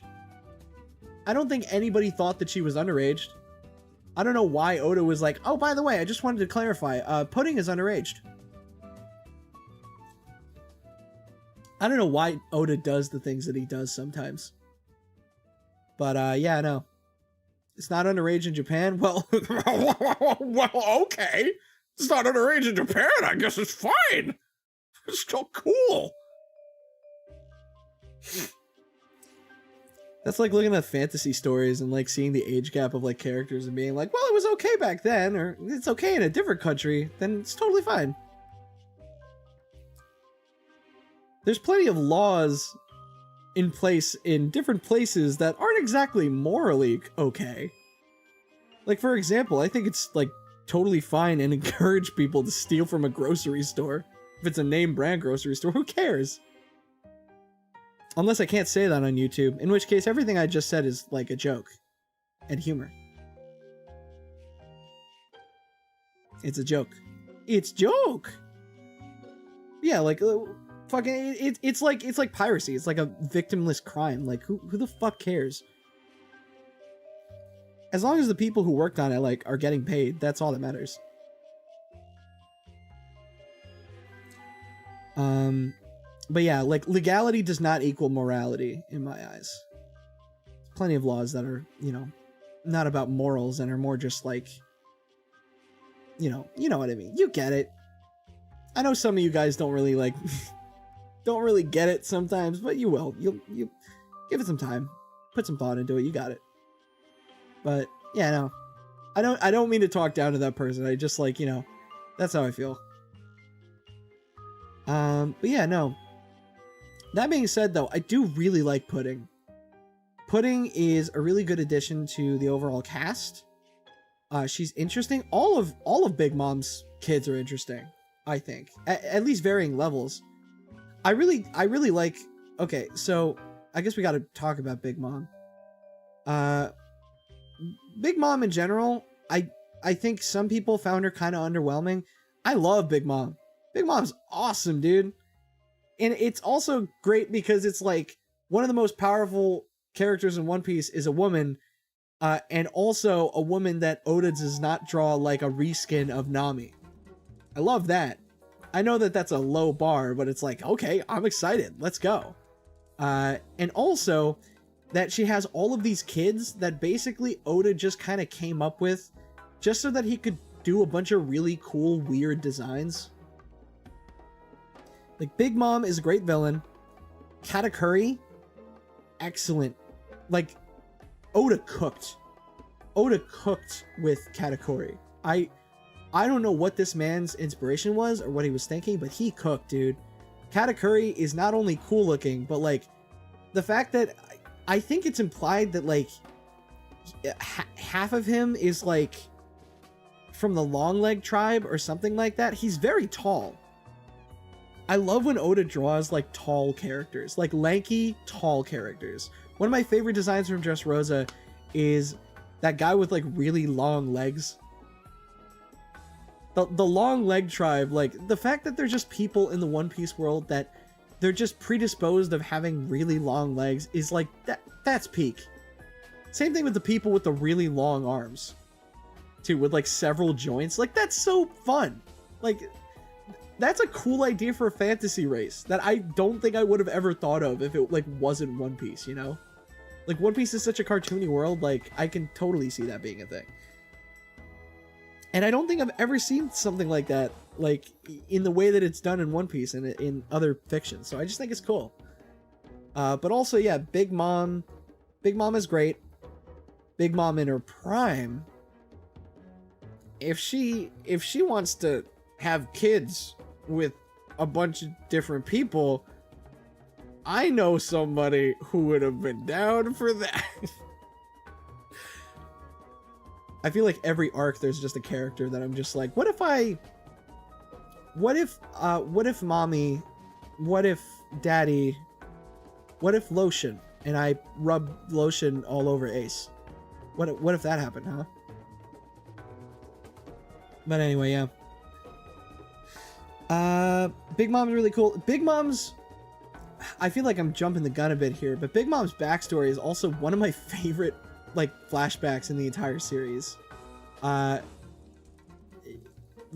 her already, I like her as a villain, but her backstory is tragic. It is tragic and upsetting. And like every time like I go back to it, I'm just like, sorry, every time I go back to it, I'm just like, wow, Oda really wrote Big Mom cannibalizing a bunch of people, huh? As a child and not knowing. Like, that's insane. That's a crazy thing to write, and I'm glad that he wrote it because it perturbed me. It perturbed me. And you know, it's one of those things where like you kind of see it coming in advance, but it's so hard to look away. You're like, oh my god, no, he's not about to, no. And he does it. He wrote it. She ate them all. And to add insult to injury, that A, she doesn't realize that she ate all of them, and B, she realizes that she gets the nun's devil fruit power and doesn't put two and two together, that like the reason she has those powers is because she ate her. And that also confirms that if you ingest another devil fruit user, then you basically just get their devil fruit power. which I found really interesting because that's not a question that I had, but now I guess I know. So technically, by technicality, Wapol, if he wanted to, could become the strongest character in One Piece. Actually, maybe not, because if he eats a bunch of devil fruit users, wouldn't he just like explode? Like if you eat multiple devil fruits, I think you like die. Never mind. I tried to do some agenda piece of Wapol and it did not work. But also, yeah, oh yeah, we never touched on Blackbeard being able to have multiple devil fruit powers. Yeah, Blackbeard can have multiple devil fruit powers. We still don't know how. He just can. He's got the darkness fruit and the tremor fruit powers. And if any of the recent chapters, and I won't say any specifics, but if any of the recent chapters are anything to tell from, it seems like he might be getting another power soon. We don't know what it is, but it's something. It seems like he's been hunting down specific powers. And it's clear to me that Blackbeard not only has a backstory, but he has a plan. A very specific plan that we start kind of seeing every scene he's in. He's like doing little things to like further his plans. And I'm so curious, like, it's similar to how I felt about Kuma, where like Kuma is such an interesting character because we like knew nothing about him, but we keep getting these little tiny inklings of information about Blackbeard, and I'm so like, I can't wait for the eventual Blackbeard flashback because we all know that we're gonna get it. I need to know more. I can't wait for like all of his actions to kind of fall into place like puzzle pieces. And I'm just so excited because, you know, like I said before, I can't really tell if Blackbeard's a good character or not because I don't know anything about him. But that's also one of the most interesting aspects about him, is that I don't know anything about him. So let's just say the eventual, hopefully 20 chapter long Blackbeard flashback will go crazy hard. And we'll be talking about it and theorizing about it, reading it for months. And it's going to be awesome. I'm going to enjoy every minute. Also, it's really cool, and you know, I know I say stuff like this a lot, but it's really cool seeing a character like Blackbeard in a series like One Piece, where he's just like a really big dude, and he's strong, and he's cool, and like, yeah, Blackbeard is kind of gross, but it's nice seeing like a bigger, heavier set character in a series like this that is treated like actually pretty well, even though he's kind of gross.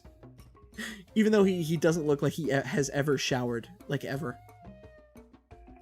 I mean, in that way, I guess he looks like a normal pirate in my mind, but yeah. He also does have a funny laugh, like, love him. Seth Rogen could probably play a really good Blackbeard. Just in the laugh, though, nothing else. Just if they need a Blackbeard laugh, just go like,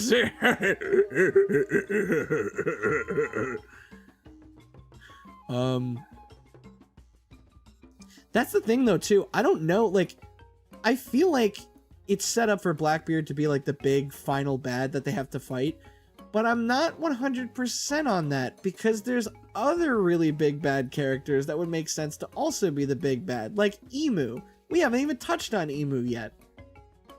Like, he controls the world government, and, well, they control the world government. We don't know Emu's gender, I don't think. Or Emu's pronouns. What's your favorite One Piece laugh? Probably Caesar. I like Caesar.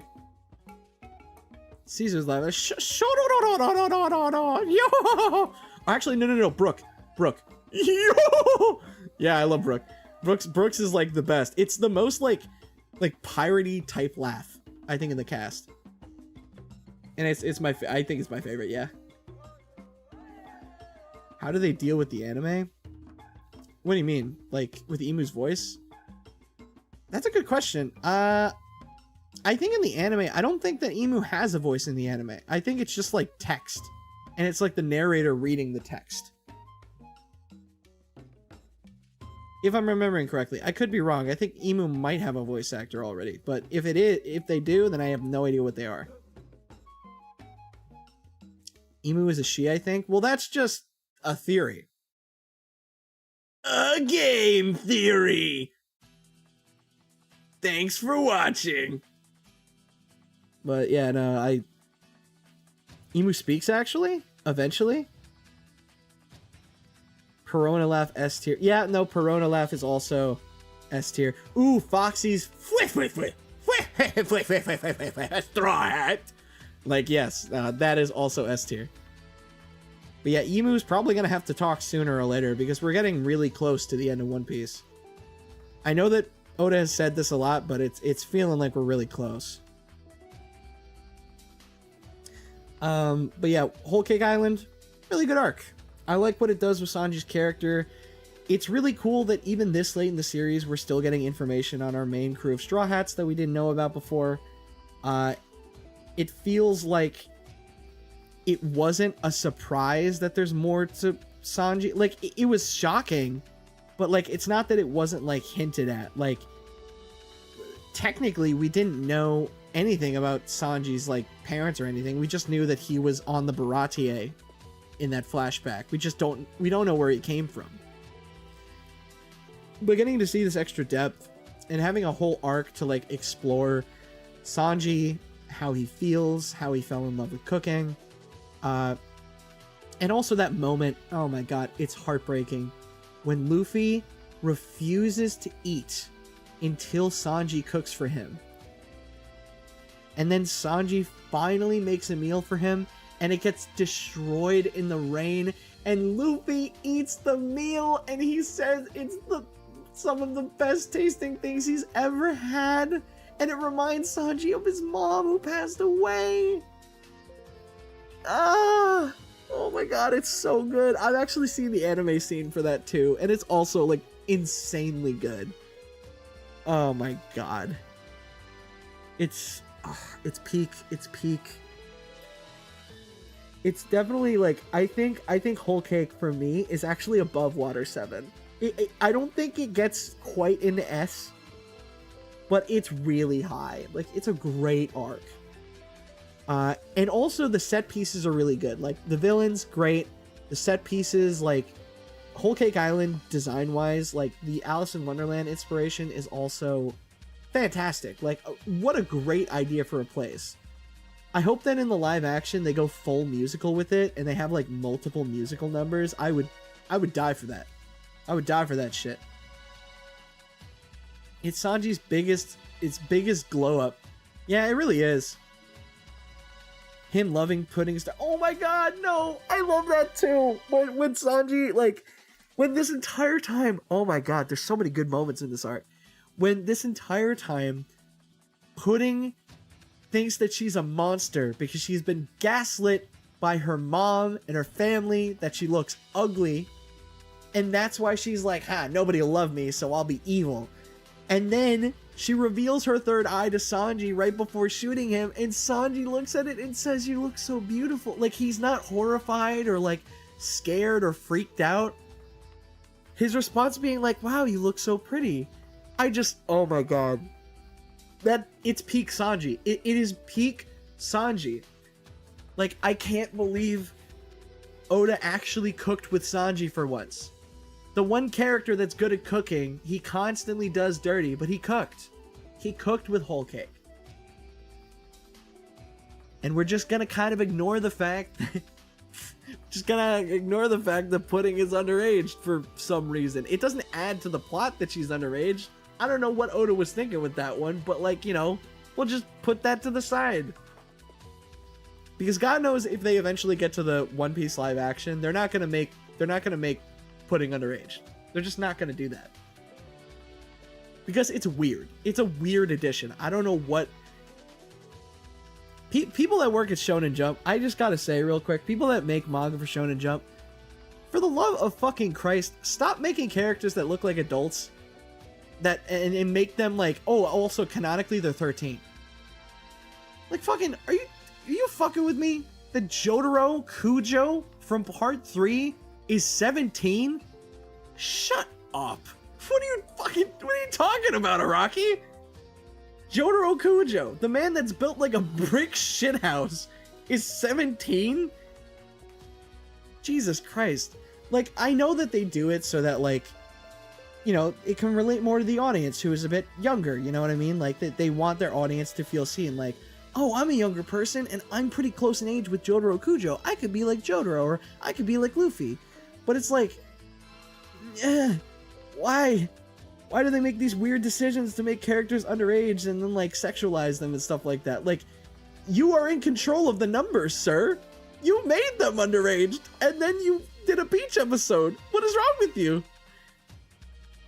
But yeah, thankfully, you know, Nami and, you know, characters like that, especially post-time skip, are very not underaged. Thankfully. Thank Christ. Also, that's something that we should also... I should have also brought up with Dressrosa. I know I'm complaining a lot. Just let me complain.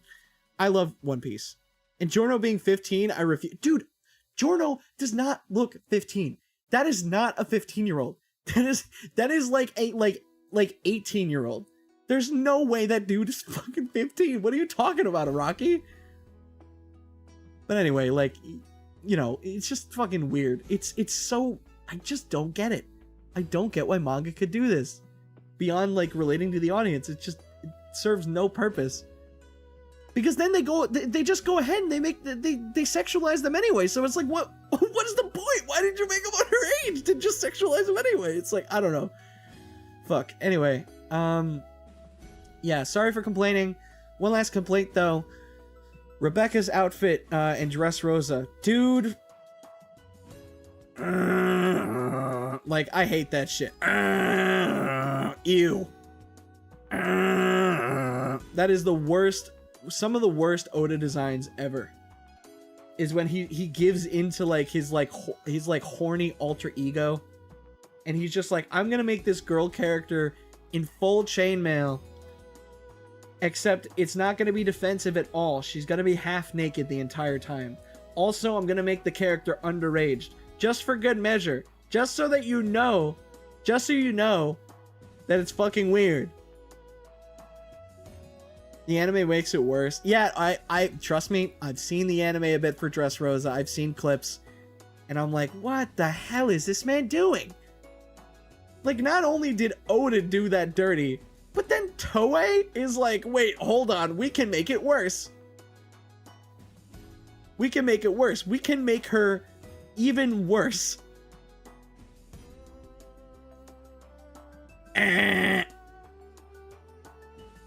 It's just, it's stinky. It's like, you know?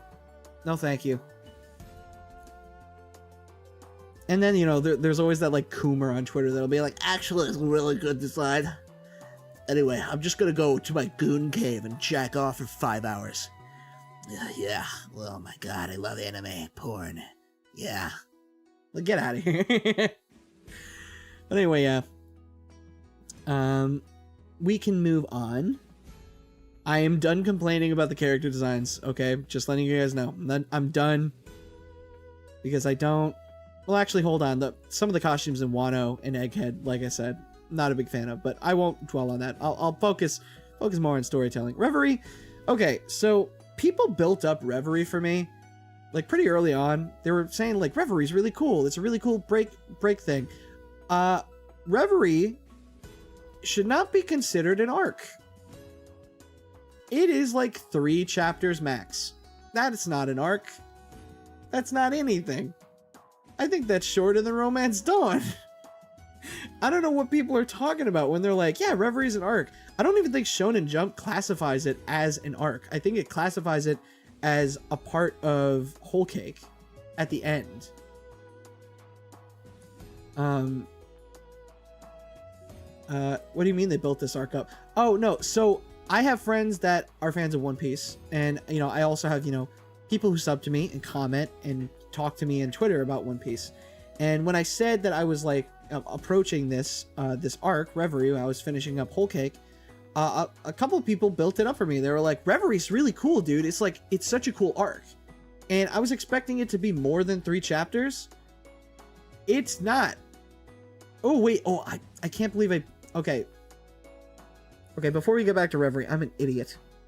I didn't talk about... I don't think I mentioned Gear 4, any of the gears, this entire video. Luffy's gear system is cool. I have no idea what spurred him to call them gears. I don't think it's ever explained. Luffy just kind of like comes up with the idea of like, oh, I'm going to call them gears. Gear 2, pretty cool. Gear 3, really cool. The only reason I like it as much as I do, though, is because after Luffy uses Gear 3 with the big hand, he shrinks down to a little guy, and I can throw him like a football. And then Gear 4 is really cool. I think Gear 4 Bounce Man is goofy, but in like a fun way. Sorry, I just got a text from my daddy-o. I got distracted. I'll answer him in a second. He was just talking to me. I had some exterminators come today. I have ants in my walls, and now they're on my keyboard. Hopefully not anymore, though. But yeah, I think a lot of people shit on Bounce Man because they think it's, like, stupid. But, dude, you're reading One Piece. You're reading One Piece, my man.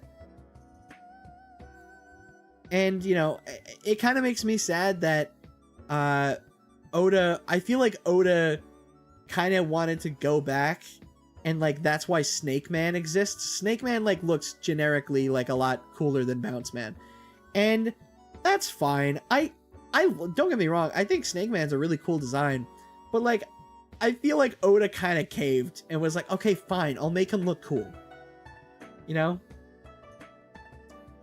But yeah, Bounce Man is cool. Snake Man is really cool. The entire Katakuri fight is like, it's brilliant. It's such a great fight. And the mirror world is such a great setting for a fight. Also, I didn't talk about it, but the character designs, the costumes in Whole Cake are great. Luffy in like the red tuxedo is amazing. It's such a great character design. Yeah, I really, really like that. But yeah, Snake Man, it's good. I disagree. What, do you not like Luffy in a tux? He looks cool. Wait, is it Bounce Man, Snake Man, and then Tank Man? Is Tank Man one of them, or did I just make that up? I feel like there's like 3 different ones. Or maybe not. Oh yeah, the Big Mom assassination attempt too. When the Straw Hats team up with the Mafia, dude, I love that too. Yeah, you're right. Yeah, that was also really good.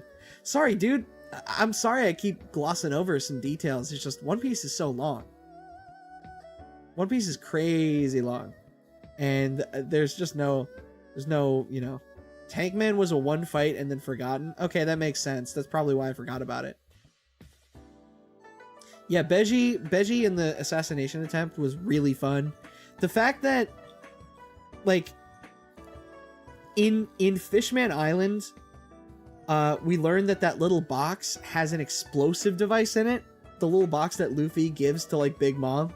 And Oda just puts that in his back pocket for, like, a couple of arcs. And we don't get a resolution on it. And then, a couple arcs later, like, over 100 or so chapters later, it all comes together and it explodes and it causes problems. And it's great.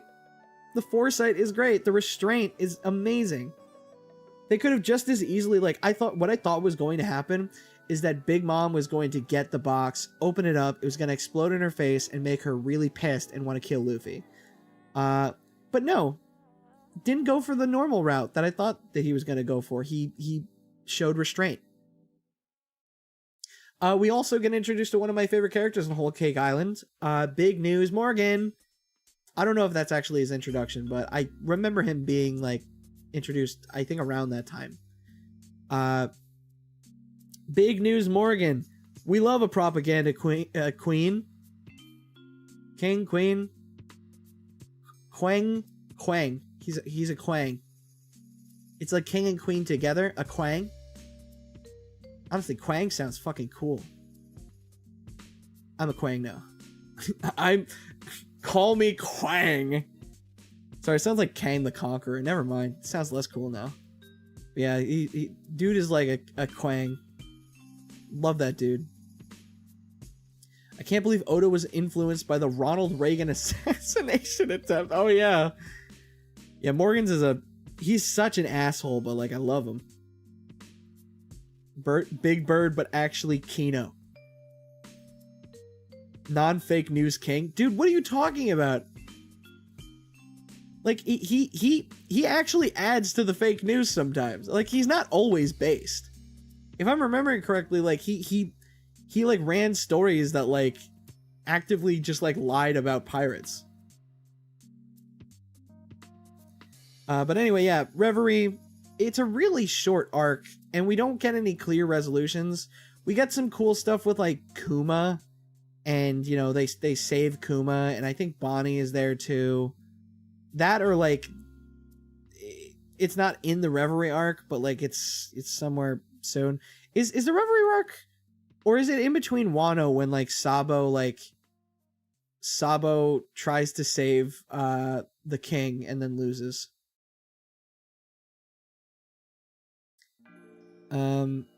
Morgan's literally created the Pirate King title. Dude, really? I actually didn't know that. Man, I can't believe I'm still learning stuff about One Piece, even this long after. Big News Morgans is the biggest fraud. Love that dude. Yeah, hell yeah. But yeah, Reverie, really short. I think it's fun. I'm gonna be honest, like, I think One Piece, and this is a tall order, I know, but some of my favorite One Piece stuff is like when they do stories, when Oda does stories that don't necessarily involve the crew for a bit. Like, there's a thing during Egghead that I won't spoil, but we get a good chunk of time away from the main characters and just kind of check in on the events happening in the world. And I love that stuff. I love the flashbacks for that too. And Reverie was a really good break from like the main plot where we can kind of like see stuff that's happening all across the world. But we don't have any concrete stuff with certain parts of the Reverie yet. It's still kind of like up in the air. So I think I'll put Reverie below Baratier. I think that's a good one. And now, for the finale, we have Wano Country. I'm going to go pee again now, so I can talk about this without having to stop. Because I have things to say. So give me 1 sec. I have to pee again. I'm sorry. My bladder is very small, but I have been streaming for almost 5 hours. So, give me a second. BRB. Give me like 1 minute.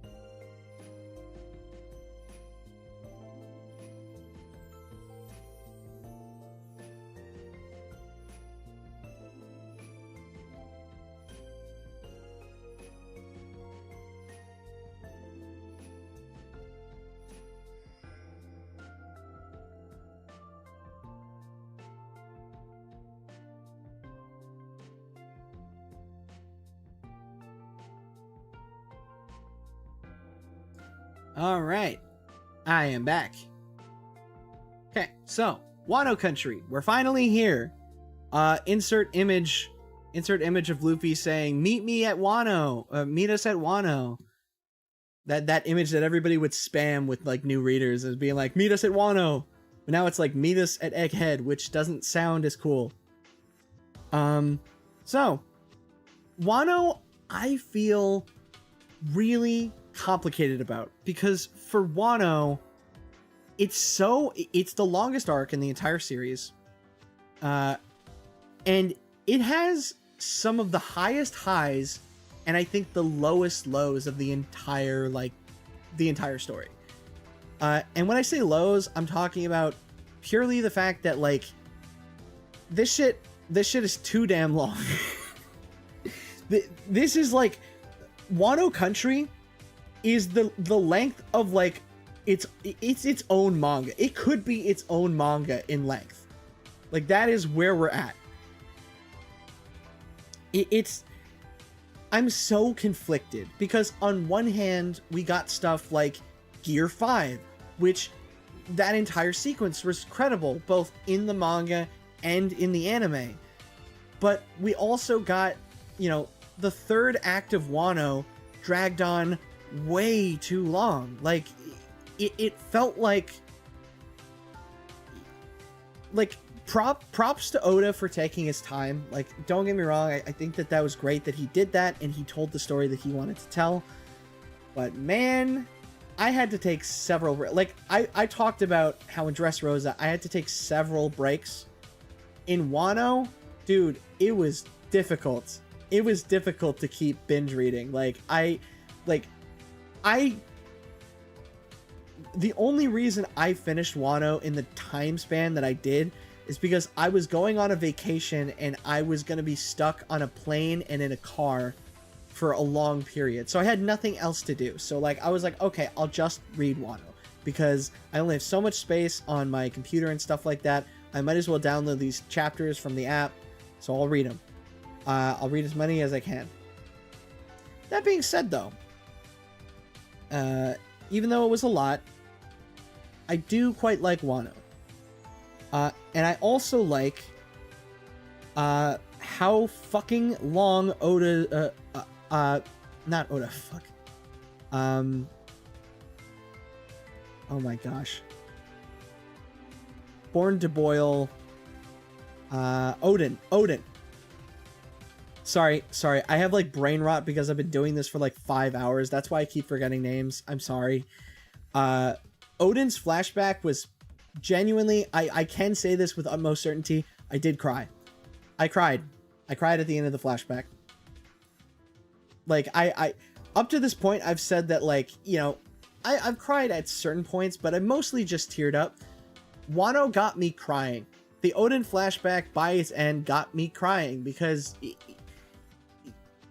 it's the longest flashback in One Piece. It feels so fleshed out. It doesn't feel like it's rushed. You really get to know and love the Red Scabbards in a different way than you do in present day. Like in present day, I was kind of like middle of the road on them for the most part. You know, I love Okiku, for example. Like Okiku, I'm biased because Okiku is just cool. And having a trans character in One Piece that isn't like a stereotype from Kamabaka Queendom is great. And that's a whole different can of worms that I didn't really get into. But Kamabaka Queendom, the whole Sanji stuff on that island and the stereotype stuff, I'm trying so hard not to complain. But that, I'm glad that Oda has been doing a better job with it recently. You know, just queer characters. But man, that put a sour taste in my mouth. Especially like after getting Ivankov and Impel down. Like Ivankov is an amazing queer character in One Piece. And it doesn't really feel like that much of a stereotype. And like, they actually do shit in the story and it matters and they're important. And then here comes the team stereotype. Like hunting down Sanji like for sport. But anyway, yeah, sadly for Okiku, she doesn't really have much to do in the story, but she does have some pretty good moments, especially in the third act of Wano, where she fights against red-haired asshole guy. I'm not going to be able to remember all 1,000 plus One Piece characters, so I apologize. But yes, Ivankov and Bon Clay. I mean, Bon Clay is definitely a lot more of a stereotype than Ivankov is, but at the same time, Bon Clay feels goofy, but it that's like the characters don't like laugh at him or laugh at them, I should say, because I think that Bon Clay uses more gender neutral pronouns, if I remember correctly. But like, the cast doesn't laugh at Bon Clay or is scared of Bon Clay because Bon Clay looks ugly. Like they look ugly or something. In fact, they celebrate Bon Clay because Bon Clay is such a cool person and like a wonderful like individual to them. But yeah, no, Okiku has some good stuff with Kanjiro, which I think is cool. I'm gonna be honest, I'm gonna be skimming over a lot of Wano because it's just so long and there's too much to cover.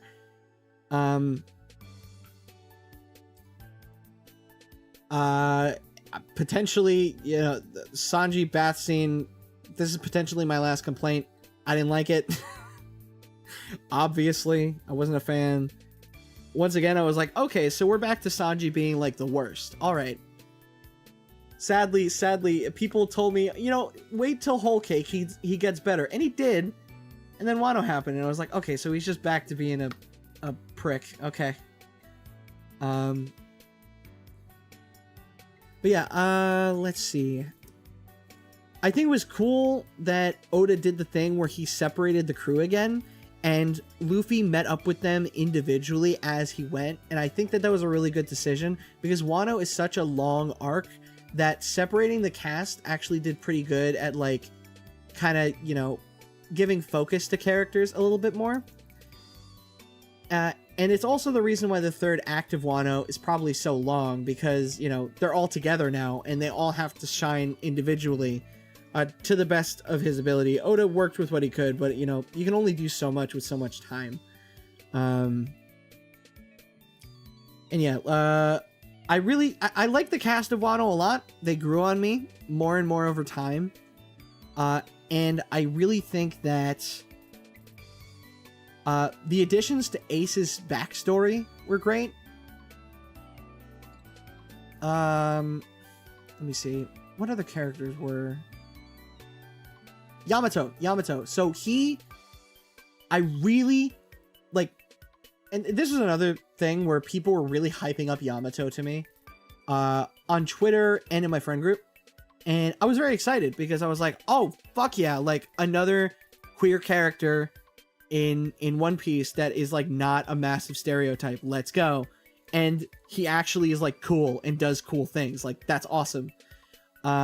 However, what people fail to mention is that Yamato is introduced very late into Wano. Extremely late. Like, to a point where I'm like, why did you even introduce Yamato at all? Yamato only gets so much to do. Like, he fights against his dad, and then he fights against Tree Guy, and that's all. And he's kind of used more as a plot device in certain aspects, because, like, it helps inspire, like, Momonosuke, and he becomes another compatriot to, like, Momonosuke's little group. That being said, I think Yamato is a really cool character. I just wish that Oda didn't introduce him so late into the plot. It's just really weird. Yamato is also a role player. I think that was a really good bit where, like, Yamato is like, hey, it's Momonosuke, it's me, Lord Odin, it's me.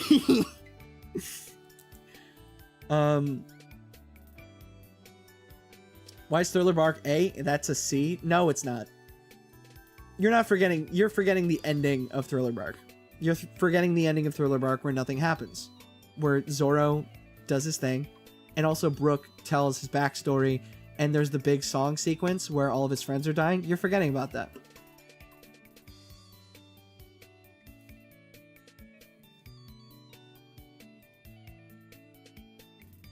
Sorry, I got a text.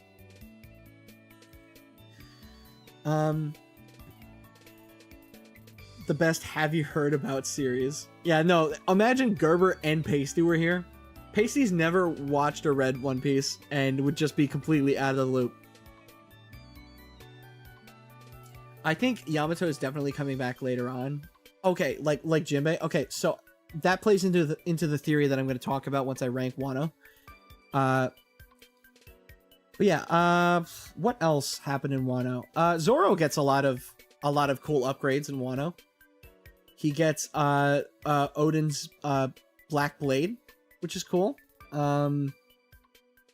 For some reason, the sword that he gets, that's Odin's sword, is a lot smaller when Zoro holds it, and a lot bigger when Odin holds it. But we won't be talking about that size discrepancy. What else? Oh, Sanji gets a kind of cool arc with the Soba mask thing that, like, his family gave him. I barely touched on his family. His family is important, but I think that, like, overall for Whole Cake, like, it's not really super duper important. His family kind of stops being threats after a certain point, and they just start helping him, which is like, yo, okay. Wasn't Thriller Bark also the introduction of Perv Sanji? Oh, wait, shit. Wait, shit, you're right. You're right. Oh my god. Thriller Bark is the introduction to Perv Sanji. I can't believe I forgot to mention that. Okay, hold on. I gotta adjust. Okay, it's the bottom of A tier. Actually, hold on. Top of B tier. Thriller Bark is top of B tier. Specifically, it got downgraded because somebody reminded me of the Perv Sanji stuff. And the fact that Nami gets sexually assaulted. I'm not a fan. It's just not that interesting. I'm sure that the comments on this VOD will be totally normal with me talking about this stuff so much. Also, doesn't talk about women. But yeah. Oh, and I forgot to address Rosa. Usopp gets he gets a hockey. Usopp gets his own hockey. I forget which hockey it is. It's like visual hockey. It's called something. Observation hockey. Observation hockey. Yes. He gets observation hockey, and it's fucking awesome. And we also get God Usopp. So it's still behind Water 7 because Water 7, I think, has the better Usopp moments. But Usopp gets some good stuff in Dressrosa. But anyway, Wano. Yeah, no, I think Wano, I'm really mixed on it. It depends on the day. It depends on what day you ask me how I feel about Wano. I think I like it more than I dislike it, though. So I'm gonna put it behind Baratie. It's kind of hard, though. It's kind of difficult. Actually, I'm gonna move post-war a little bit. I'm gonna move post-war behind Wano Country. Okay, awesome. I think that is the tier list. This is it. Let's take a quick look. Marineford, yep, makes sense. Ennie's Lobby, Impel Down, Whole Cake, Water 7, Dressrosa, Saboti Archipelago, Arlong Park, Skypiea, Drum Island, Alabasta, Baratie, Wano Country, Post-War, Reverie, Fishman Island, Return to Sabaody. So, Thriller Bark got downgraded because I remembered that is the start of Pervert Sanji. Punk Hazard, Long Ring Long Land, Jaya, Romance Dawn, Logetown, Amazon Lily, Post Ennie's Lobby, Syrup Village, Little Garden, Orange Town, Whiskey Peak, Reverse Mountain. Hold on, I might change the bottom rankings a little bit. I was gonna move Orange Town all the way to the bottom, but I don't think I can physically do that because Buggy appears in it. What about Kaido as a character? Well, I can tell you something about Wano's villains. I like that Big Mom comes back. Kaido, though, that's a thing that I'm also kind of iffy on because Oda did such a good job at, like, taking his time with Wano. I wasn't a big fan of it, but, like, I'm glad that he took the route that he wanted to take. Even though apparently he had to, like, wrap up Wano pretty fast, and it was kind of obvious. But Kaido, on the other hand, I feel like he had so much time to develop Kaido as a character, and he just kind of didn't. Like, Kaido's quote-unquote flashback happens, I think, in, like, a single chapter, and it doesn't really give us all that much on him, besides the fact that, like, oh, he thought he was the new Joy Boy, but turns out he's fighting the new Joy Boy. Ooh. And I don't know, man. Kaido's Kaido. I like that he's super evil and, like, a horrible person, but as a character and not just, like, an entity, I don't think he has much. He's just kind of like super duper strong. And honestly, in some aspects, he kind of just feels like a repeat of Crocodile. But even Crocodile, like, I feel like is more interesting because he appeared early on. Kaido has the issue of, like, he's so deep into the series that, like, him being this basic doesn't really make him special. Crocodile at least had the excuse that he was introduced pretty early on. But, like, at this point, Kaido should have a lot more going on, I feel. Let me see what the chat's saying. I wish Kaido's personality was more consistent. It was too random at times. I think that's a good way of putting that.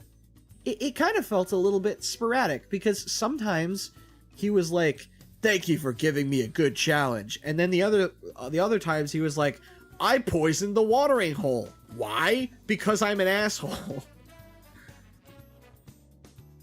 And, like, I guess maybe that's kind of part of his character in a way. Like, he values strength more than anything. And the reason that he's respectful to, like, Luffy when they're fighting is because he values his strength and he values the challenge.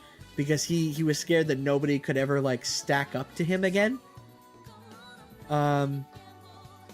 But then that later gets kind of contradicted when he starts getting his ass handed to him and he starts getting really frustrated. And I feel like that kind of goes against the whole fact of, like, he was excited to, like, fight somebody on his level finally, you know what I mean? I don't know. Could be saving that for the Rock's backstory, though. Yeah, we haven't gotten the Rock's backstory yet, so we're definitely going to be, like, we have not seen the last of Kaido. Even though at the end of Wano, it is heavily implied that Kaido and Big Mom are, like, dead. We have not seen the last of either of them. Even if they are dead, confirmed, they're definitely going to show back up in the Rock's flashback.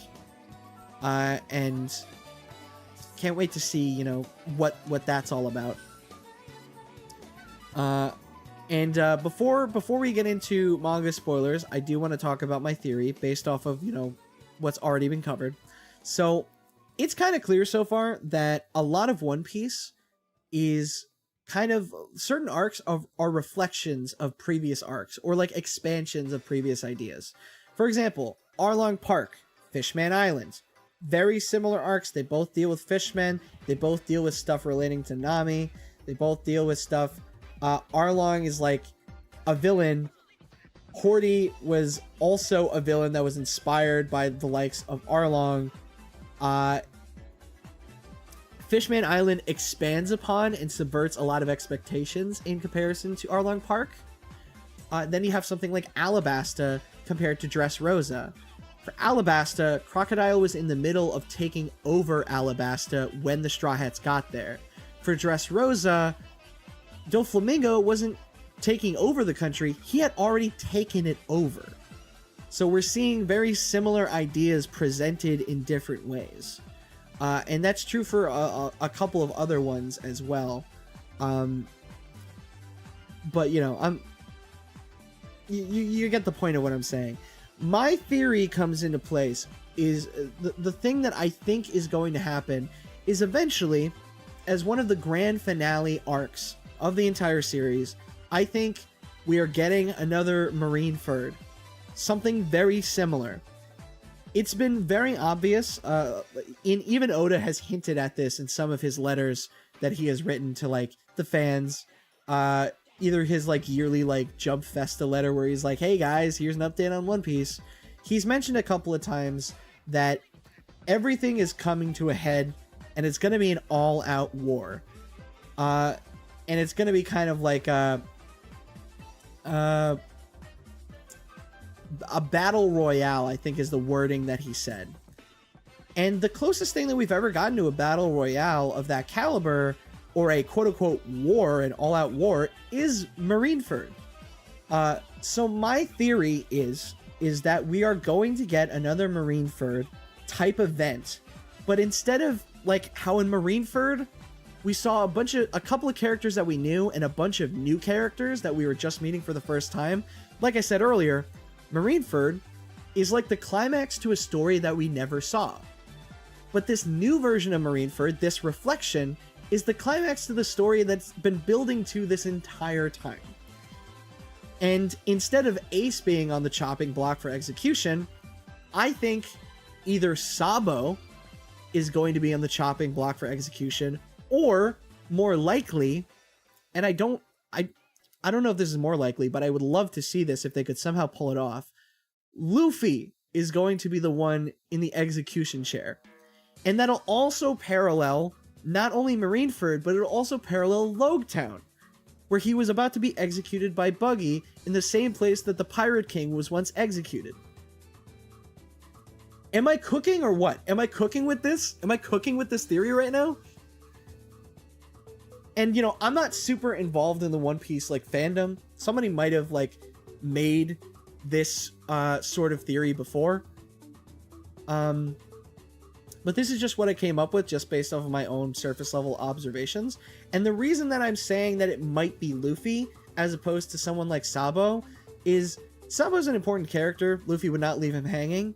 But if Luffy's on the chopping block, this would be the perfect time for, instead of like all these pirates we don't know showing up, like in Marineford that we're meeting for the first time, it's all of the allies that Luffy has made over the entire series. So characters like Yamato, characters like Momonosuke, characters like Vivi would have a reason to show up again because she's like, Luffy is in trouble. We gotta get Pell all up in this, you know what I mean? We gotta get all these people. Totally Not Mark pointed this out like 2 years ago. Well, oh well. People are saying it's definitely Garp, but like, the only way that would work is if Garp... The thing is, if Garp is being executed, I don't think that would lead to an all-out war. The only people that would give a shit is probably like Luffy and his crew, and maybe Bartolomeo and like the Grand Fleet. But I don't know, like, I don't think that anybody else would show up. I don't think that Vivi would have a reason to show up unless Luffy was like, everyone, I need your help. And also, Garp wouldn't be being executed by the Marines. He'd be executed by Blackbeard. And I think that would still work out. It would just be a little bit different. But I kind of like where your head is at, though, with this, because that would also be a reflection of Marineford. In Marineford, the Marines are executing a pirate. But in this hypothetical new Marineford, pirates would be executing a Marine. And I think that works with the reflection idea. And also, I guess that would also, like, give a reason for Dragon to finally show his face. For Dragon to do something. You want to know why they call him Dragon? He's always dragging his nuts on the floor. Dragging his feet everywhere he goes. This dude does not. This dude only did one thing in Logtown, and that was it. Damn, not rating the peak that is the G8 arc, SMH. If I had to rate the G8 arc, I would probably put it in between Long Ring Longland and Punk Hazard in B tier. I think it's great. I just think it's a little bit, like I said, I think it's a little bit too long. I know it's only like 8 or 9 episodes, but I still think that that's a little bit too long for a story like that. I think it should have ended with them escaping. I don't think that they should. I don't think that there should have been a reason for them to go back into the Marine base after they already escaped. Yeah, I need to know what his deal is. Like, who exactly is Dragon? I'm so serious. Yeah, I have such mixed feelings about Dragon at this point. Like, I think he's cool, but damn, man. Damn.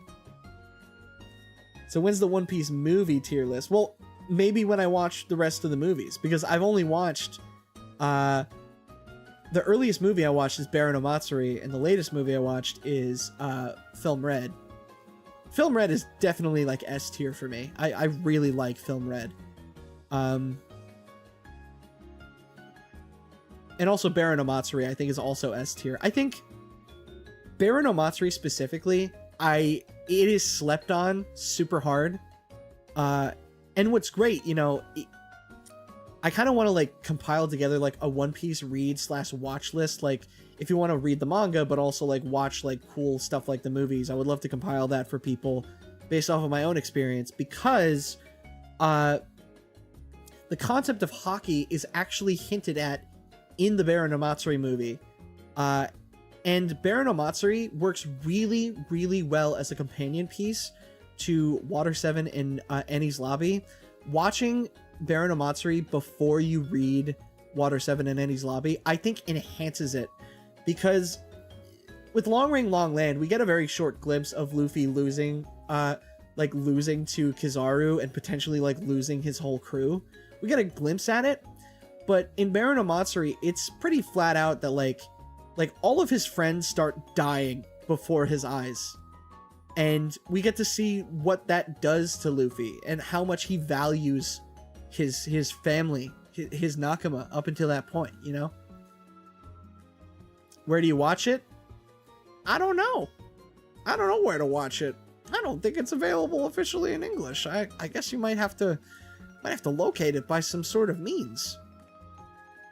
Don't get me wrong though, if they released Baron Matsuri on like Blu-ray in America, I'd snatch that immediately. I'd buy the fuck out of that. Because like there's so many One Piece things that are just like not released officially that I want to support. Like I would love to buy like a Baron Matsuri like Blu-ray set.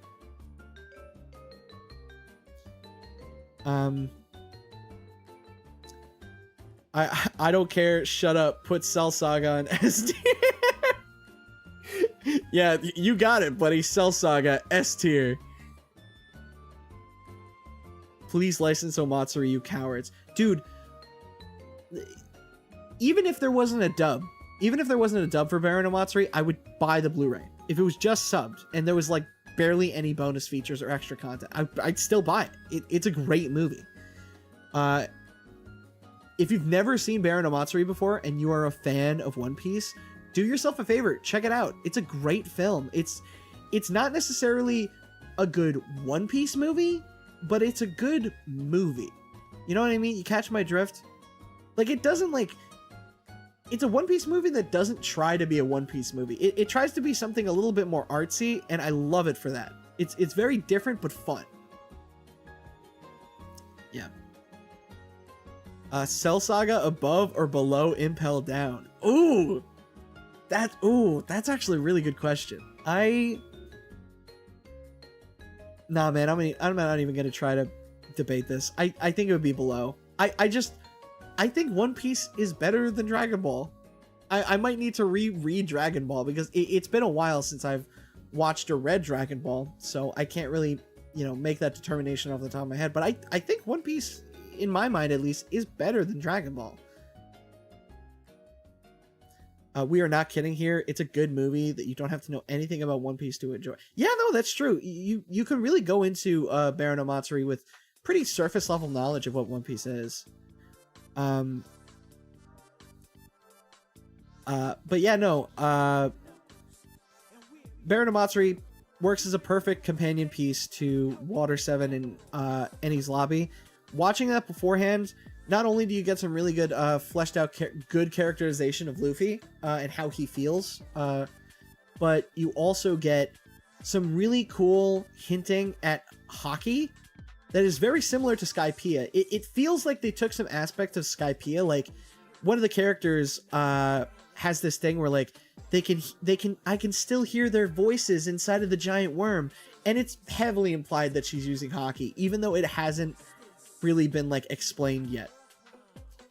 Because at the time, Skypiea had hockey, but they called it mantra. So I was like, oh, she's just using mantra from Skypiea. That makes sense.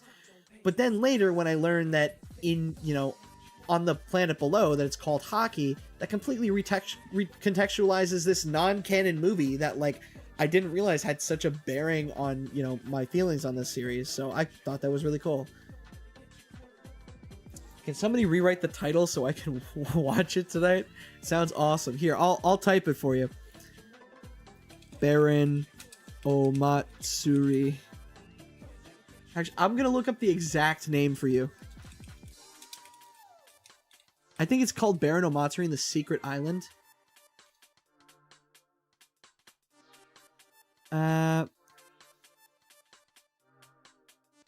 Baron Omatsuri, One Piece Baron Omatsuri and the Secret Island.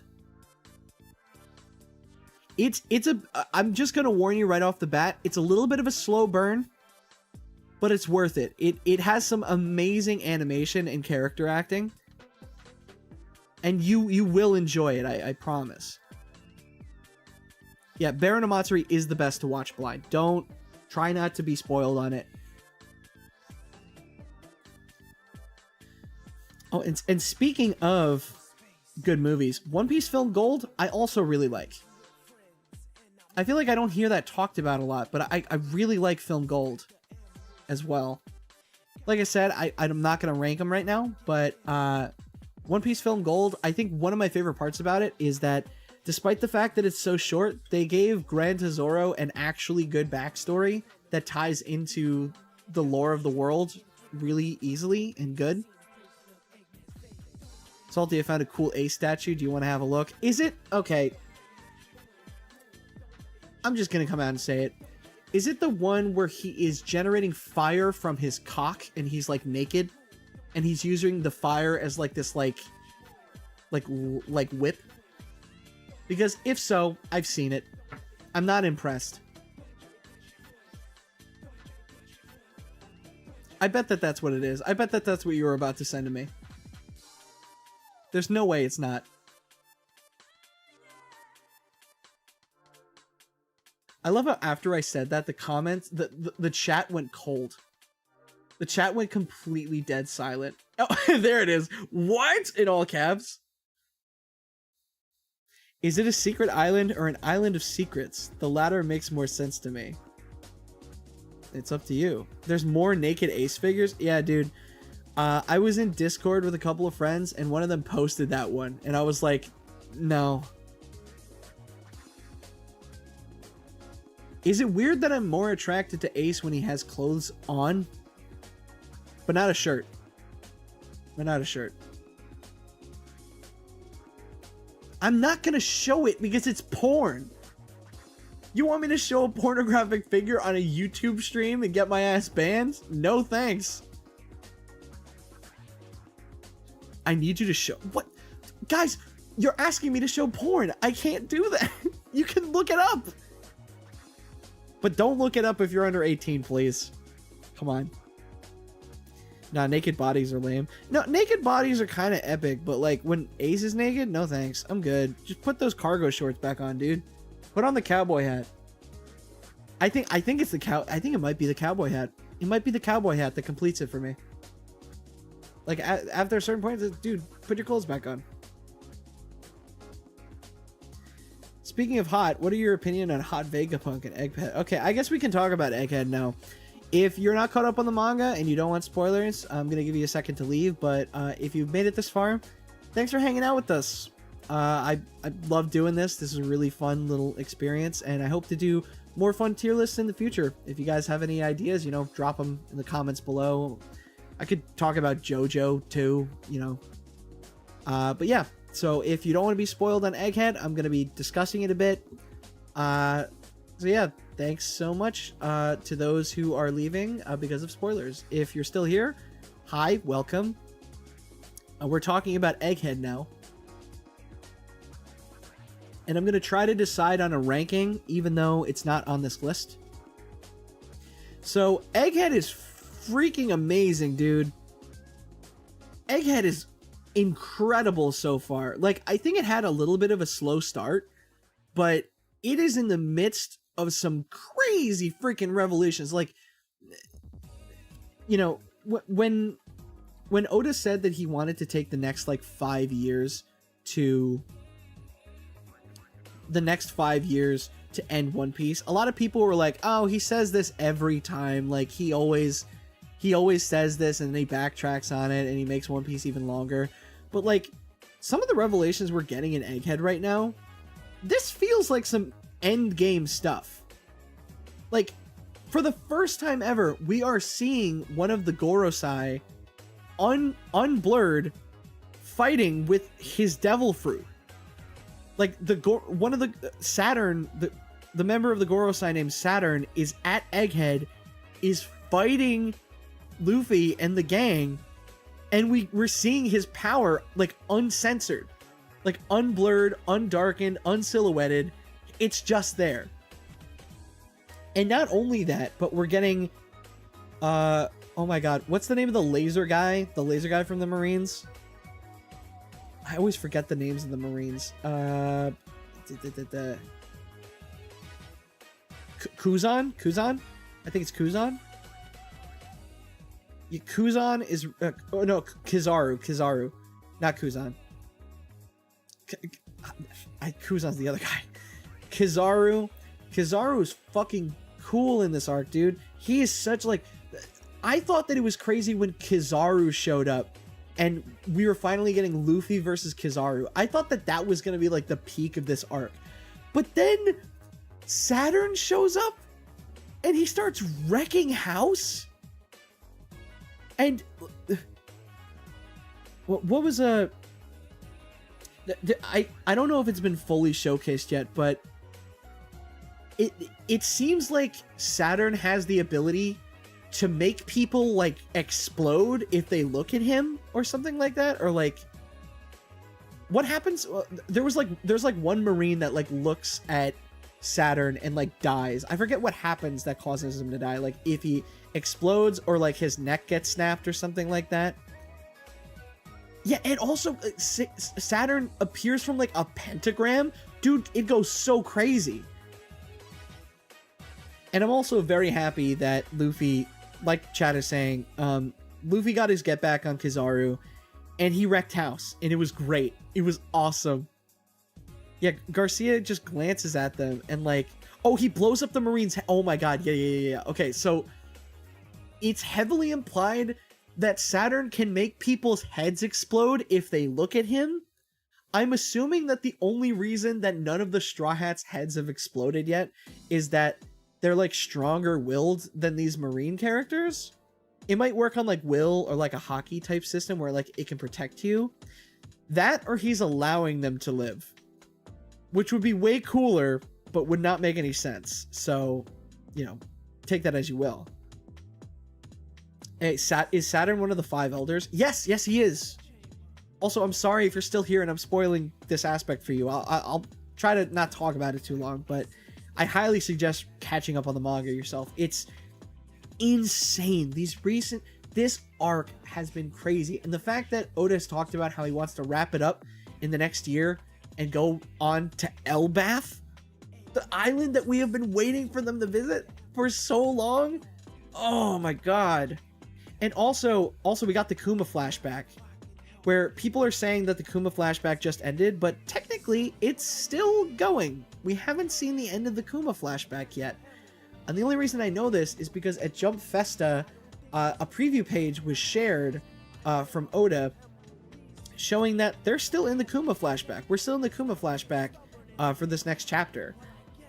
It could potentially be ending in this coming chapter, but I kind of don't want it to end. I feel like there are aspects of the Kuma flashback that I think were a little bit rushed, but even so, I can't really be mad because it's given us so many revelations about who Kuma is, what Kuma's deal is, why did Kuma make the decisions that he made in One Piece. Like, the reveal that, like, him giving Luffy's pain to Zoro was a sort of test to kind of, like, see if they were worthy, or something along those lines. It was a crazy reveal. Also, the fact that Kuma was like, it's revealed that any of the pain that Kuma takes away has to go somewhere, and like he heals everybody in his village before he works for the Marines. He's like healing everybody, and he's taking on all of that pain himself. It is so like moving. And Kuma is he's such a good dude. He's such a good father. And he got dealt one of the shittiest hands imaginable. And it is heart-wrenching to read. Like, every chapter of this Kuma flashback, I'm like, wow, it can't possibly get any worse, can it? And it continues to get worse. It continues to get worse. Kuma, and I already thought, even though I didn't know enough about Kuma, there was enough information for me to know and feel that he's mysterious enough to make him one of my favorite characters. But this Kuma flashback is so good that, like, he easily one of my top characters in the entire series.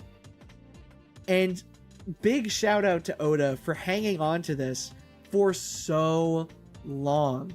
You can tell that he had this in his head. Like, he's not just making up bullshit to just, like, make it, you know, make his choices in previous arcs seem like justified, you know? It's clear that he thought about this and he actually, like, thinks about it for a while. The only thing that I'm not big on, and I'm sure everybody agrees with me, is the Bonnie age thing. I think it was a really good twist and is kind of ruined by the way that Oda just draws women in general sometimes. Like, let's not kid ourselves. Bonnie was pretty over-sexualized, like, every time that she was on screen before this twist came along.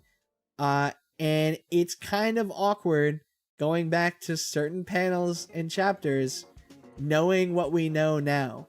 And not in, like, a fun way where it's like, oh, this has been recontextualized. It's more like, wow, I feel like a creep for reading this.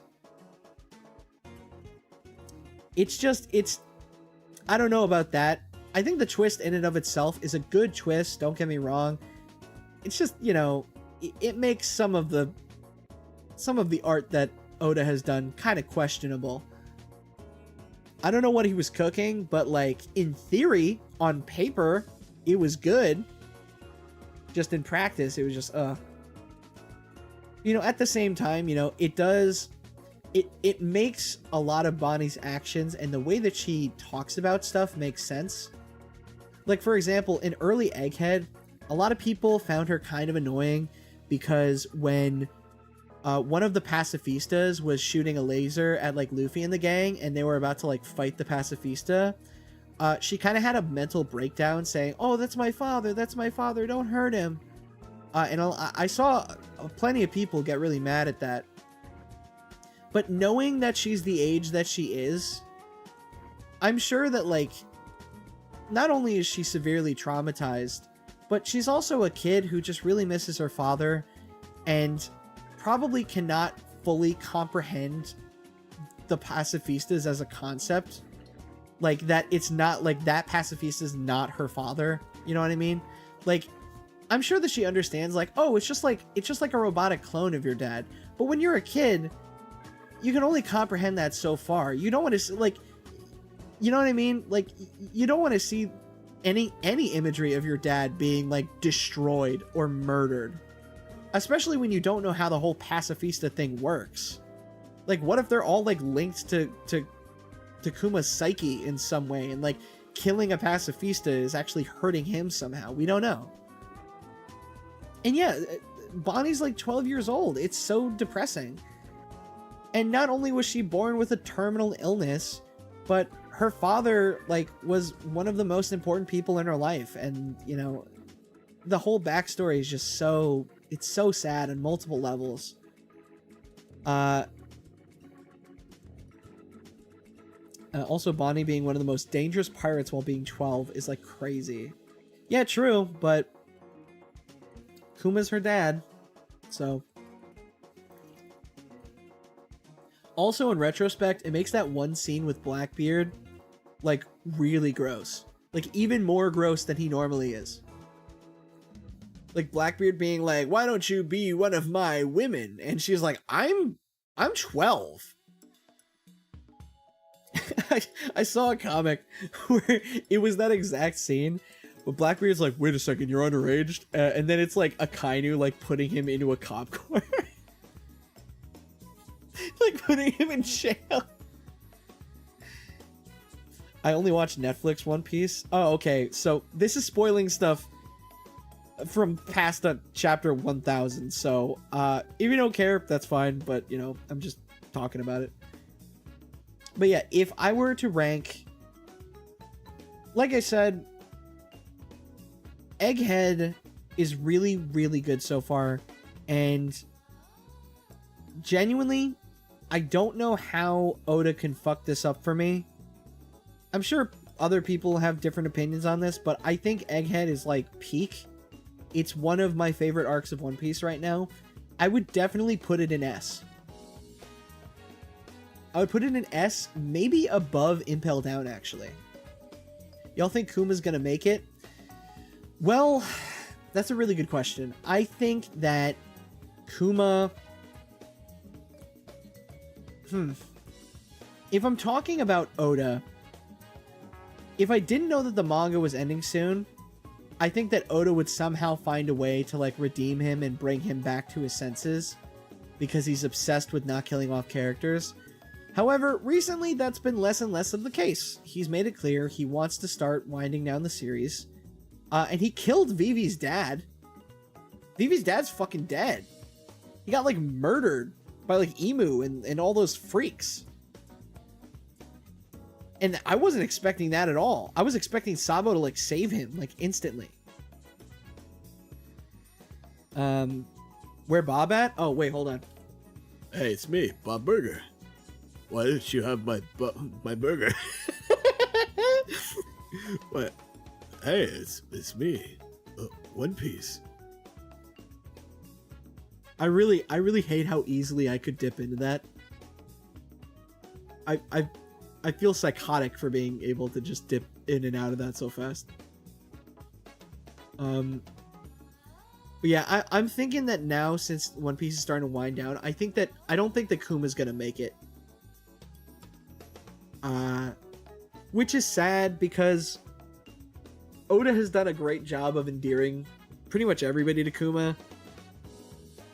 But I think it would kind of be a ripoff to have him survive this. I'm thinking what's going to happen is Kuma is making his way to Egghead, and he's going to beat the living tar out of Saturn.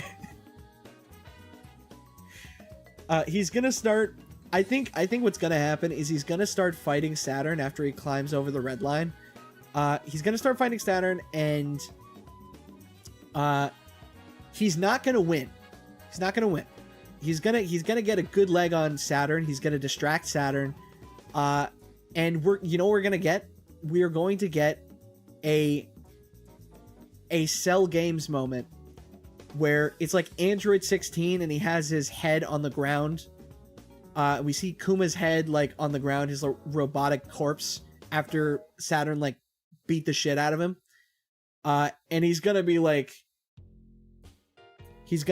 oh, like, Bonnie, I love you. This is my last will and testament. I love you. I always have. I'm so sorry that, everything happened. And Luffy, I believe in you. You are Sun God Nika.